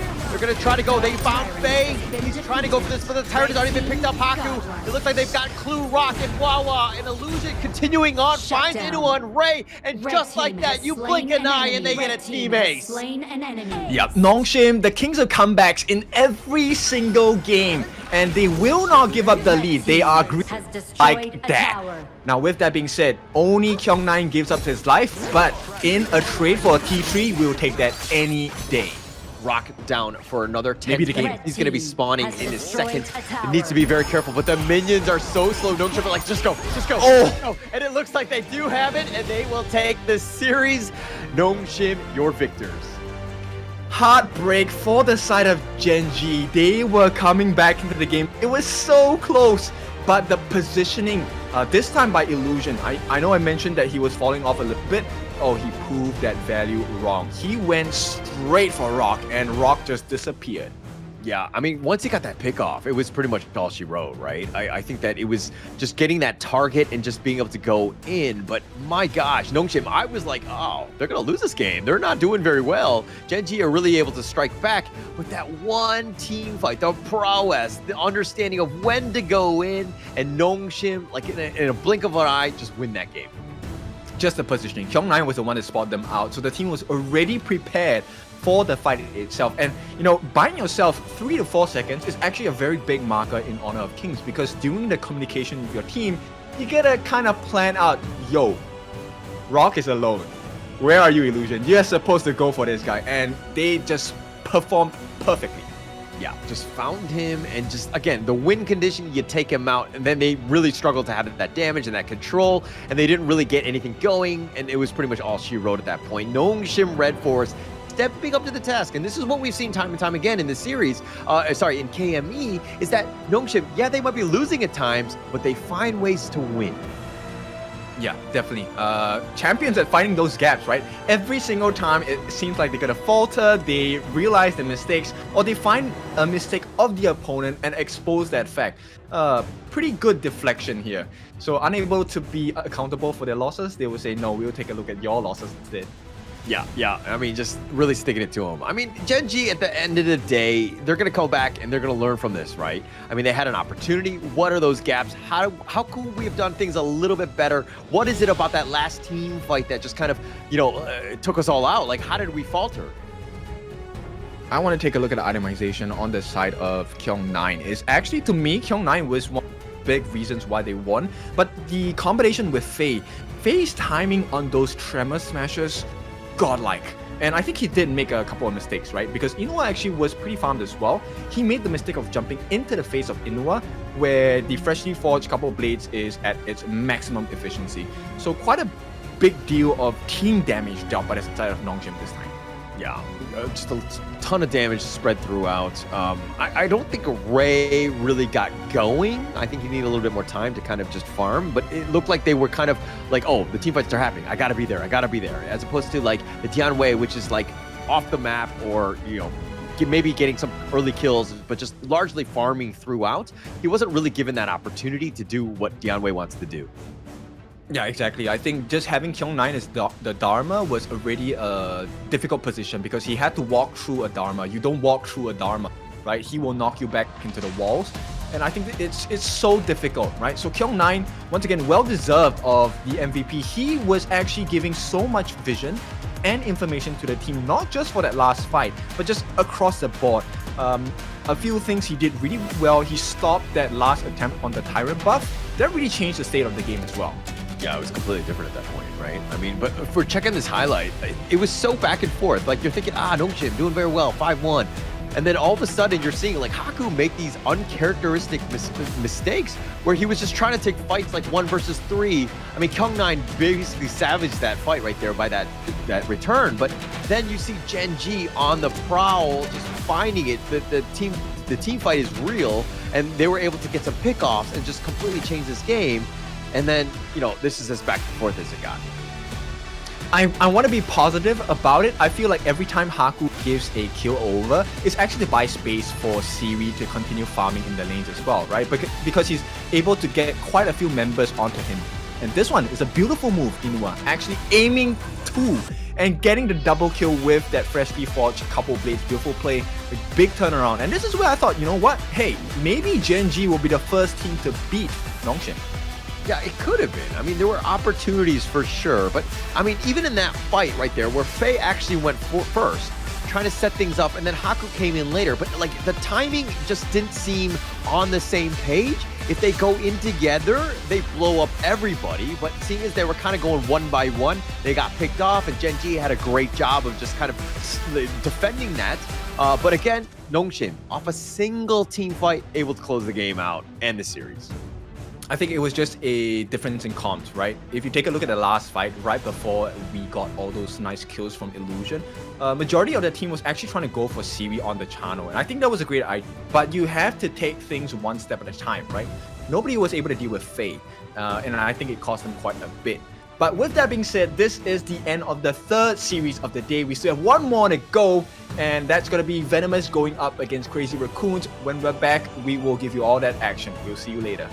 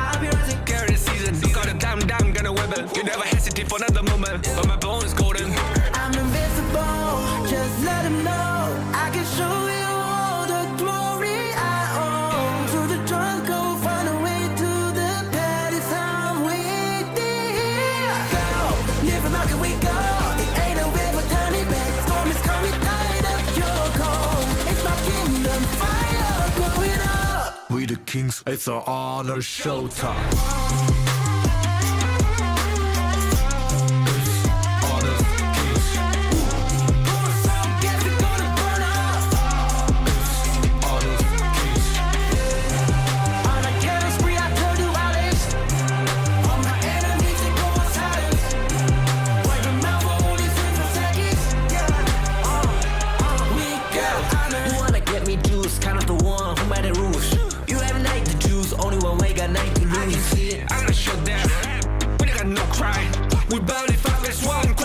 You can cheat. First blood, double trouble, then I take a pen, I kill. All you do is sweat and look at me still victory. Say. I've triggered my soul down. Follow my pace. We the champions, screaming, I'm invincible. Just let them know I can show you all the glory I own. So the drunk go find a way to the palace I'm waiting. Go, live and rock and we go. It ain't a way for turning back. Storm is coming tight. We the Kings, it's an honor showtime.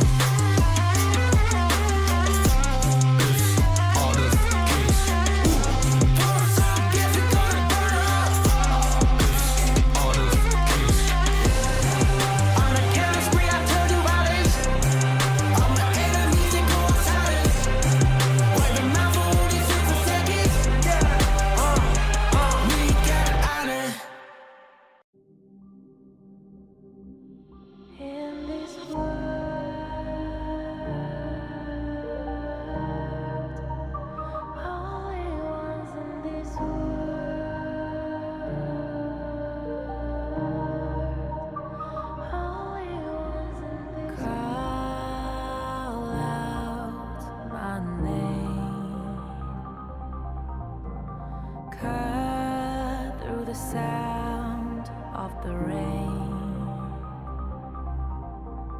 No matter how I feed the flame, you know I feel the darkness and the pain. All of the ways we tried to break free from the night, you know we made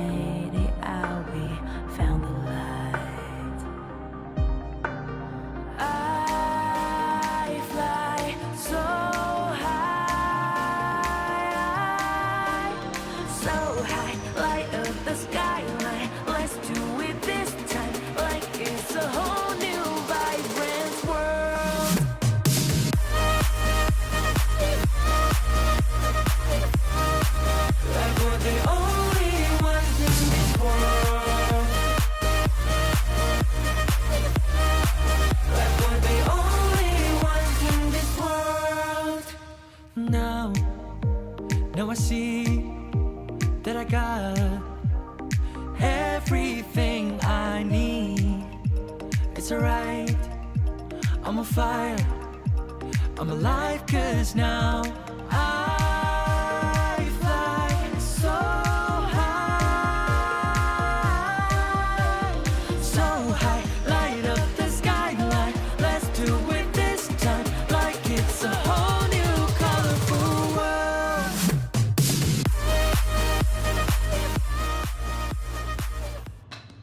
We have arrived at the last series of the day. This is Venomous, Crazy Raccoon. Both of these teams struggling to find a win in the Pro League so far, but we'll see. One of them is definitely going to be a winner today. It is your favorite kind of tofu, Kindofu, and with me today is Holler. How do we feel about this last series of the day? I think that this is desperation mode, right? I think between these two teams, somebody has to come out. I mean, somebody will definitely win, but I think it's must win for both of them, especially if they want to give themselves a chance.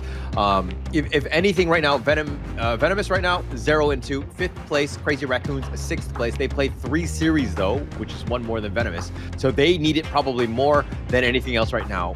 Both these teams are in desperate need of the win, but let's check out Venomous first.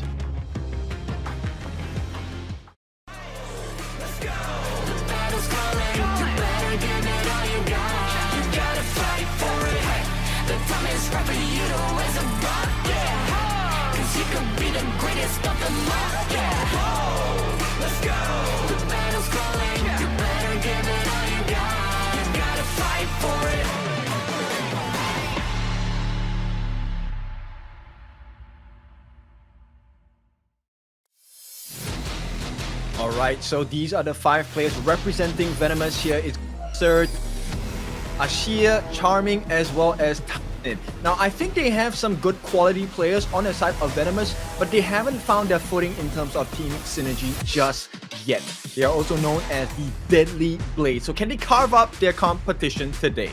I mean, they survived what? The Honor of Kings Open Series 2025 Split 3 South Asia with 16 teams in it. 11 of them happen to be Bangladeshi teams, and they were the strongest one. They were able to prevail. That speaks volumes about this team. I think that they have a lot of potential, but let's check out their opponent in Crazy Raccoon here.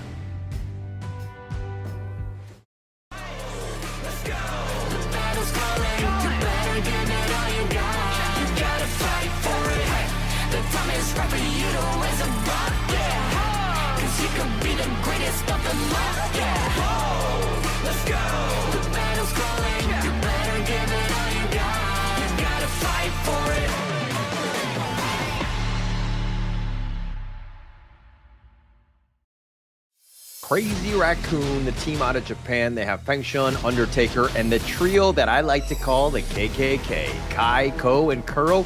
This is a squad that's ready and itching for that first win. They are, of course, the CR Nation.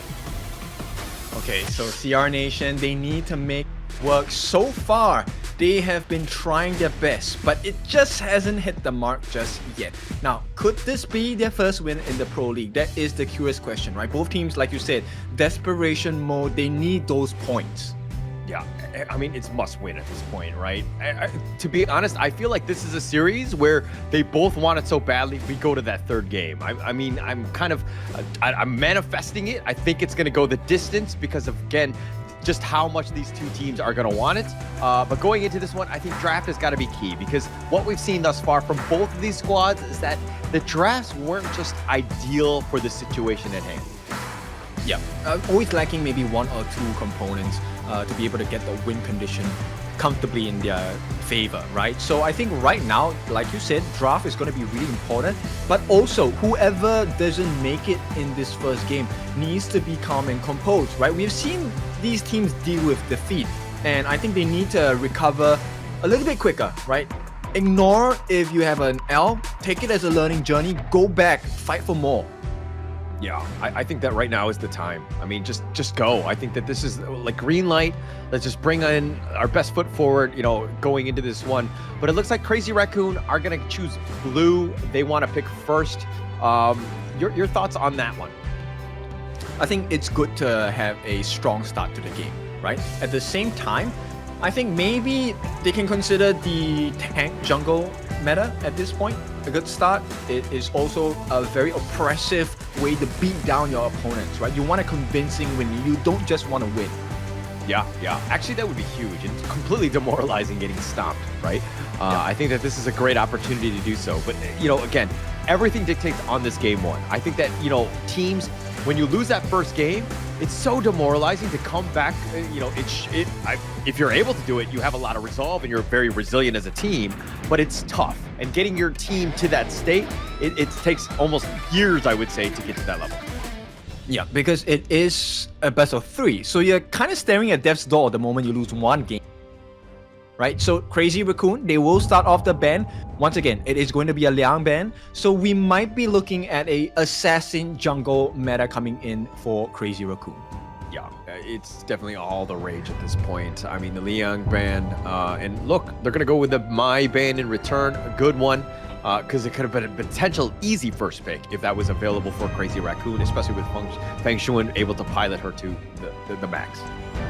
Yeah, and Dharma is going to be the next character or hero to be taken out of the hero pool along with the Diadea. This opens up quite a few heroes, and as we expected, Crazy Raccoon, they're going to start off strong. This is a R. Lee being teased for Kuro. My wishes are bound to come again, true one day. they've done this before in their drafts. So again, just trying to isolate and give Kuro one of the best farm laners for himself. That R. Lee is very strong.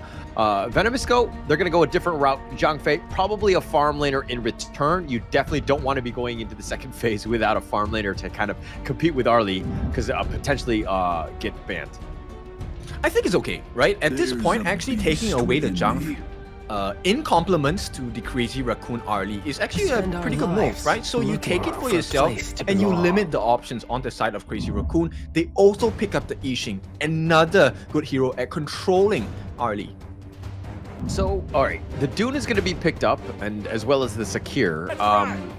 Don't you think the meta has already shifted from a tank-style jungler, and that you should be looking for something with more, high mobility, like high damaging assassin types? It depends on what your comfort level is, right? End of the day, like we said, this is global ban pick format, so you have to be having a pretty decent hero pool. And I think you have to play to your player's strengths. Some players, they prefer that burst composition like Enfeng, right? He loves the assassin jungle heroes. He performs insanely well on those.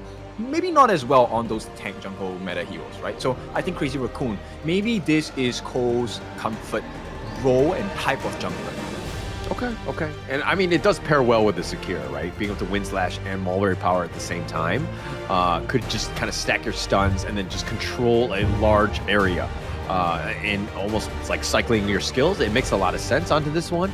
But going into this one, like Crazy Raccoon, Gen.G banning, again, they're going to really target the farm laners, make it a little bit more difficult, and just kind of give your Arlie as much space as possible. They're really concerned about the burst potential, right? On both sides. So they take out the Gen.G because his ultimate Imperial Order, it lowers your defenses for both magic and physical. And if the Sakir gets caught out in the fights, there's no more heals, right? And everyone, 5 men onto Dun, they can really easily work him down. Likewise, on the other side, Venomous, the Garden same thing, big concern about the burst. Princess Frost, they're really concerned about getting stuck. Zhang Fei needs to be present in the fights, he cannot be frozen. Yeah, cannot be. And it looks like they're going to go with the charming Marco Polo. We've seen this guy shine on him before. This is definitely one of his signature heroes. He's like, okay, target me all you want. Gen.G, Lady Soon. Boom. I actually wanted the Marco Polo in your face. Yep, and we have seen this exact matchup for Venomous. So Charming does do well against an Arlie, but maybe it was just a difference of skill levels in that Arlie. We'll never know. Courage is my only belief. Maybe. All right, it looks like Crazy Raccoon are going to round out their draft. Yuan and the Byron, they locked those in. That is their squad. They have a lot of control, a lot of burst and tankiness to this lineup. This is looking to be very scary by Crazy Raccoon. I kind of like the way that they're going. But Venomous on the other end, round out their draft with the pay. Is that going to be enough? Yeah, I'm not sure, man. I mean, early game pressure, I like it. But Crazy Raccoon, look, they have heals, they have shields, and they have damage. Not going to come that quickly because Kuro is going to take a bit of time to come online. But Venomous, I do see the benefits of it, right? We have Pei, Yixing. Level 2, they are insanely strong already. Yeah, and I expect them to be a little bit more aggressive early to kind of just make things, to give Pei more of a chance to kind of invade. You want to use his early game spikes to kind of ensure that he has a really good game. Oh yeah, for sure. So at this point, the shield value of Tyrant, if they choose to invade, so this can come down to two different situations, right? So one where they could potentially invade, and if it's successful, it achieves two things. Number one, you get the growth on the Pei. Number two, you actually create space for their farm lane on the side of Venomous. I'm like, shh, that's clearly the strategy. Clearly the strategy if they do this. But you're like giving it out, you're letting them know. No, but I think it's a good idea to kind of test things out. Really kind of change it up, right? Maybe you go for that invade. Maybe you get a little lucky on this one. If anything, you might see some rotations. But okay, let's talk draft here. Who are you giving the edge to? I prefer Crazy Raccoon's draft. I think it's less risky, but it takes a bit of time to come online, right? Venomous, it's more of an explosive draft. They need to get a first blood or consistent advantage in farms, maybe steal some camps before it really works for them. Yeah, okay. All right, it looks like the drafts are underway. We're going to go into the final series of the day. This is, of course, going to be Game 1, and it looks like Crazy Raccoon potentially at least just kind of invading at least the mid lane more than anything else. They want to see exactly where Zeke's is going to start out. But yeah, I think a quick pause for now. Okay, I have to say this because the only other pause I experienced was with Venomous, and we talked for a long time with Venomous. Yeah. I actually thought it was a you thing because yesterday when you were not on the desk, we had no tech issues. But now that you're back, it looks like you've brought the kin curse. Boom, I said it. Okay, DP. Different people, different perspectives. Okay. Yeah. All right. Okay. Different acronym for different. Okay, got it. Oh, keep us safe, huh? A little bit of a pause here. Actually, there was a little bit of lag. I don't know what it was going into this one. So just an insta pause, get everything, making sure that everything's working before we go into this. But look, if you were like down 0-3 as Crazy Raccoon are in terms of this round robin, and look, survival week is not the end of the road for you. Or sorry, ranking week is not. Survival road where if you're not in the group S, you're still fighting for your life, but it's a little bit of a tougher road considering you need to be the top seed out of 4 squads then. Could Crazy Raccoon just be like, hey, let's just try things out and not worry too much about the rest of ranking week? Mm-hmm. Okay. I think they could... Look, for them and Venomous, I think maybe, yeah, this is not a time to take a risk, right? I think... Right now, it's more of can you go with what's proven in your scrims, proven in your competitive matches, right? Or maybe learn from the success of other teams as well. Understand why there are certain decisions made and why it was successful for them in that particular instance. That will be the strategy that I would try to employ for both of these teams. Okay. I think that's the right way, right? I to be honest, I always like that question was loaded. I was just trying to see what your response was going to be in the sense. But I think that you always want to put your best foot forward, especially in these kinds of situations. Because you really, again, if you're at the end of ranking week and you have 0 wins, that's got to be heartbreaking, right? And then you got to get whatever sort of win you can get to build that confidence and to kind of have that foundation just like moving forward of like, we're okay, we're good. We know ways to kind of win. We just got to get there, right? Yeah, at the same time, I like to look at it as a different perspective, right? So, yes, you may have been in the bottom in ranking week, but then you also have the highest potential of a turnaround, right? So if you can kind of figure out where you went wrong during ranking week, and as you fight your way through survival week, there is a potential of explosive growth where you kind of figure out, hey, you know what? Maybe this was the reason why we were not winning games. And you will surprise everyone. Yeah. I think that's at the end of the day, it's about just kind of one-upping somebody and then getting that first win. I think that would be huge, right, at this stage. But yeah. I mean, I'm kind of curious as of like if this tech pause is gonna kind of shake up the nerves even more. I think it's gonna shake up their stomachs, right? It's pretty late. Maybe they haven't had dinner yet. This might affect their concentration as well. But it depends, right? I think end of the day, as long as they keep calm, they keep composed, they know what they're supposed to do in their roles, it should be a straightforward road. Not simple, but straightforward. Yeah, I don't think this team is just like, yo, we're so hungry, we're gonna pause the game and then not eat, right? Like, going into this one, I think it's just, I mean, this team is ready. Like, I'm sure that they're being well fed, they're good to go. It's just a matter of time, just making sure that everything's, you know, silky smooth, right? As we expect for these type of leagues and tournaments. So, you know, nothing but the best here. Yeah, for sure. I'm just curious how Charming is going to perform today. We've against an earlier in the first day, I think. And he did pretty well for himself, considering the matchup does not favor the Marco that much. Yeah, I don't think so as much. Okay, look, Charming, he does well. He clearly knows how to play the Marco Polo. He can definitely style on him. It's just that he needs to ensure that, like, he gets the right amount of farm before he starts to go ham. And then he's able to kind of do Marco Polo things. I think Marco Polo gets online a little on the later side, which is a little bit of a struggle because I felt like Charming kind of wants to push the initiative a little early. But this matchup against Arlie, I think it's favorable in the sense where, look, they're looking to build almost similar items, right? So Sparkforge Dagger, Doomsday for the side of Charming. On the side of Crazy Raccoon, it's Doomsday, and then you want your Shadow Ripper, you want your Eternity Blade. So similar item builds, and I think the goal required is pretty close. So it really then comes down to your skill matchup, right? Can you do well in the lane? But I mean, when you're seeing like a Dune or a Secure just like jumping on top of you, like it's not the most comfortable of things. Because like as a Marco Polo, you kind of want to stay away, keep them at arm's reach, let them group up, then you go for like a Fever Barrage. But if you're stunned in that situation, you're going to have a tough time, right? And finding that perfect moment where you don't have all these bruisers looking to just literally prioritize and stun lock you, you know, it's a tough go. Yeah, and in fact, I would go to as far as saying my concern for Charming is if they don't get the timings right, he can have the full duration of the Fever Barrage, but when the Firefly field gets dropped, he's gonna die quickly as well. Yeah, no chance at that point, right? I think that's I mean, it's really going to come back to the positioning. There's so many of those guys, like the Arlie and the Secure, both of them are going to be very glass cannon type of very squishy style heroes that just get caught out, they just get blown up. So we got to be careful with how this is going to be. Okay, we're back. So let's take a look. We were theory crafting. Oh no.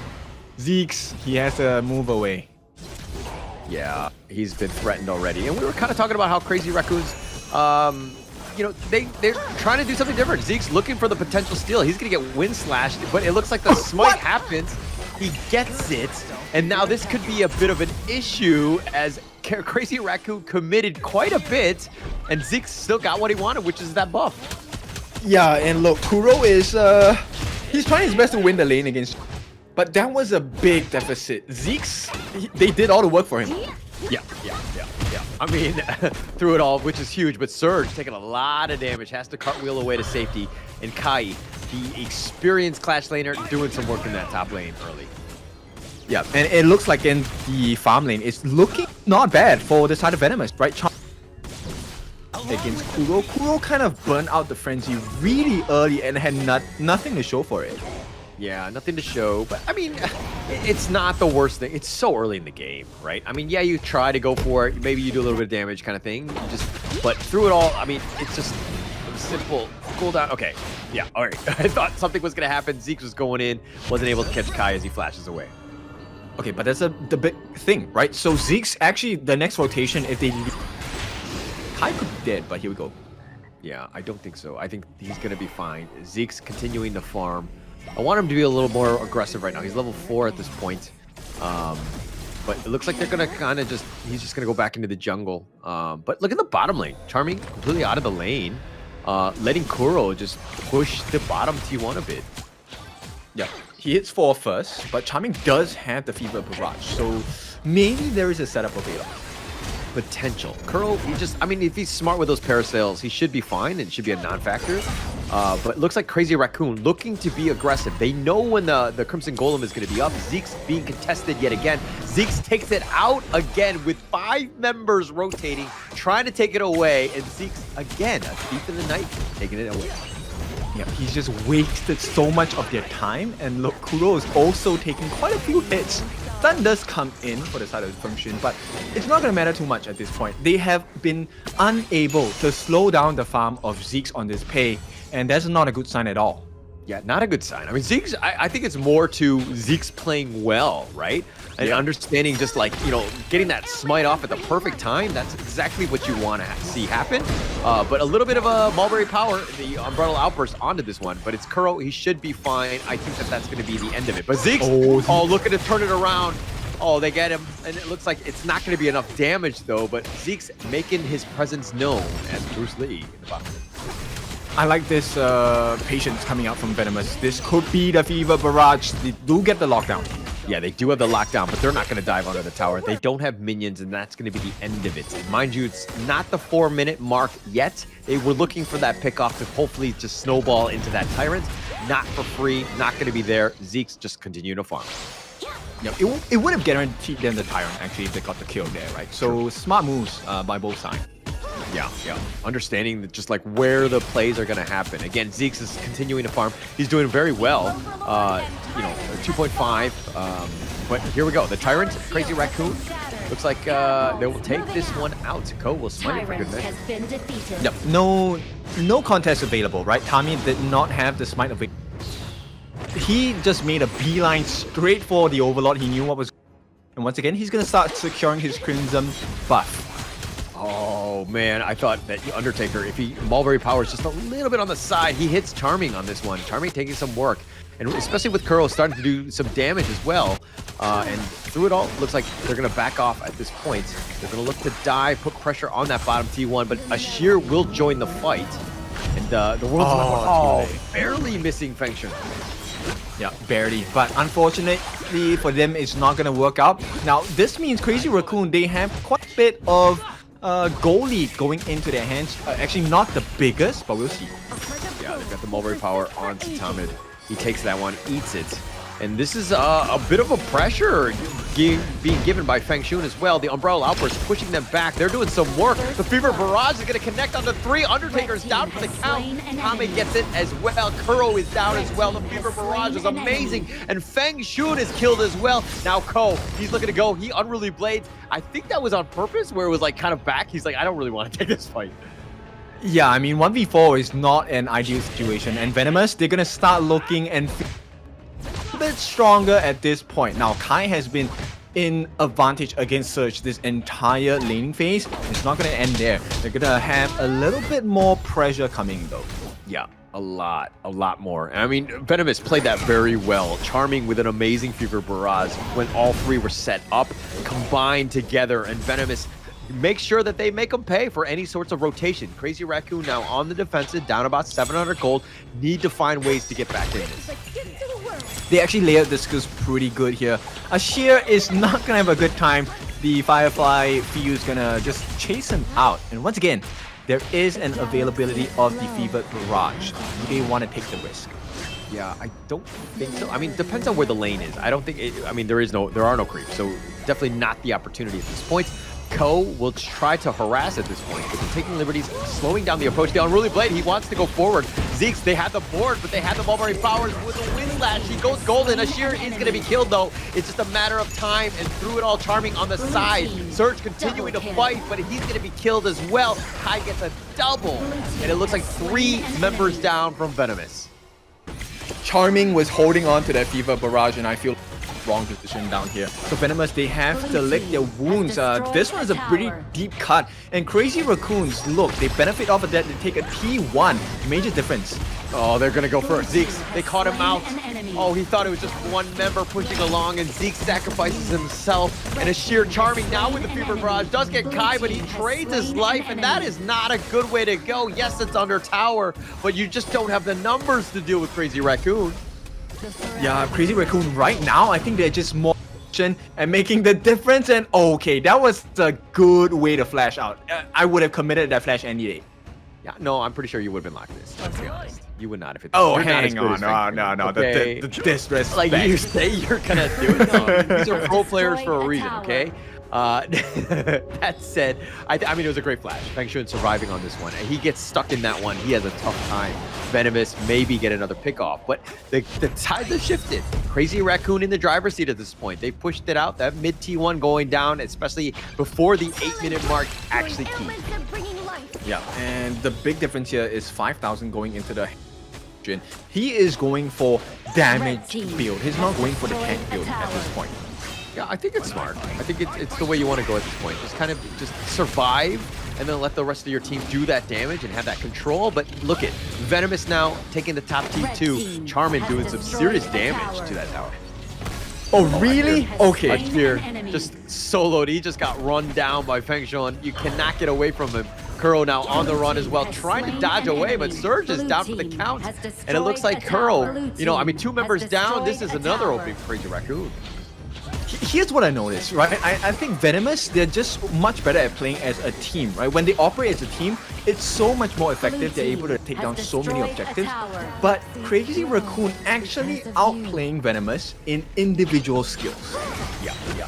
Getting those one-on-ones, winning those battles, but that's what you want from a good team, right? I mean, you want to be able to win those one-on-ones. I mean, the team fights are team fights, and don't get me wrong, some teams are definitely better than other teams in team fights, and it looks like Venomous is probably on that case in terms of being, their prowess is quite high on that, but the individual one-on-ones, if you're able to get those pickoffs, that's huge for you.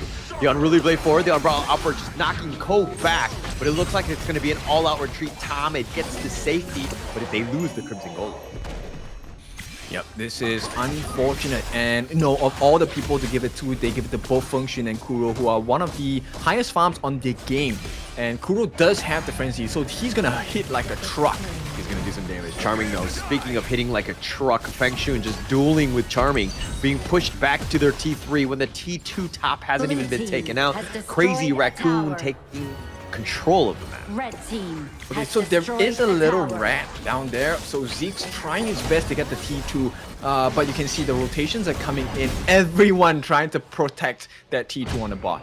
All right, for the record, Zeke's pay is actually a tiger, not a rat, but you know, whatever. Tomato, tomato, right? Okay, another sign of disrespect. All right, but here we go. Feng Shui finds Ashir and Zeke's. Ashir stays alive. Here's the Mulberry Power onto Tomid. The world is my board. Tomid's so low, he's going to be picked off. Cole actually taking the Tyrant. That's going to be elsewhere, but Tomid is down for the count. Kai finds him, and now it's an all-out retreat. The Mulberry Power finds him, and Zeke's is down. The Fever Barrage is not going to save you, my friend. And Charming is going to get bursted as well, and now Surge on the run with 3 members down, all for the sake of Kuro. He's going to try to attract him elsewhere, but Crazy Raccoon are like, actually, we just want your base. Yep, and that's the most important objective at this point. They get stunned.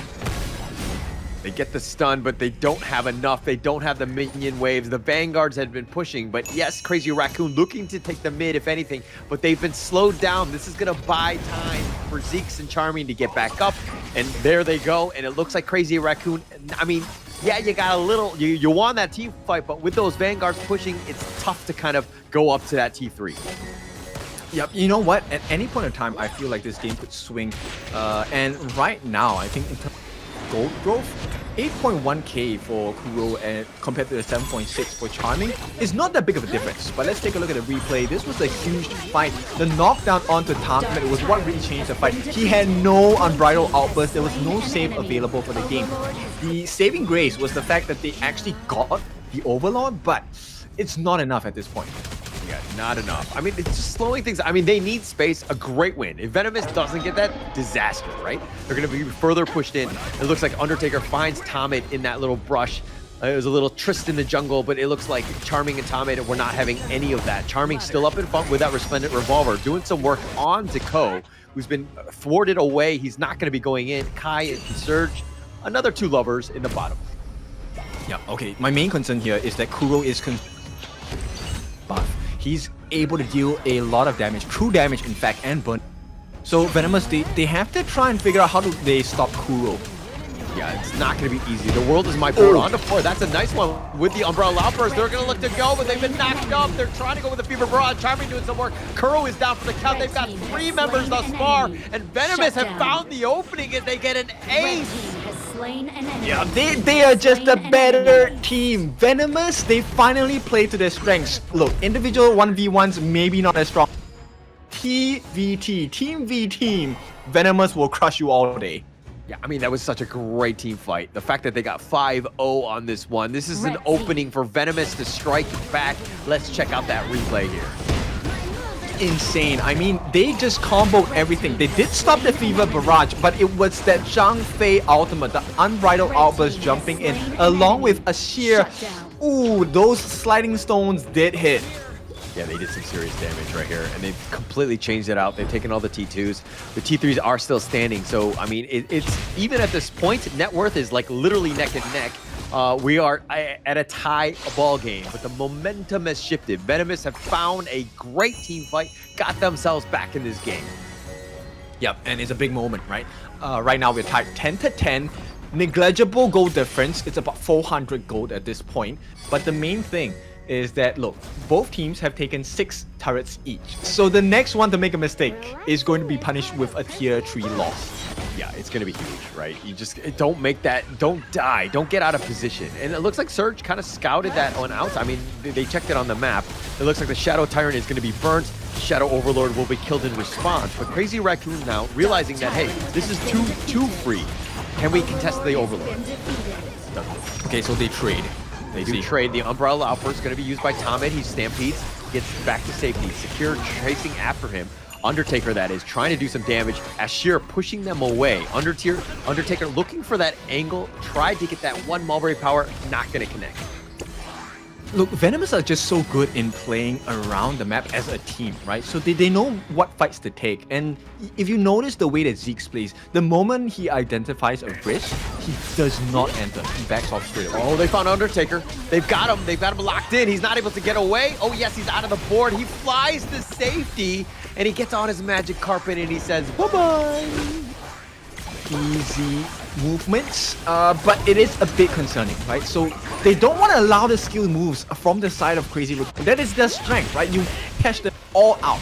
Oh, Zeke's trying to solo Kai. It's going to be tough here. Zeke's taking a lot of damage, and he had to call for reinforcement. Surge is there, and he's losing this battle as well, and Charmy coming in as well. And it looks like he misses the Resplendent Revolver. They're looking to just run away, and through it all, Zeke's is just on the run. Surge has already been killed. Ashir trying to go golden. Zeke's gets cut off, and another teammate going the way of Crazy Raccoon this time.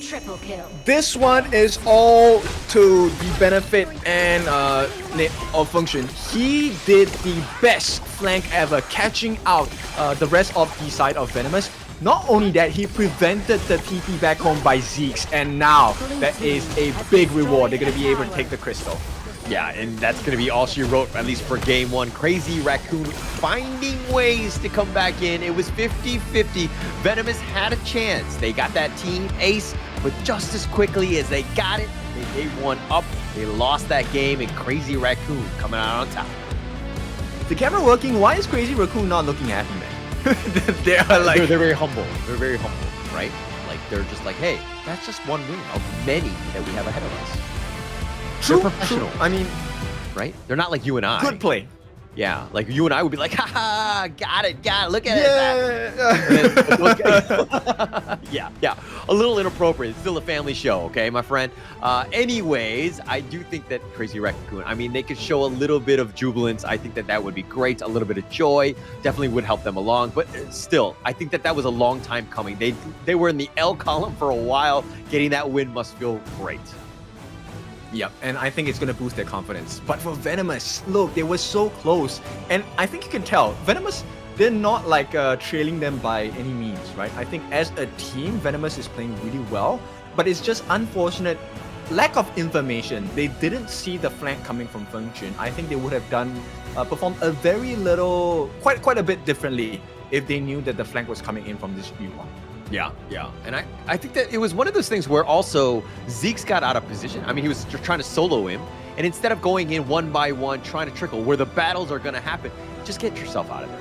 just cut your losses. Yeah, Zeke's dies, and then just try to hold. You still had your T3s, you had an opportunity, you had decent wave clear to kind of just deal with the minions that were coming, so you weren't going to lose the game right away. Sometimes somebody gets out of position and it just compounded into an entire team wipe, and that's a disaster. Yeah, but what a way to do it, right? To get team wipe first in your attempt to try and take the crystal, and then to return the favor, and finally that was a big moment. And I think the right choice was made by Function. He actually went for the full damage build here with the Holy Grail, Staves of Sorcery, Savant's Wrath, Void Staff, along with the Scepter of Reverberation. He was one of the highest farm in this game, second to only Kai, who, with the golden equipment, was the reason why Zeke couldn't kill him in the first place. Yeah, I mean, look at everybody on that team just doing a ton of damage and just like really helping with that win. But I think the MVP for that one's got to go to Feng Shuan. I think that play in the end especially cemented it, ensured that they got that win because he was just doing so much damage. I mean, 79,000 essentially, just a lot of damage and really helped that team. But this is a roller coaster. That's my heart rate right there. Yeah, same here. I mean, Crazy Raccoon, this was a tight one.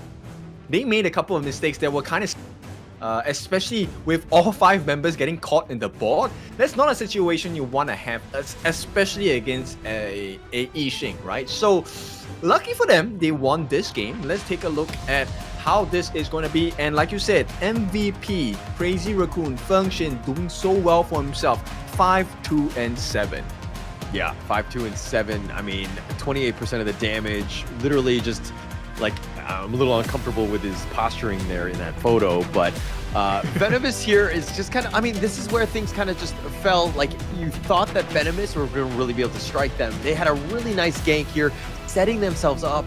But, you know, again, Crazy Raccoon were able to get back in the game because it seemed like Venomous were kind of caught off guard. They were kind of spread throughout. They just had a really difficult time with those team fights. Yep, they were consistently able to stop the Fever Barrage coming in by charming as well. That's one of the main reasons why they won so many fights, right? And with the decision to go full damage, Function actually was able to help melt down a lot of the members on the side of Venomous, which allowed Crazy Raccoons to take advantage of what's happening. Yeah. Oh man, this is one of those fights where I'm just like, why would you go in Charming? The Fever Barrage. I mean, yeah, it's amazing it's on a 4, but you don't have the rest of the team to really cement those kills. And you're just putting yourself in an awkward position. And again, this is another one where, you know, Crazy Raccoon's starting to snowball, starting to get a little out of control. They're doing well, pushing them back, forcing it back. But then the ultimate turnaround, Venomous are like, no, not just yet. That board was amazing, locking them all down with that Umbrella Outburst. You had everything that you wanted. You get that team wipe and you're thinking, Venomous, GG, go next. But then, check out what happens here as it looks like in the top lane, Zeke's on the run, catches out, Surge is like, dude, why are we not fighting in this one? Charming now joining, and here come all of his friends from the rest of Crazy Raccoons. Feng Shuan with the amazing play, locking it down. Nobody runs from him. Try to go golden all you want. Feng Shuan's on cleanup aisle 2. Yep, he had the presence of mind to use his unending sorrow to get away from the board as well. At the same time, force out the Splendor, so burning out all of the different resources on the side of Venomous. So great understanding of what's necessary on the side of Venomous to turn the fights around. At the same time, it was really unfortunate because there was no vision. But talking about vision, we want to see the future. We're going to have to take a break before that, so let's go for a short break. When we're back, game number 2 between Venomous as well as Crazy Raccoons.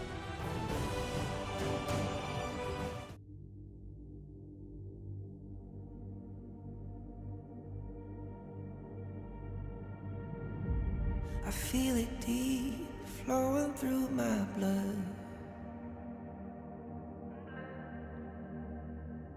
Rising up to become someone, and taking it all on my own. What a sweet victory. And taking all of my control, awaken something deep in me.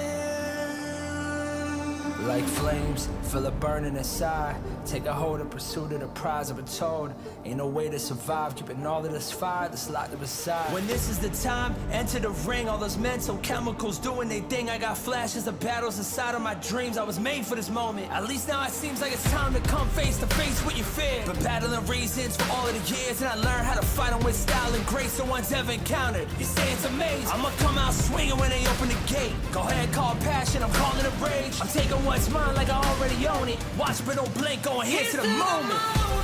The sky rain down. Here's to the madness that's all around. Go on, tell them who you are, you are, you are. Go on, tell them who you are, you are, you are, you are. Here's to the moment. The sky rain down. Here's to the madness that's all around. Go on, tell them who you are, you are, you are. Go on, tell them who you are, you are, you are, you are. My name is honor, my name is king, my name is champion, my name is strength. Tell them who you are. My name is Pentakill, you think it's strange? My name keep ringing inside of your brain. I hear it every night. Here's to the moment the sky rain down. Here's to the madness that's all around. So tell them who you are, you are, you are. Go on, tell them who you are, you are, you are. Here's to the moment the sky rain down. Here's to the madness that's all around. Go on, tell them who you are, you are, you are.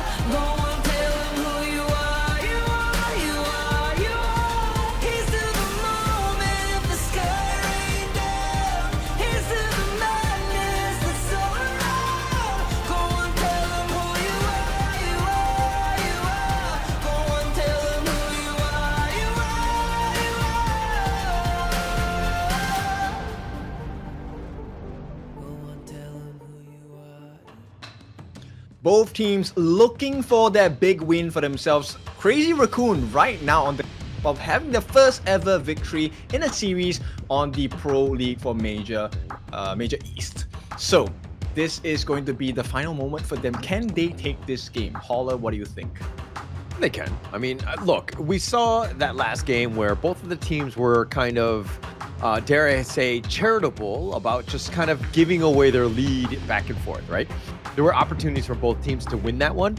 I think that these are, I would say, dare I say, evenly matched squads going into that one, because that was actually very close, right, in the end. Crazy Raccoon finding that opportunity of attack, did a great job of just closing it out. And for the viewers just tuning in now, these are the picks that would happen in the last game, game 1. And of course, with the global ban system, they're not being able to be picked in game 2. Yep, so we were talking about, why they go for the tank jungles, right? And it seems like that seems to be the formula that worked for Crazy Raccoon. Now the question is, does Venomous want to revert back to that? Or do they want to continue on this jungle assassin meta? We've seen teams perform really well on the Fade. We've seen teams perform really well on Jing as well. So maybe this is something that Venomous still wants to try, but it's a risk because if they lose this, they lose the series. Yeah, and that would be a little bit heartbreaking at this point. I mean, okay, like if I'm looking at the draft, I didn't really see a huge impact from Zeke's on that pay. I thought that he needs to be a little bit more aggressive with him and just kind of dictate the pace of the game. Like slow down Ko as much as possible with the farming. He was kind of just happy just sticking on his side of the map, right? Which is not where you want to be as Pei. You want to be aggressive and you want to be kind of using his mobility to the maximum, right? He has such a good early game that you want to take advantage of it. Yeah, and just to be clear, I think Venomous, in comparisons of Smite ability, I think Zeke's just triumphs Ko by just a little bit, right? Every single invade, Zeke steals away his own buff after all of the work has been done by Crazy Raccoon. I mean, he did well in that. I mean, the game could have just gotten way out of control if Zeke was not able to take those buffs, right? There were 2 that were hotly contested, especially early. That would have been a disaster for him. But he did salvage as much as possible. I'm just saying, like, past that, and I think that he was so concerned about saving his own buffs that he was really not willing to kind of be aggressive or to put pressure in the other lanes. Okay. Venomous, I think they want to go for the RD pick. It has to be. They ban out the loan. They ban out. Okay, CR. Crazy Raccoon say no. They know. We want They a see fair it. battle. They see Yeah. it. They see the same thing that you do, but it looks like Venomous are going to go with the Dharma, the old tried and true. This is a clear. Even here, I must top remain pick. true to who I am. Yes, it is. For many months already in the global Honor of Kings servers as well. And here we go. Crazy Raccoon. They're going to put their lives into the hands of the channel played by Kuro, and they're going to pair this up with the Dire Dia. I like this combination. Good lockdown, good burst potential as well. Nice little 1-2 combination. I like it. It solidifies that bottom lane. I think that you're going to be fine on that channel as well. Dia, you and I know that I love this hero as quite a bit. It just adds so much to a team. But Venomous go with the Ogren Lianpo, looking very formidable. Ogron, the Seer. Yeah. Actually, one of the things that I would consider here is maybe a way. I think he will work wonders against Lianpo and Dharma. He benefits off having being CC'd, right? He actually gets a buff when he removes crowd control from himself. Okay, it's an opportunity. I mean, you definitely open that one up. Would you? Okay, it looks like the Lady John, they just want a little bit of control. The Ocean of Tears potentially just dealing with that Ogren who goes in. You got to give Feng Shui something to play with, so to speak. A little PTSD. I mean, we haven't seen the best Lady Jen plays today from other teams, right? Struggle, especially when you miss your Destructive Deluge. So, Crazy Raccoon, I mean, Function, great performance on that Yuan. Can you pull out the same tricks from this Lady Jen? Don't you feel like the Lady John from like season 2 was like the top tier mid, and then like EWC was great, and then like after like championship in season 3, like it kind of has fallen off a bit. Like there's so many other mids that have been kind of out tiering her, so to speak. That's true, but I think it's also about the execution, right? So Lady Jen, I think she does well in team fights that are really contained, which is why Ogren picks are normally matched against the Lady Jen, because it's a close quarters battle. Right, but at the same time, I think not a lot of teams have been able to make full use of the passive of the Ocean of Tears. I think that could be the big difference maker here. Okay, makes a lot of sense here. But look at the bans here. They're the Crazy Raccoon forcing, like they are attacking Charming. They're like, okay. I mean, you don't really have much. You don't have a Marco Polo at this point, and you're going to be going up against the Chano. It won't be the easiest of lane matchups at this point, especially since you're so deep in this hero pool now. Strong is weak. Okay, and I'm weak just is concerned about what kind of jungler, Crazy Raccoon wants to bring on board. Because Charming's hero choice at this point doesn't matter as much to me in comparison. Because if, Zeke is able to get the lead, and with the Lianpo and Dharma combinations, they can technically ignore whatever that's offered on the side of Crazy Raccoons. Okay, all right. Well, it looks like they're going to go with the counter Yui Liang. Okay, a little bit of lockdown. It's definitely going to help. I think that plus the zone controls, especially in the mid, it could do some work, right? This Liang pick, I kind of like it as a last pick here. It's a lot of work. Look, all 5 members, they have some sort of Dharma. You have the Burst Ram, Ram, Consort you with the vaulting shot, and more importantly, protecting Win's physical immunity. And then you have the Liang with the barrier, with the word, with the control. So it's a very scary lineup. And Crazy Raccoons, they say it doesn't matter the difficulty, we will pick up the Luna. Yeah, but I mean, look, I think the Luna could potentially... Actually, I don't even know. I'm not 100% sold on this Luna trying to get to the back line. I mean, if it gets locked down by that Liang with that control, that suppression, you're going to have a tough time, right? And it looks like Crazy Raccoon are drafting more for themselves than to counter draft what Venomous is bringing. So the only thing here for Crazy Raccoon is who's going to be the one that eats that control coming in from the Liang, right? So if it's me, I would just send the Ma Yin. Right, send your Clash laner, send Kai over and eat that. Eat that for breakfast, tank it up, and then the rest of the team is supposed to do their job and save you, right? Hopefully, that's what Crazy Raccoon are looking at. But of course, if we're looking at Venomous, a slightly different composition and train of thought. It's all about Zeke's here. Well, I mean, Venomous here needs to step up, Zeke's especially. I like the fact that Kindofu, you called him out. Please, Zeeks, go find Kindofu online. Let him know how you truly feel about this one. But going into this one, this is a must-win. Venomous needs this. They need to ensure that they get themselves in that win column. Plus, they're still looking for that first win in this KME. All right, so right off the bat, they're going to start looking at clearing that mid lane. In terms of wave, I think slightly better for the side of... Actually, no, it's going to be similar, right? Ashir is going to be helped out by Tamid, but this first rotation by Zeeks might help them out in the lane. Yeah, it just, you know, just kind of push things along. I think it's going to be aggressive and a little bit of a, you know, stun at this point. Pushing them back here, it should be next to nothing at this point. But they do have 3 members from Venomous. One thing to take note of. And I know that Zeeks is trying to get that farm, but in the bottom lane, Charming being zoned out essentially by Curl. Yeah, looks like he did take up the Oak Bolt as the first skill that he's going to take up. So until he hits level 2, he's going to have a... Alright, in the top lane, the pushback gets serious from Kai. He's going to be zoned away. And these two have been kind of going at it for some time. But again, I'm going to always give the nod to Surge on this Dharma. I think that I just love this hero.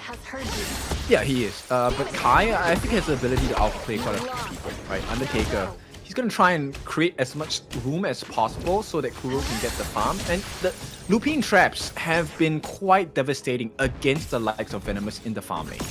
Yeah, it's been annoying to deal with. Once it has that push. Plus, I mean, Charming and Tamid are really not the best two to deal with all those wolves.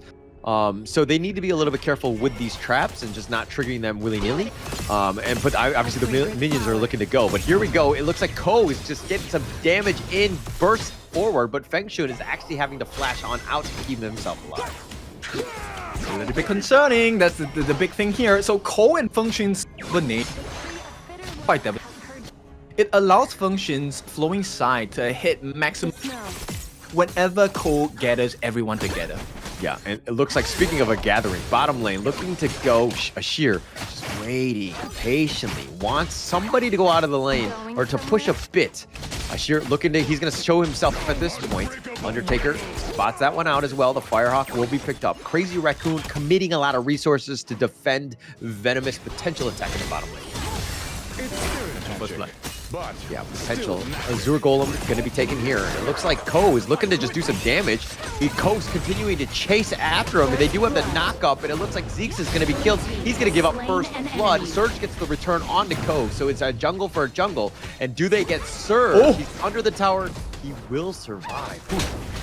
Oh, the flowing side. Tamid, I was a little bit... that the bounce did happen. Surge actually almost the cause of his death there. Oh, Surge. That's so risky. Feng Shun could have potentially killed him, I think. But Undertaker getting low himself. Charming doing a good job of just farming by himself, though. I think Charming has been known to do well in a solo situation, right? So he is able to kind of create situations where he isn't threatened that much. But right now, I think it will be useful if Tamid can really just get rid of all the traps for Charming, because once that leader stance comes out, the wolf pack comes in. He needs to maintain his protecting wins. He cannot use that skill, you know, carelessly. Yeah, he's got it. Oh, but speaking of Undertaker, so low, completely zoned out. Charming got some shots into this one. He's going to put some pressure on. And now Crazy Raccoon on the defensive, even though they're up about 600 gold. 600 is a small growth, right, at this point. And you can see they're trying. Yeah, any sort of advantage, super helpful at this stage. I will take it, right? I would rather be up 600 gold than down 600, my friend. Yeah, look, one thing I'm curious about is Zeeks is actually going for Dragon's Rage. Is that the best item build? Because you have to stop the heals coming in from Cole. And I think they're placing a lot of emphasis on the fact that they might be able to CC him. Tyrant has been defeated. Oh, Charming, okay, takes the Tyrant. And it looks like Kai was looking for that flank attack. And he cartwheels to safety. He's gonna be fine. But all in all, the Tyrant has been picked up by Venomous. A little trigger happy for Feng Shun with that. That's going to be a big deficit here. A sheer whoop or an opening. Yeah, wants to potentially go. A sheer, no, he's just going to stick around. He does have a little bit of harassment. Oh, and Charming, but basically Curl tries to flash away. Tommy was just going for the kill, and he realized, hey, actually, these axolotls don't fire. They are kind of playing with fire at this point. Do they really want to try for this? Yeah, I think it's a little risky at this point. Looks like Charming and Tommy will back off. If anything, they'll just kind of stay back in the lane. They don't need to force things. Obviously, they do want that, you know, to put a little bit more pressure on. But all in all, it looks like Tommy taking some work from Undertaker. Okay, Function's rotation might be the game changer here. Yeah, they're looking to go for this one. As long as they don't spot themselves. I mean, spot themselves out. They got him with the Ocean of Tears, but no, all in all, that was pretty much it. Even the Destined Encounter was committed. Nothing to be had. Yep, so both teams actually looking for an opening like anywhere on the map, but both teams are refusing to give and leave any gaps. Yeah, and, I mean, 3 members here for Crazy Raccoon. They're not giving up on this bottom lane. They do have that Vanguard, so that should put a little bit more pressure on. Are they able to zone them away while also taking down that tower? Not going to happen, especially since Zeeks has shown up. Crazy Raccoon just back off. Okay, very different choice of itemization as well, right? So with the gold, both of them in the farm lane, 3.6, 3.5 for Charming and Kuro respectively. Eternity Blade going in for Charming first, while Kuro has the Shadow Reaper. So there is a difference in damage being offered so far. Yeah. I mean, it's all about that right now. I mean, Zeke's just by himself though. But look at this one from Charming. He's like, oh, they've got 3 members. There's no way we deal with this. There's just way too much, especially with that Vanguard tanking the tower shots. And they look like they take the bottom T1. And on the top side, Kai got caught out. And it looks like the Crimson Golem is being zoned away at least. Okay, but they didn't manage to get the catch on to Charming, so that's a big win for them. And now, Cole has information that Zeke's is... So, this is good information. They will be able to try and create a situation where it's a little bit more stressful for the side of Venomous. Look at Cole looking for that rotation, trying to find Surge. Okay, the teleport away, so at least, you know, he's going to be in the mid lane, that is, and Zeke's that is. But they're going to put a little bit of pressure on. I mean, the game is kind of slowed down a bit. It's about 2k net worth lead in favor of Crazy Raccoon, but they don't really need to force anything. They can kind of just, you know, put a little bit of pressure on, get Ko just a little bit more farm before they really want to go.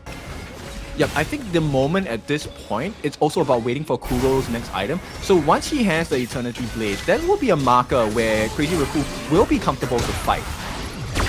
I think that would be a good tipping point or an opportunity to kind of push it, right? And that's the itemization getting on that point. But Undertaker getting going on here. Zeke's chasing after him. They have the Bitter Farewell onto him, but Zeke's continuing to chase the Conductor of Souls. The flash away by Kuro, keeping him alive. The Destiny Encounter will be landed on him, but Feng Shui might not be as lucky. He hits him with a Ocean of Tears. He does actually connect, and Tomit is looking to be killed, and Crazy Raccoon survive, and they're up a kill.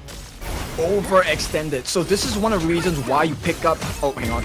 It looks like Ko continuing on. They dash over the wall. Surge is actually going to flash away. He gets under the tower. Now Crazy Raccoon with 4 members. They're looking to just kind of push it forward. Zeeks is there trying to defend and to deal with Kai, who's taking up most of Zeeks, but Surge is going to be killed on the other side. Zeeks somehow goes down. Double kill going the way of Feng Shui. If he's able to find them out, and in a way, I would say Zeeks a little overextended on that one too. In fact, it's quite a costly move here. They might lose Red team has destroyed a tower. the hand Cole, and they have the Tyrant on it.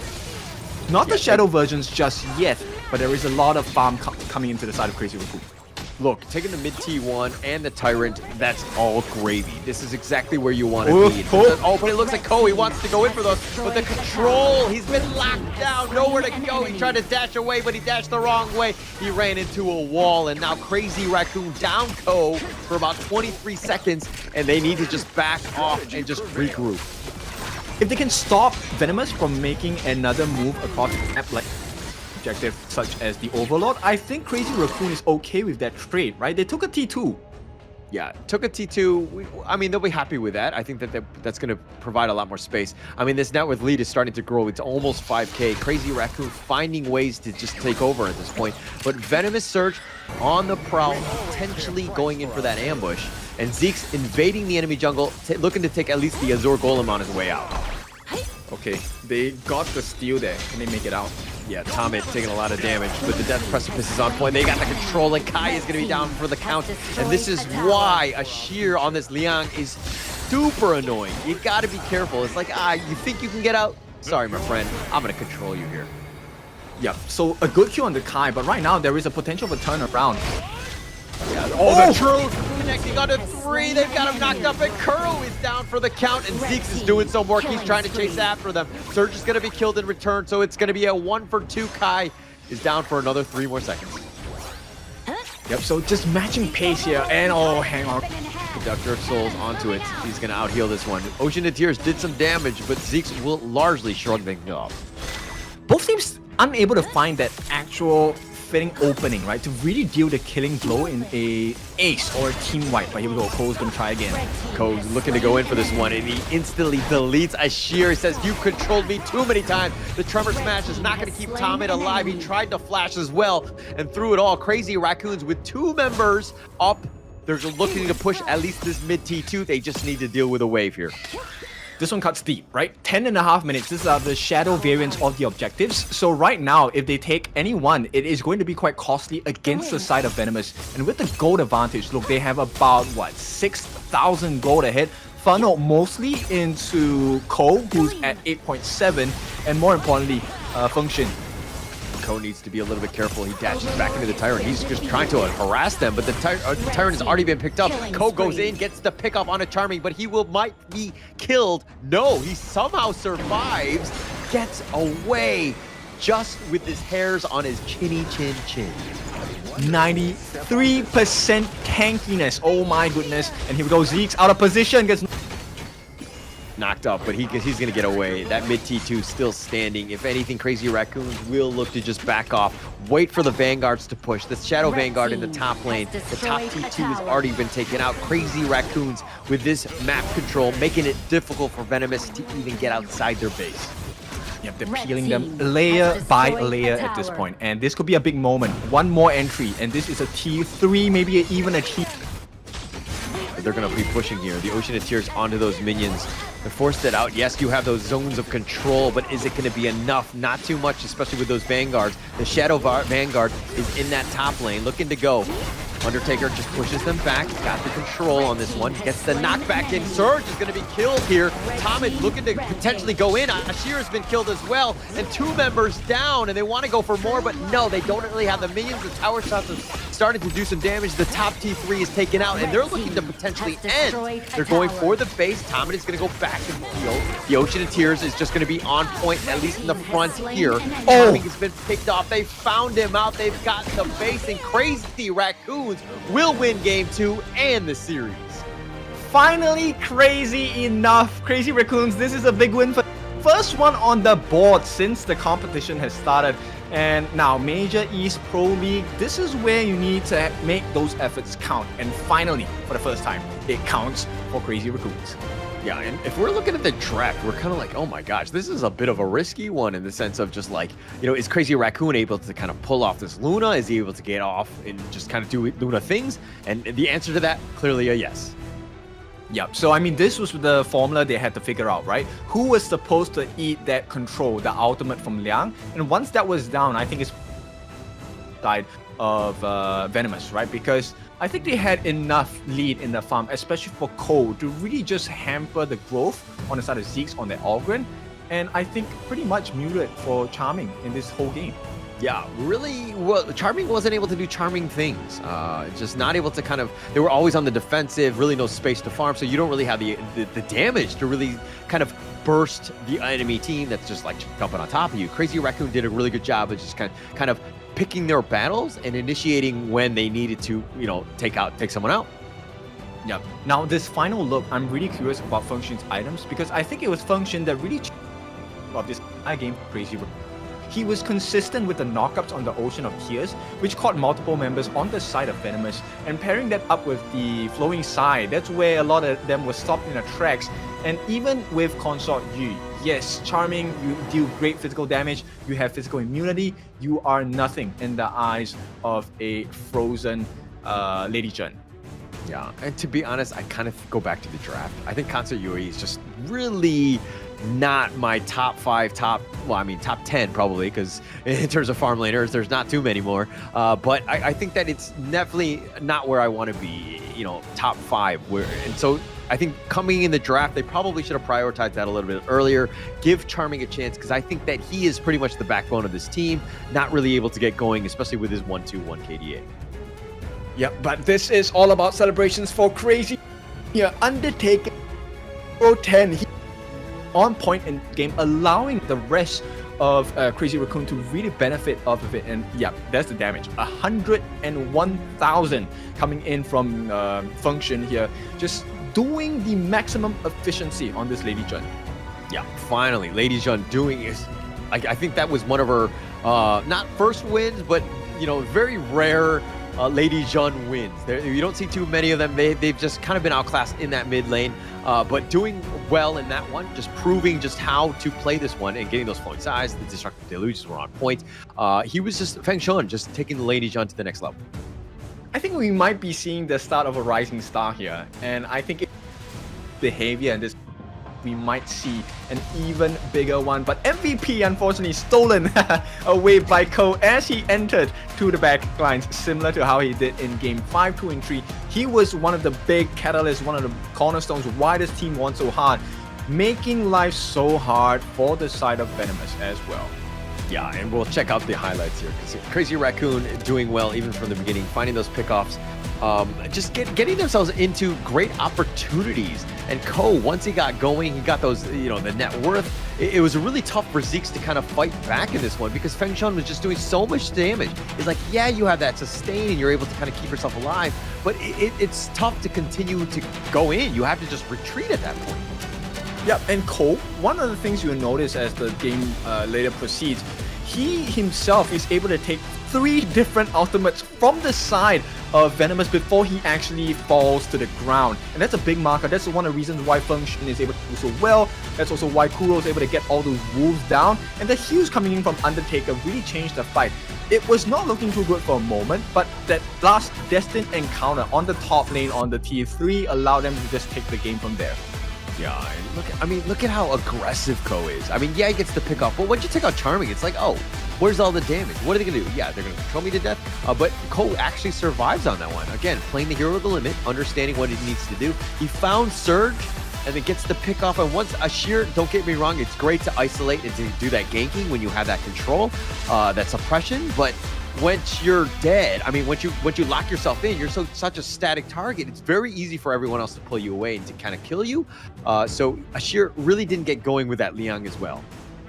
Yeah, so this is one of the reasons why they didn't ban out the Liang, right, on both sides. They were very confident that this would net them the win. And of course, that concludes our day for the side of Major East League Pro 2025 spring season.